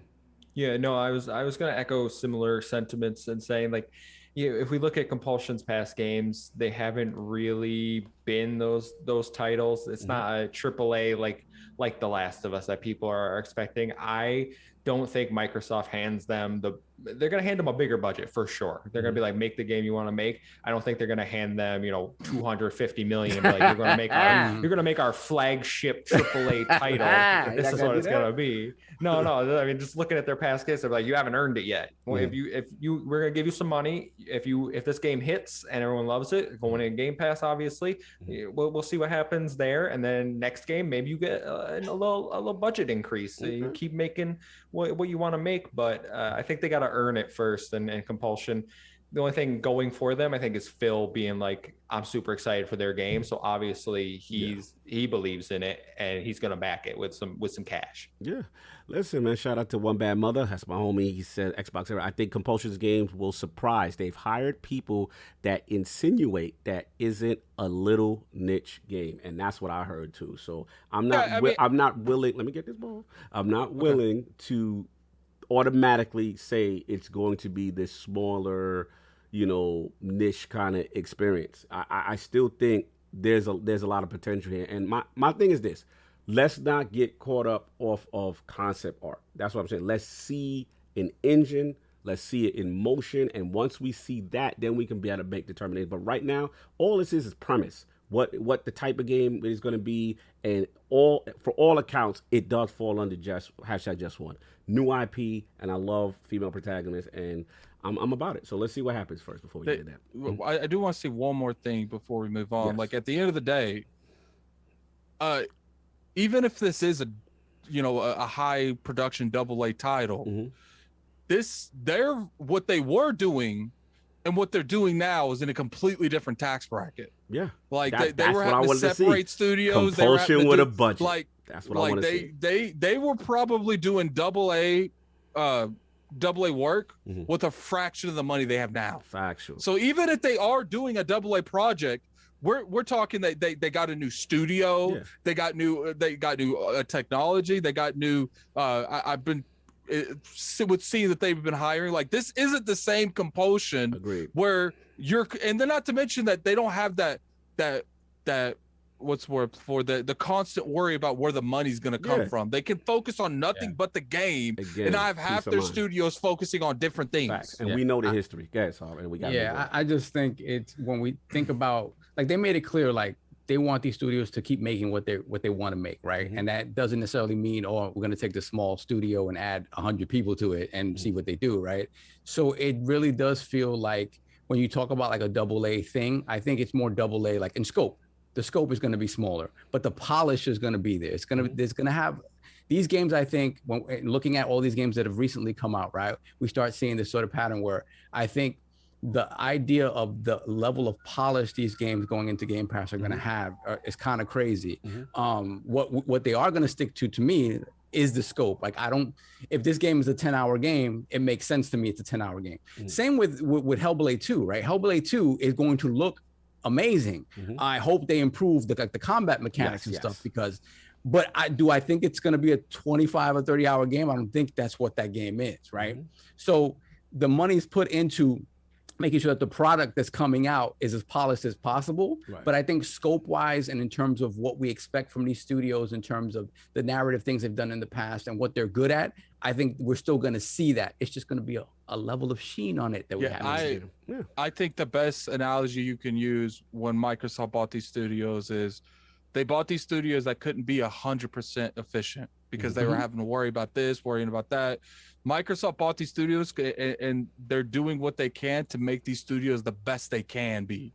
Yeah. And I think that, you know, you're not going to drastically see something different from a studio if they weren't already doing it. Yeah. Like, I think there are going to be some like that have ambitions that they couldn't do it because of funds, that they might change stuff up. Right. But I think some of these studios, they're going to stick to what they're used to doing, but they're going to do it to the best the studio can do it now, and not just half efficiency, because they're not worrying about other things that they don't have to. Microsoft worries about that. Yeah, future's bright, excited, and 1/300 put in and spoken into existence. Salute. Anyway, let's move on. Super chats at the end. Just get into the last one, fly through, or super chat. Yes. Okay. Super chat at the end. Yeah, let's finish cool. up. This is quick. This is King's topic. I can set it up from if he chooses. Yeah, looks like global Sony is reporting making fewer PS5s due to a component shortage. This was put out by The Verge, and looks like global chip shortage, man. So from my understanding, the company was expected to assemble 16 million units between April 2021 and March 2022. So, now the figures reportedly down at 15 million. Sony had publicly predicted it would sell 14.8 million PS5 consoles this financial year. So while this isn't a large downward revision, it just shows how tight the supply is likely for the foreseeable future. They go on to talk about the logistics and supply of components. Earlier this month, Nintendo cut its Switch sales forecast by 1.5 million for the financial year due to component shortage. And this next one I know to be very true because I was affected. Valve's Steam Deck handheld PC was just delayed by 2 months for similar reasons, and now won't ship until February. I was one of the sad recipients of that message. So yeah, shortages across the board. What is going on? Forecast, and this is King's topic. King. Well, you didn't mention Xbox. Well, I guess other people money is not as long. Oh my God! You need to get your chip money up. Yeah. Well, Phil did say there was, some sort of that S might be more available, than X. You know what I'm saying? He didn't say we won't have. He just told you to go mess with little man. It is part of Xbox's narrative not to talk those numbers. It works perfectly for them. It works beautifully. Yeah. You see what happens when you're ahead of the curve? You don't have to get shot. So apparently, for all those who don't have this, it's going to get a lot harder for you to get this.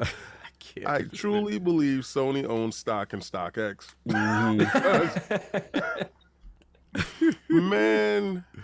it's like tumbling down the steps, and they keep hitting the bump, and they can't slow down the momentum until they hit the bottom, right?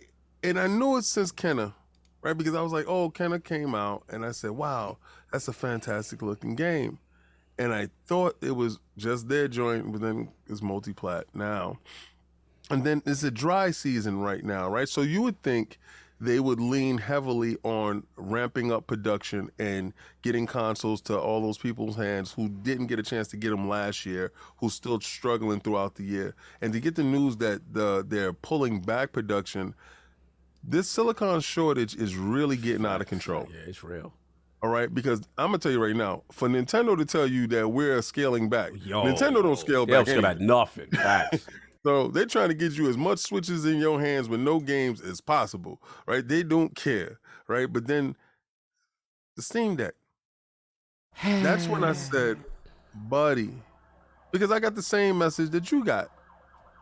Buddy, this really affects me in this manner. So it came out as a joke that I was going to have with the PlayStation dudes, but then across the boards, it started hitting every major chip manufacturer in our chosen medium. Facts. And I'm pretty sure it has affected everyone that's sitting on this panel at some form of fashion. If you wanted that Switch OLED, is it a little bit harder? As the holidays are coming in and you're trying to find gifts for your friends and your family or your, loved one, your significant other or whatever, and you're looking for these gifts will become shorter and shorter in supply, and the prices will, again, skyrocket because of the shortage and the demand for said products. How does it affect everyone on the panel? That's just my question, because my Steam Deck got pushed back. I was really pissed off. I wasn't worried about the other stuff because I have that. But anybody else? Yeah, Muffin, what you think, man? Global shortage. What do you think about it? Doesn't affect me. Luckily, I got my consoles. I ain't getting no Switch OLED to just sit around and do nothing with. It's not coming in hot for you. No, definitely not. No. I played my Switch in handheld like 5 hours total in 4 years or whatever. Okay. Yeah, it's in its little dock. It's got its home there. So the chip shortage don't matter for me, but for everyone that doesn't currently have a next gen console, this is gonna suck. We thought it's been rough last year, and luckily I've gotten my friends and family their consoles. So like I got 6 Xboxes and a few PlayStations throughout the year for my friends and family. People that can't be like, oh, I got the Twitter notification for Wario 64. Let's go. Yeah, I'm gonna have to holler at you. Yeah, I got some friends that need help. Yeah, so I got them. So luckily they're all set, and no one around me needs one. But if you're going like, oh, my kids really want an Xbox or PlayStation for Christmas this year, you better have been looking first of all for a while now. But if you were like just this weekend, you better get one soon, or you're gonna be waiting till next year, like a while. This chip shortage is not going away anytime soon. Yeah, factual. Addict, chip shortage, where you at? I don't care. Oh, you got what you got. You good? Yeah, I don't care with Stacy, Bob, and Philip can't get at GameStop. Why Stacy, Bob, and Philip gotta suffer? You gotta be okay. I don't care, because I mean I sat my happy ass outside of GameStop for 16 hours to get my stuff, so I don't care. Someone can't go on Amazon and get something. You implied that you put in the work? I definitely put in the work. I don't see. So, do you know why Stacy, Bob, and whatever the third name I said can't get their console? Because they didn't wait outside of GameStop. They try to go in there. They try to walk in there day one and get their stuff. Guess what, Stacy? You didn't get it. Stacy, so don't come to me when they sold all the stuff and you can't get yours. The Steam Deck. Shout out to Stacy. All natty, you just sitting out there in the front like. No, I definitely wasn't. I was definitely. It was a struggle. 16 hours. It was a struggle, but I got my stuff, and because I struggled for those 16 hours, you won't see me sitting on Twitter named Stacy complaining I didn't get this console. I don't know who Stacy getting this. Beef with Stacy. I mean, said, what did Stacy do to you, man? Flame, who's Stacy? Look, man, Stacy and Bob, they gonna have to. They're gonna have to hit that L because they didn't get those consoles when they could have. Man, sometimes you gotta make a choice, man. You gotta go on that eBay and you gotta spend that above market value for this stuff. Are we encouraging the scalping? And look, at this point, what's your only choice? I mean, you gonna wait another year till I get something? There was a lull for a minute, right? Where all right, if you were saying like I'm not paying. I'm not paying any more than retail, right? Yeah, right. There was a lull that you can get it for like $7, right? Yeah.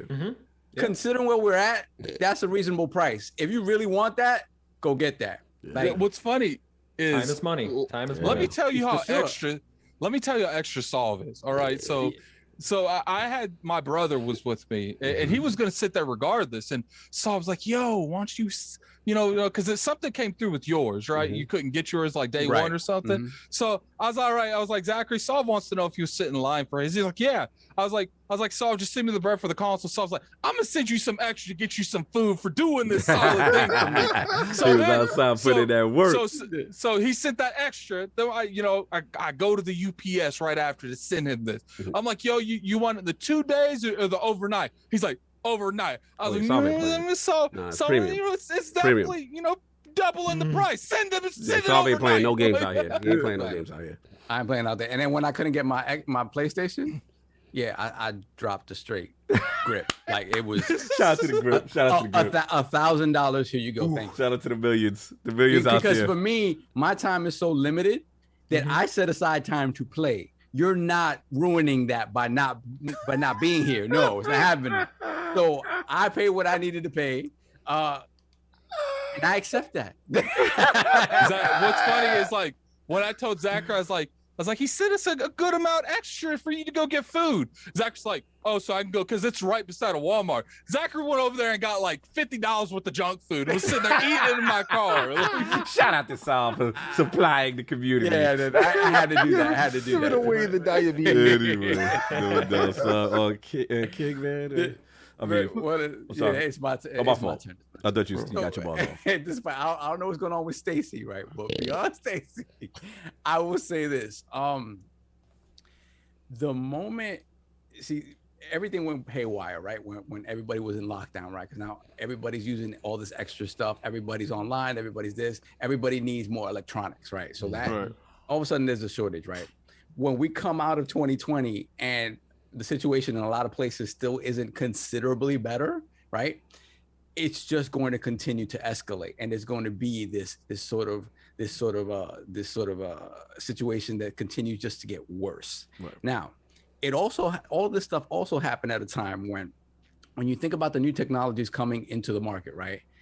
Microsoft was out there pushing all of their servers for cloud, right? And pushing all of that out there in addition to upgrading them, right?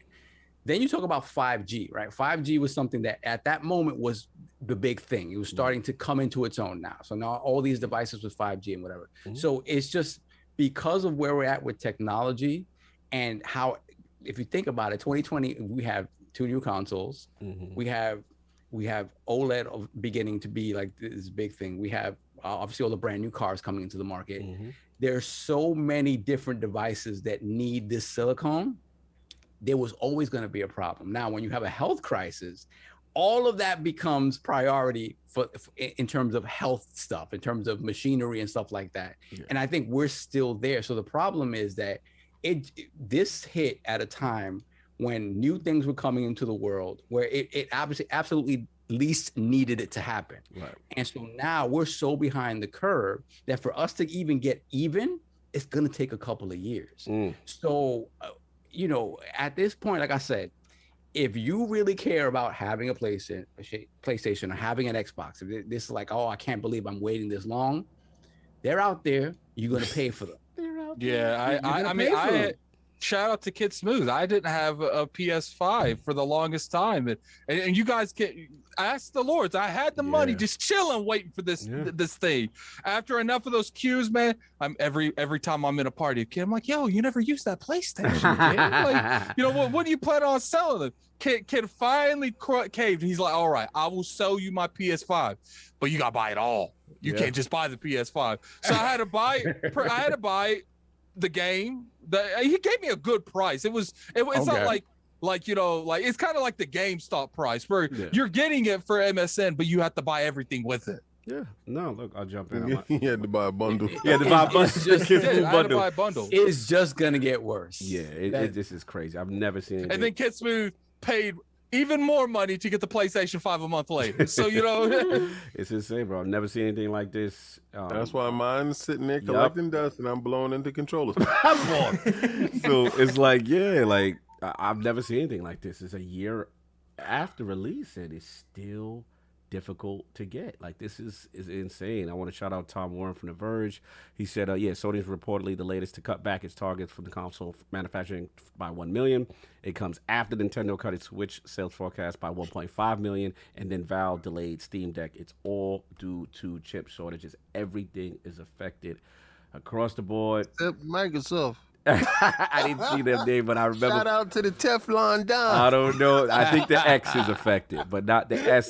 The way they handing out chains and stuff, man. No, they good, man. They good. I gotta get confirmation on this. But look, it is what it is, and it sucks for people who still can't get consoles. But that's all I got. We want to get the super chat, or should I go to poll first while you get the super chats ready, sir? Yeah, let me just roll back. Yeah, do the poll. Go ahead, do the poll. New ILP poll with the recent reports and leaks of multiple Xbox exclusives planned for the future. Which title has you the most excited to come to the Xbox platform? The choices are A, Obsidian's Project Pentiment, B, Microsoft 1 vs. 100 Return, C, Compulsion's Project Midnight, or D, I don't care, but these Xbox leaks are undefeated. Please rock the vote when it goes out, because people out here snitching, telling, everything. Hey, I will say one thing, man. When most of the time when these Xbox insiders say something, it's true. Can't say that for the PlayStation You side. had to be messy. You had to be Hiding they VPN sliding they list. Rock the vote when it'll go up on ILP and LogNet, and of course the legendary MuffinMonster rocked out marathon style with the Lords. Man, tremendous gaming history. I think every Lord connected with you on some level with your gaming history. So it's an absolute pleasure. Please tell the fine people where they can find you and what you got going on, sir. Yeah, absolutely. Thank you guys so much for having me. I know I said on Twitter, very humbled to even be invited. This is great. Listen to you guys every week. And you got to get to 500 just subs, thank and you. then we talk back to you. I'm just That's how the Lords play out here. Then We I get look the at that second sub one. Then I get count. the second one. Yeah. So you can find me on Twitter at the MuffinMon. It's on the screen down below at ProjectXTalk on Twitter. Over on YouTube, ProjectXTalk podcast. It goes live every Thursday at 5 p.m. Eastern time, unless there's scheduling conflict. Like this week, we're doing Wednesday with Mr. Boomstick. So nice. Why don't you come on, hang out with us, have some fun. But yeah, Twitter, YouTube, we're on all audio services. So Apple, iTunes, or Apple, Spotify. Go subscribe if you prefer audio and over YouTube. But other than that, yeah, check us out, and I appreciate being brought on, guys. No doubt, brother. I'm putting your information in chat. Project X Talk, the Twitter. I got him on that. I got the his personal Twitter account.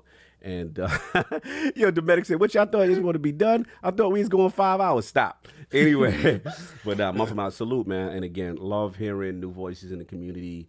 It was an absolute pleasure. When you hit me up, and sometimes I'll be honest. Sometimes I'll just accept advice, and I don't know a lot about the content creator that advised me. And I have to say, it was pleasantly surprised. Like, you guys did your homework. You guys had a great intellectual discussion.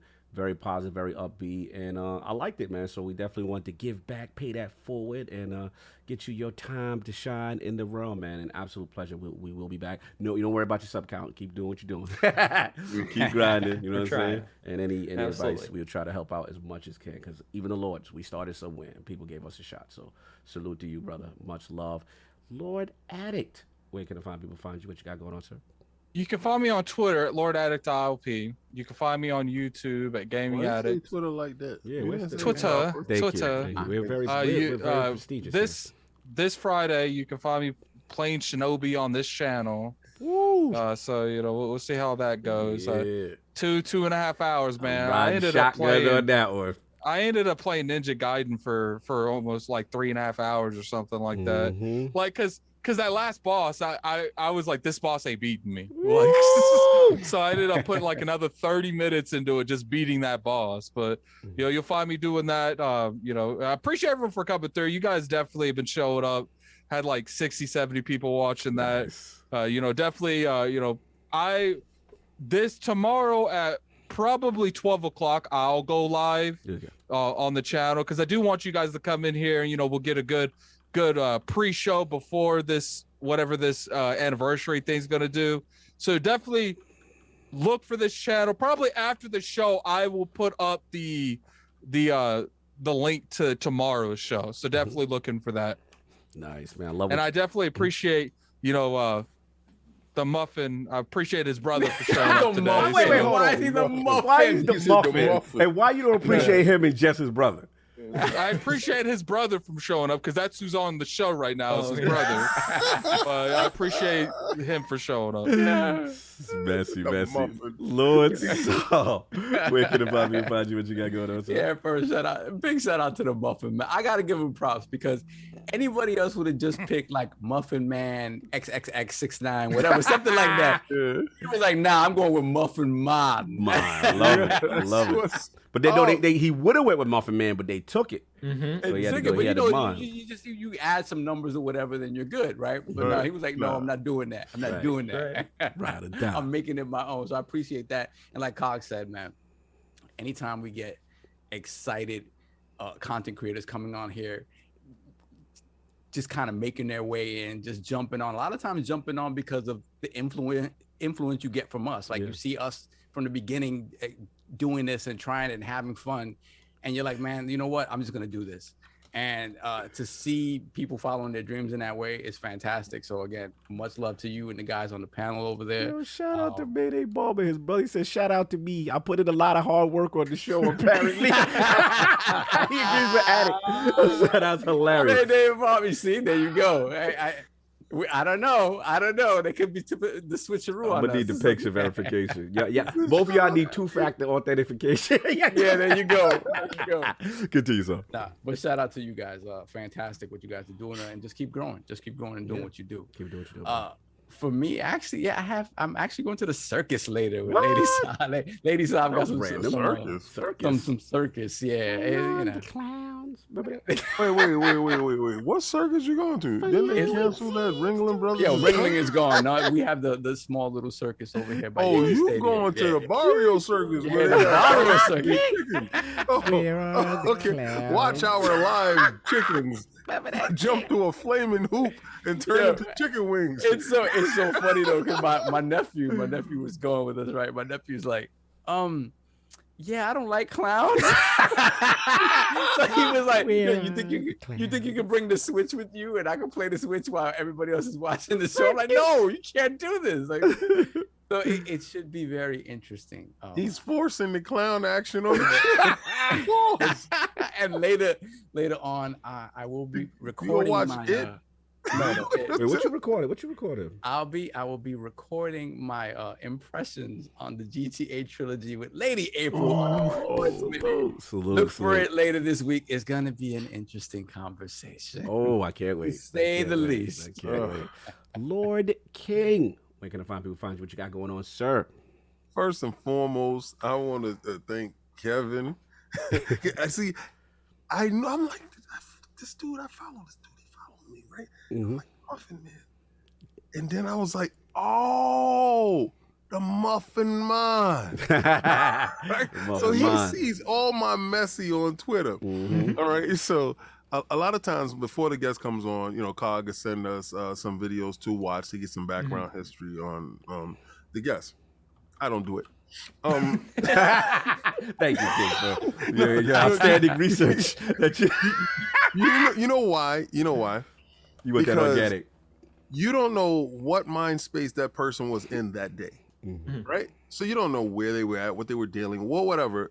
And you might not have that same individual that day. So you go in gearing yourself to that individual. Nah, I don't do that because I as you see, the music I come in with, and I try to uplift the spirits and get us going, for the show. You were thoroughly entertaining and engaging. First, I did not know you was a twin. I would have never got that information from, watching a show of you having an interview with somebody else, asking them questions. You understand? Because you're getting to know that guest. We're getting to know you and give you your flowers. So we learned that the PlayStation 5 was your first PlayStation. We know that your history with Nintendo went back to grandma. You're like, why does grandma have a Nintendo in the house? Because she was a secret gamer. And it's like that little history and that stuff, everything that went on with your journey all the way through is so fantastic. And I'm so happy that I did get a chance to understand your journey and know you. Right, so and your brother is there from beginning to the end. So I like how his brother rolled out. Right? That was fire. You understand? Like if I had a twin, that's me and him, like rocking, like for real. Remember how mad we was when we could get family members and friends to watch ILP, and we was like, "Where you at?" It was 5 in the chat, and we know you was the 6, and you wasn't there. Continue. That means a lot. That means a hell of a lot. The level of support that your family has for each other, that means a lot. Because sometimes when you're in a dark space, you need that support. You need to look over to the chat to see your brother going, "That's right, get it. Yeah, that's right. Let's go." So salute to you, sir. Not many people rock out all the way from beginning to end. Yeah. And you did. And I appreciate that because it can get tiresome. Yeah. We out of pocket. We know we're out of control, but we love to do it. Thank you. Yes. All right. So listen, guys. What you doing? We have a ton of new merch up, like we said, and all of you guys that did actually purchase merch, thank you. I do appreciate everything that you did. 15,000 subs. When we hit 15,000 subs, we will give away a console. We ain't stingy with the bucks, Chuck. Yeah, we got So if y'all vote on a PlayStation 5 and there's a chip shortage, you get yourself a PlayStation 5. We'll give you Kings. No, we will not do that because mine got a $3,000 price tag. No, you get your StockX one. You get the new one that burns hotter. I got the original one. You got that. We get the Jimmy Champagne one. We know what we'll do, man, too. We'll send it to a custom artist, and we'll get the all natty put on.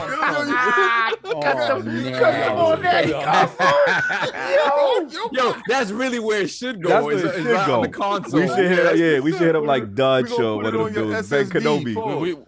That's what we'll do. 15,000 will get you a custom Xbox Series X or a PS5. Oh man, wow, he just took it. He took it to the next level. He took it to the next level right now. Because that might not ship to you. Yeah, that might stay in the family. Let's keep it regular. Yeah, let's keep it regular. That might stay in the family. Microsoft. Elite controller coming in hot tomorrow. Yeah, you got the email from Xbox. Yeah, me too. Yeah. My console got pushed back. Oh. Yeah. Anything else going on, King, before No, you can catch me on DCX Legion of Doom Friday nights at 9 p.m. We had a crazy lit show the other night.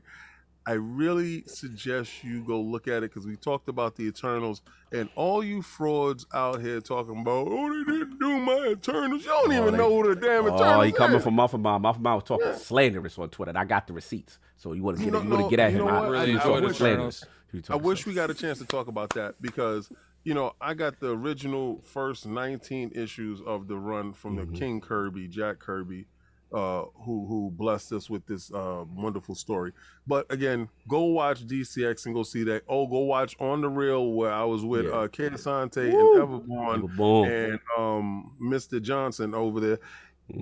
We talked the Eternals so much we didn't get a chance to talk The Harder They Fall. So this week we'll be talking The Harder They Fall on the Real. This is wonderful stuff. Great content creators. And again, sir, thank you so much for rocking out with us the whole thank show. You, brother. Yeah, so I did look. We got 5 new members this podcast. So we're about 7 away from our next stream. Okay. Nice. So you get you neither 7 new members or 7 merchandise, and we'll schedule that next stream, man. All right, no doubt. Saul, you got the super chats ready?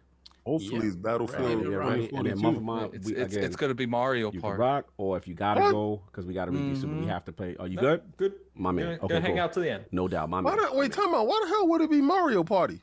That's the game. No. Put a poll up there. Put a poll up there. Don't do that. Don't put a poll up there. Actually, the poll last week, Mario Party won. Well, no, how's Mario Party was it up against Battlefield 2042? No, was it? I'm not playing Battlefield. So that's what this is. The Lords have agendas. The Lords have agendas. This is what I see. This is what I say. Can't play it. I don't own it. I say, and that's why we buy. That's why Saul gets us out of there with that. Okay, so this is what I suggest. I suggest each Lord picks a game if they're not in conjunction with the other lords. Yeah. Each lord picks a game and we vote for that game to be the next streaming game. Okay. My vote is Battlefield 2042. What's Saul vote? I gotta think about that one. I didn't even think about it. Yeah. Cool. I gotta think about it. I know it wasn't Mario Party. I don't care. You know the funny thing about Mario Party? You know what's funny about Mario Party though? It's not about skill. It's just luck. So can it turn into an S show that we could turn into comedy? Yes. 100%. I never played one. How would my Switch turn on, and how would I link to you? I never play. Fix your face. I see you. How would I link to you? Well, see, this is what they wire. Actually, this Mario Party is one of the first games they have on the new network. This is what would require me to purchase said new network to bend the knee to Nintendo to play a game that I don't have and don't care about that will only be played in Let me say one thing. Let me say one thing, King. I have to play Battletoads. I have to play Shinobi. I had to put 2.5, 3 hours into. You did that. Ninja Gaiden. You did that. You came on this show. That's cute. That's cute. no. But at the end of the day, nobody.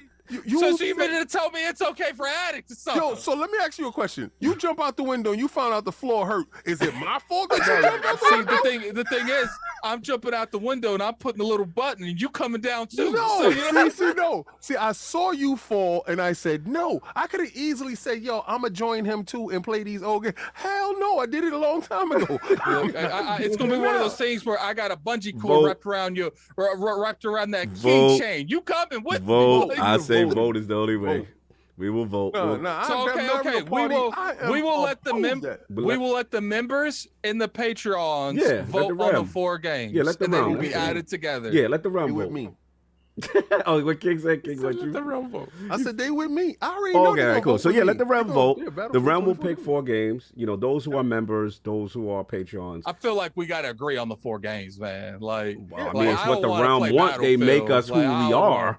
Yeah. No, I know. I feel like the Lord's got to agree on the 4 games. Like for a poll. I don't want to play Battlefield. King, something else. But if they want it, that's what they want. Yeah. No, King wants Battlefield in the poll. Yeah, but that don't necessarily go. I'm trying to convince King to play another any game besides Battlefield. King, any game besides Battlefield. Man, I will play any game besides that game. Oh my Lord. Anyway, Stop we'll dancing. see. We'll see what the realm does. Anyway, moving on. So we got these super chats ready today. Yeah, hold on a second. I got derailed here. Yeah, I know. I like the show. We got Don Otaku, $5 super chat. Can we talk about how Xbox has 2 upcoming with a focus on black culture / black protagonists with Midnight and Shaolin Wu-Tang? That's what I'm saying. Y'all see, he see the deeper picture I was doing. I'll be right back. Deathloop makes 3. Loving it. That is true. Then we got Louis Bill, $5 super chat. Sorry to get off topic, but did you see the Moon Knight teaser? I did. Lost my mind. I didn't. Yeah. Lost my mind. Yeah. You see Moon Knight right there. Mm-hmm. So I lost. We don't see nothing. Oh, you don't? It's off. It's off the. Oh, hold on. There you go. Yeah, there we go. Okay, cool. Right back. Then we got Flame, $5 super chat. Just to be super clear, I've always stood by Compulsion Games, even through We Happy Few. Can't wait to see others put respect on their name. Be interesting. Then we got Gerald Mack, $2 super chat. ILP Podcast of the Year. Thank you, sir. Always repping. Appreciate that. Then we got Raiden Blade, £5 super chat. Monday, it's with respect to the playground games to allow Forza Horizon 5 to spend more time in the light, as we feel that Halo may distract gamers from completion. I mean, completing Forza Horizon 5 is a feat unto itself. That's a lot of game. That is a whole lot of game. Then we got Don Otaku, $10 super chat. Compulsion is the only studio that Xbox bought that isn't proven or worked with Xbox a lot prior.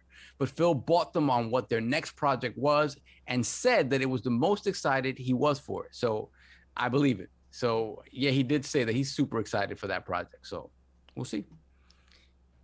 Then we got Hargeet Shani, $5 super chat. Housemark and Compulsion same size employees. Returnal AAA. Can Compulsion's game also be AAA? Possible. We don't know. Yeah. Oh, I thought I lost you guys. It was so quiet. I was like, yo. You know my old man, right my now. restroom I got a break. rumbly in my tumble. I'm still debating with King over. Oh my God. Then we got Flame, $2 super chat. Why do I feel like Stacy stole Addict's neck gator? Stacy was in the crib a little too long. He's smiling. He looked like that happened. Okay, her name's not Stacy, but there is some truth to that. I know. That was a very personal story. Continue. Then we got the Everborn Saga, $5 super chat. Sav is like me with the PlayStation 5. He may not have FU money, but he does have, I don't have time for this money. Factual.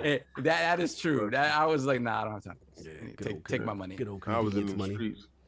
Necromancer Zale, $5 super chat. Shout out to GameStop and Xbox All Access for having stock of Xbox Series X's. That's how I got mine. Yeah. Really? Gotta be That's on top right. of it. 10 toes down. Okay. Then we got Mass Erect, $2 super chat. Thank you, Lords, for a great podcast. Keep hustling. Thank you, my brother. Blessings. Oh my God! Hold up, we got a couple of my favorites here. Oh, Hold some on a returning? second. I gotta roll back for a minute. Yeah, we got first off Hargeet Chani, $5 super chat. King, Phil has thrown down the gauntlet. The premium experience is on the Gucci Xbox. You getting one only 10K. Get that 10K. I will see, and this is where my fraud alert comes out on me. There ain't no way in hell you will ever see me buy a 10K console, but you might see me buy a 10K statue. Okay, you savage. You a savage. Yo, is somebody shaving? I hear like clippers in the back. No, that was this. That was this. Oh, it was that. Okay, yeah. Okay, there we go. Rated Blade. Yeah, I was like, I don't know you doing shit. I gotta go to work, man. Stop playing with me. There we got Rated Blade, $2 super chat. Phil Thanos Spencer on that Gucci. Yeah. Oh, wow, crazy. That's crazy. They ain't getting me to buy it. The rubber knob. Oh, I haven't seen him. $5 super chat. Why doesn't Attic play the Barbie video game? No. Crazy. The last time you guys got me to play that Dream Daddy. Never. Oh, again. that was classic. Yo, when he played Yo, Dream Daddy, that I forgot about classic. that. I Shout out to made that Cat game Daddy. I made that game look way better than it actually was. So. Shout out to that. And then we have. Did you guys see the results of the poll here? We have the Halo Infinite score. See, King influence. 65 out of 90 plus. They get King's influence. 669 votes. Votes, a lot of votes. Oh, 90 plus, wow. 65%. Everybody's feeling, the positive vibes. Right. Respect. Right. Respect. We'll see. That's it. We're caught up. All right, cool. So look, we got everything caught up. Again, tremendous episode. Listen, y'all, appreciate y'all. The love, tremendous. Again, MuffinMonster, thanks for rocking out. Next Sunday, y'all, big show. Show. Stay tuned. We already know what's going on tomorrow. Y'all can say happy birthday to Cog now. Oh yeah. I gotta say happy birthday to Cog. Happy birthday in the morning. Y'all go see me tomorrow. Most of y'all, some of y'all. Well, you probably won't because you got Yeah. Cog ain't go to sleep. It's 12 o'clock midnight. Look, I might be strolling into that stream a little bit. Like this. Attic, just make sure I might roll in 5 minutes too. Just make sure everything's set up. So hold on, King, are you coming to the stream tomorrow? I'm gonna try my best, sir. You gotta let me know the time. Yeah, 1. I know you got me for Tuesday. 1 Eastern. 1 Eastern. Yeah, okay, you got me for Tuesday, but then also I gotta do Colt Eastwood show tomorrow night. Yeah. And then Solve, you're working. That's a negative. All right, so we'll figure out. I'm gonna try my best. Yeah, I'm trying my best. Also, gotta pull up. Also, MuffinMonster, also, people around want to join the stream, let me know. Come on through. No doubt. Appreciate the love, y'all. It's not official yet, but King's doing it early. But yeah, it will be tomorrow. But much love. But Nick, I can't. Happy birthday to Not with that voice. Happy birthday to Cog. Happy birthday to Cog. Now we need to get Cog. We get Cog that all natty shirt. No doubt. Salute, man. It's gonna be fun. I'm definitely looking forward to tomorrow. Again, Sunday, y'all don't want to miss. I'm telling you. Next Sunday. And we got the 20th anniversary this week. Big week. Much love to y'all. Thanks for everybody for hitting the like button, all that good stuff. Yo, enjoy your Sunday. And thank you for the birthday wishes ahead of time. Appreciate y'all. Anything anybody else got? Addict, Solve, anybody? King, we got anything else? We good? It's the time. All right, let's get up out of here. Peace, Jason.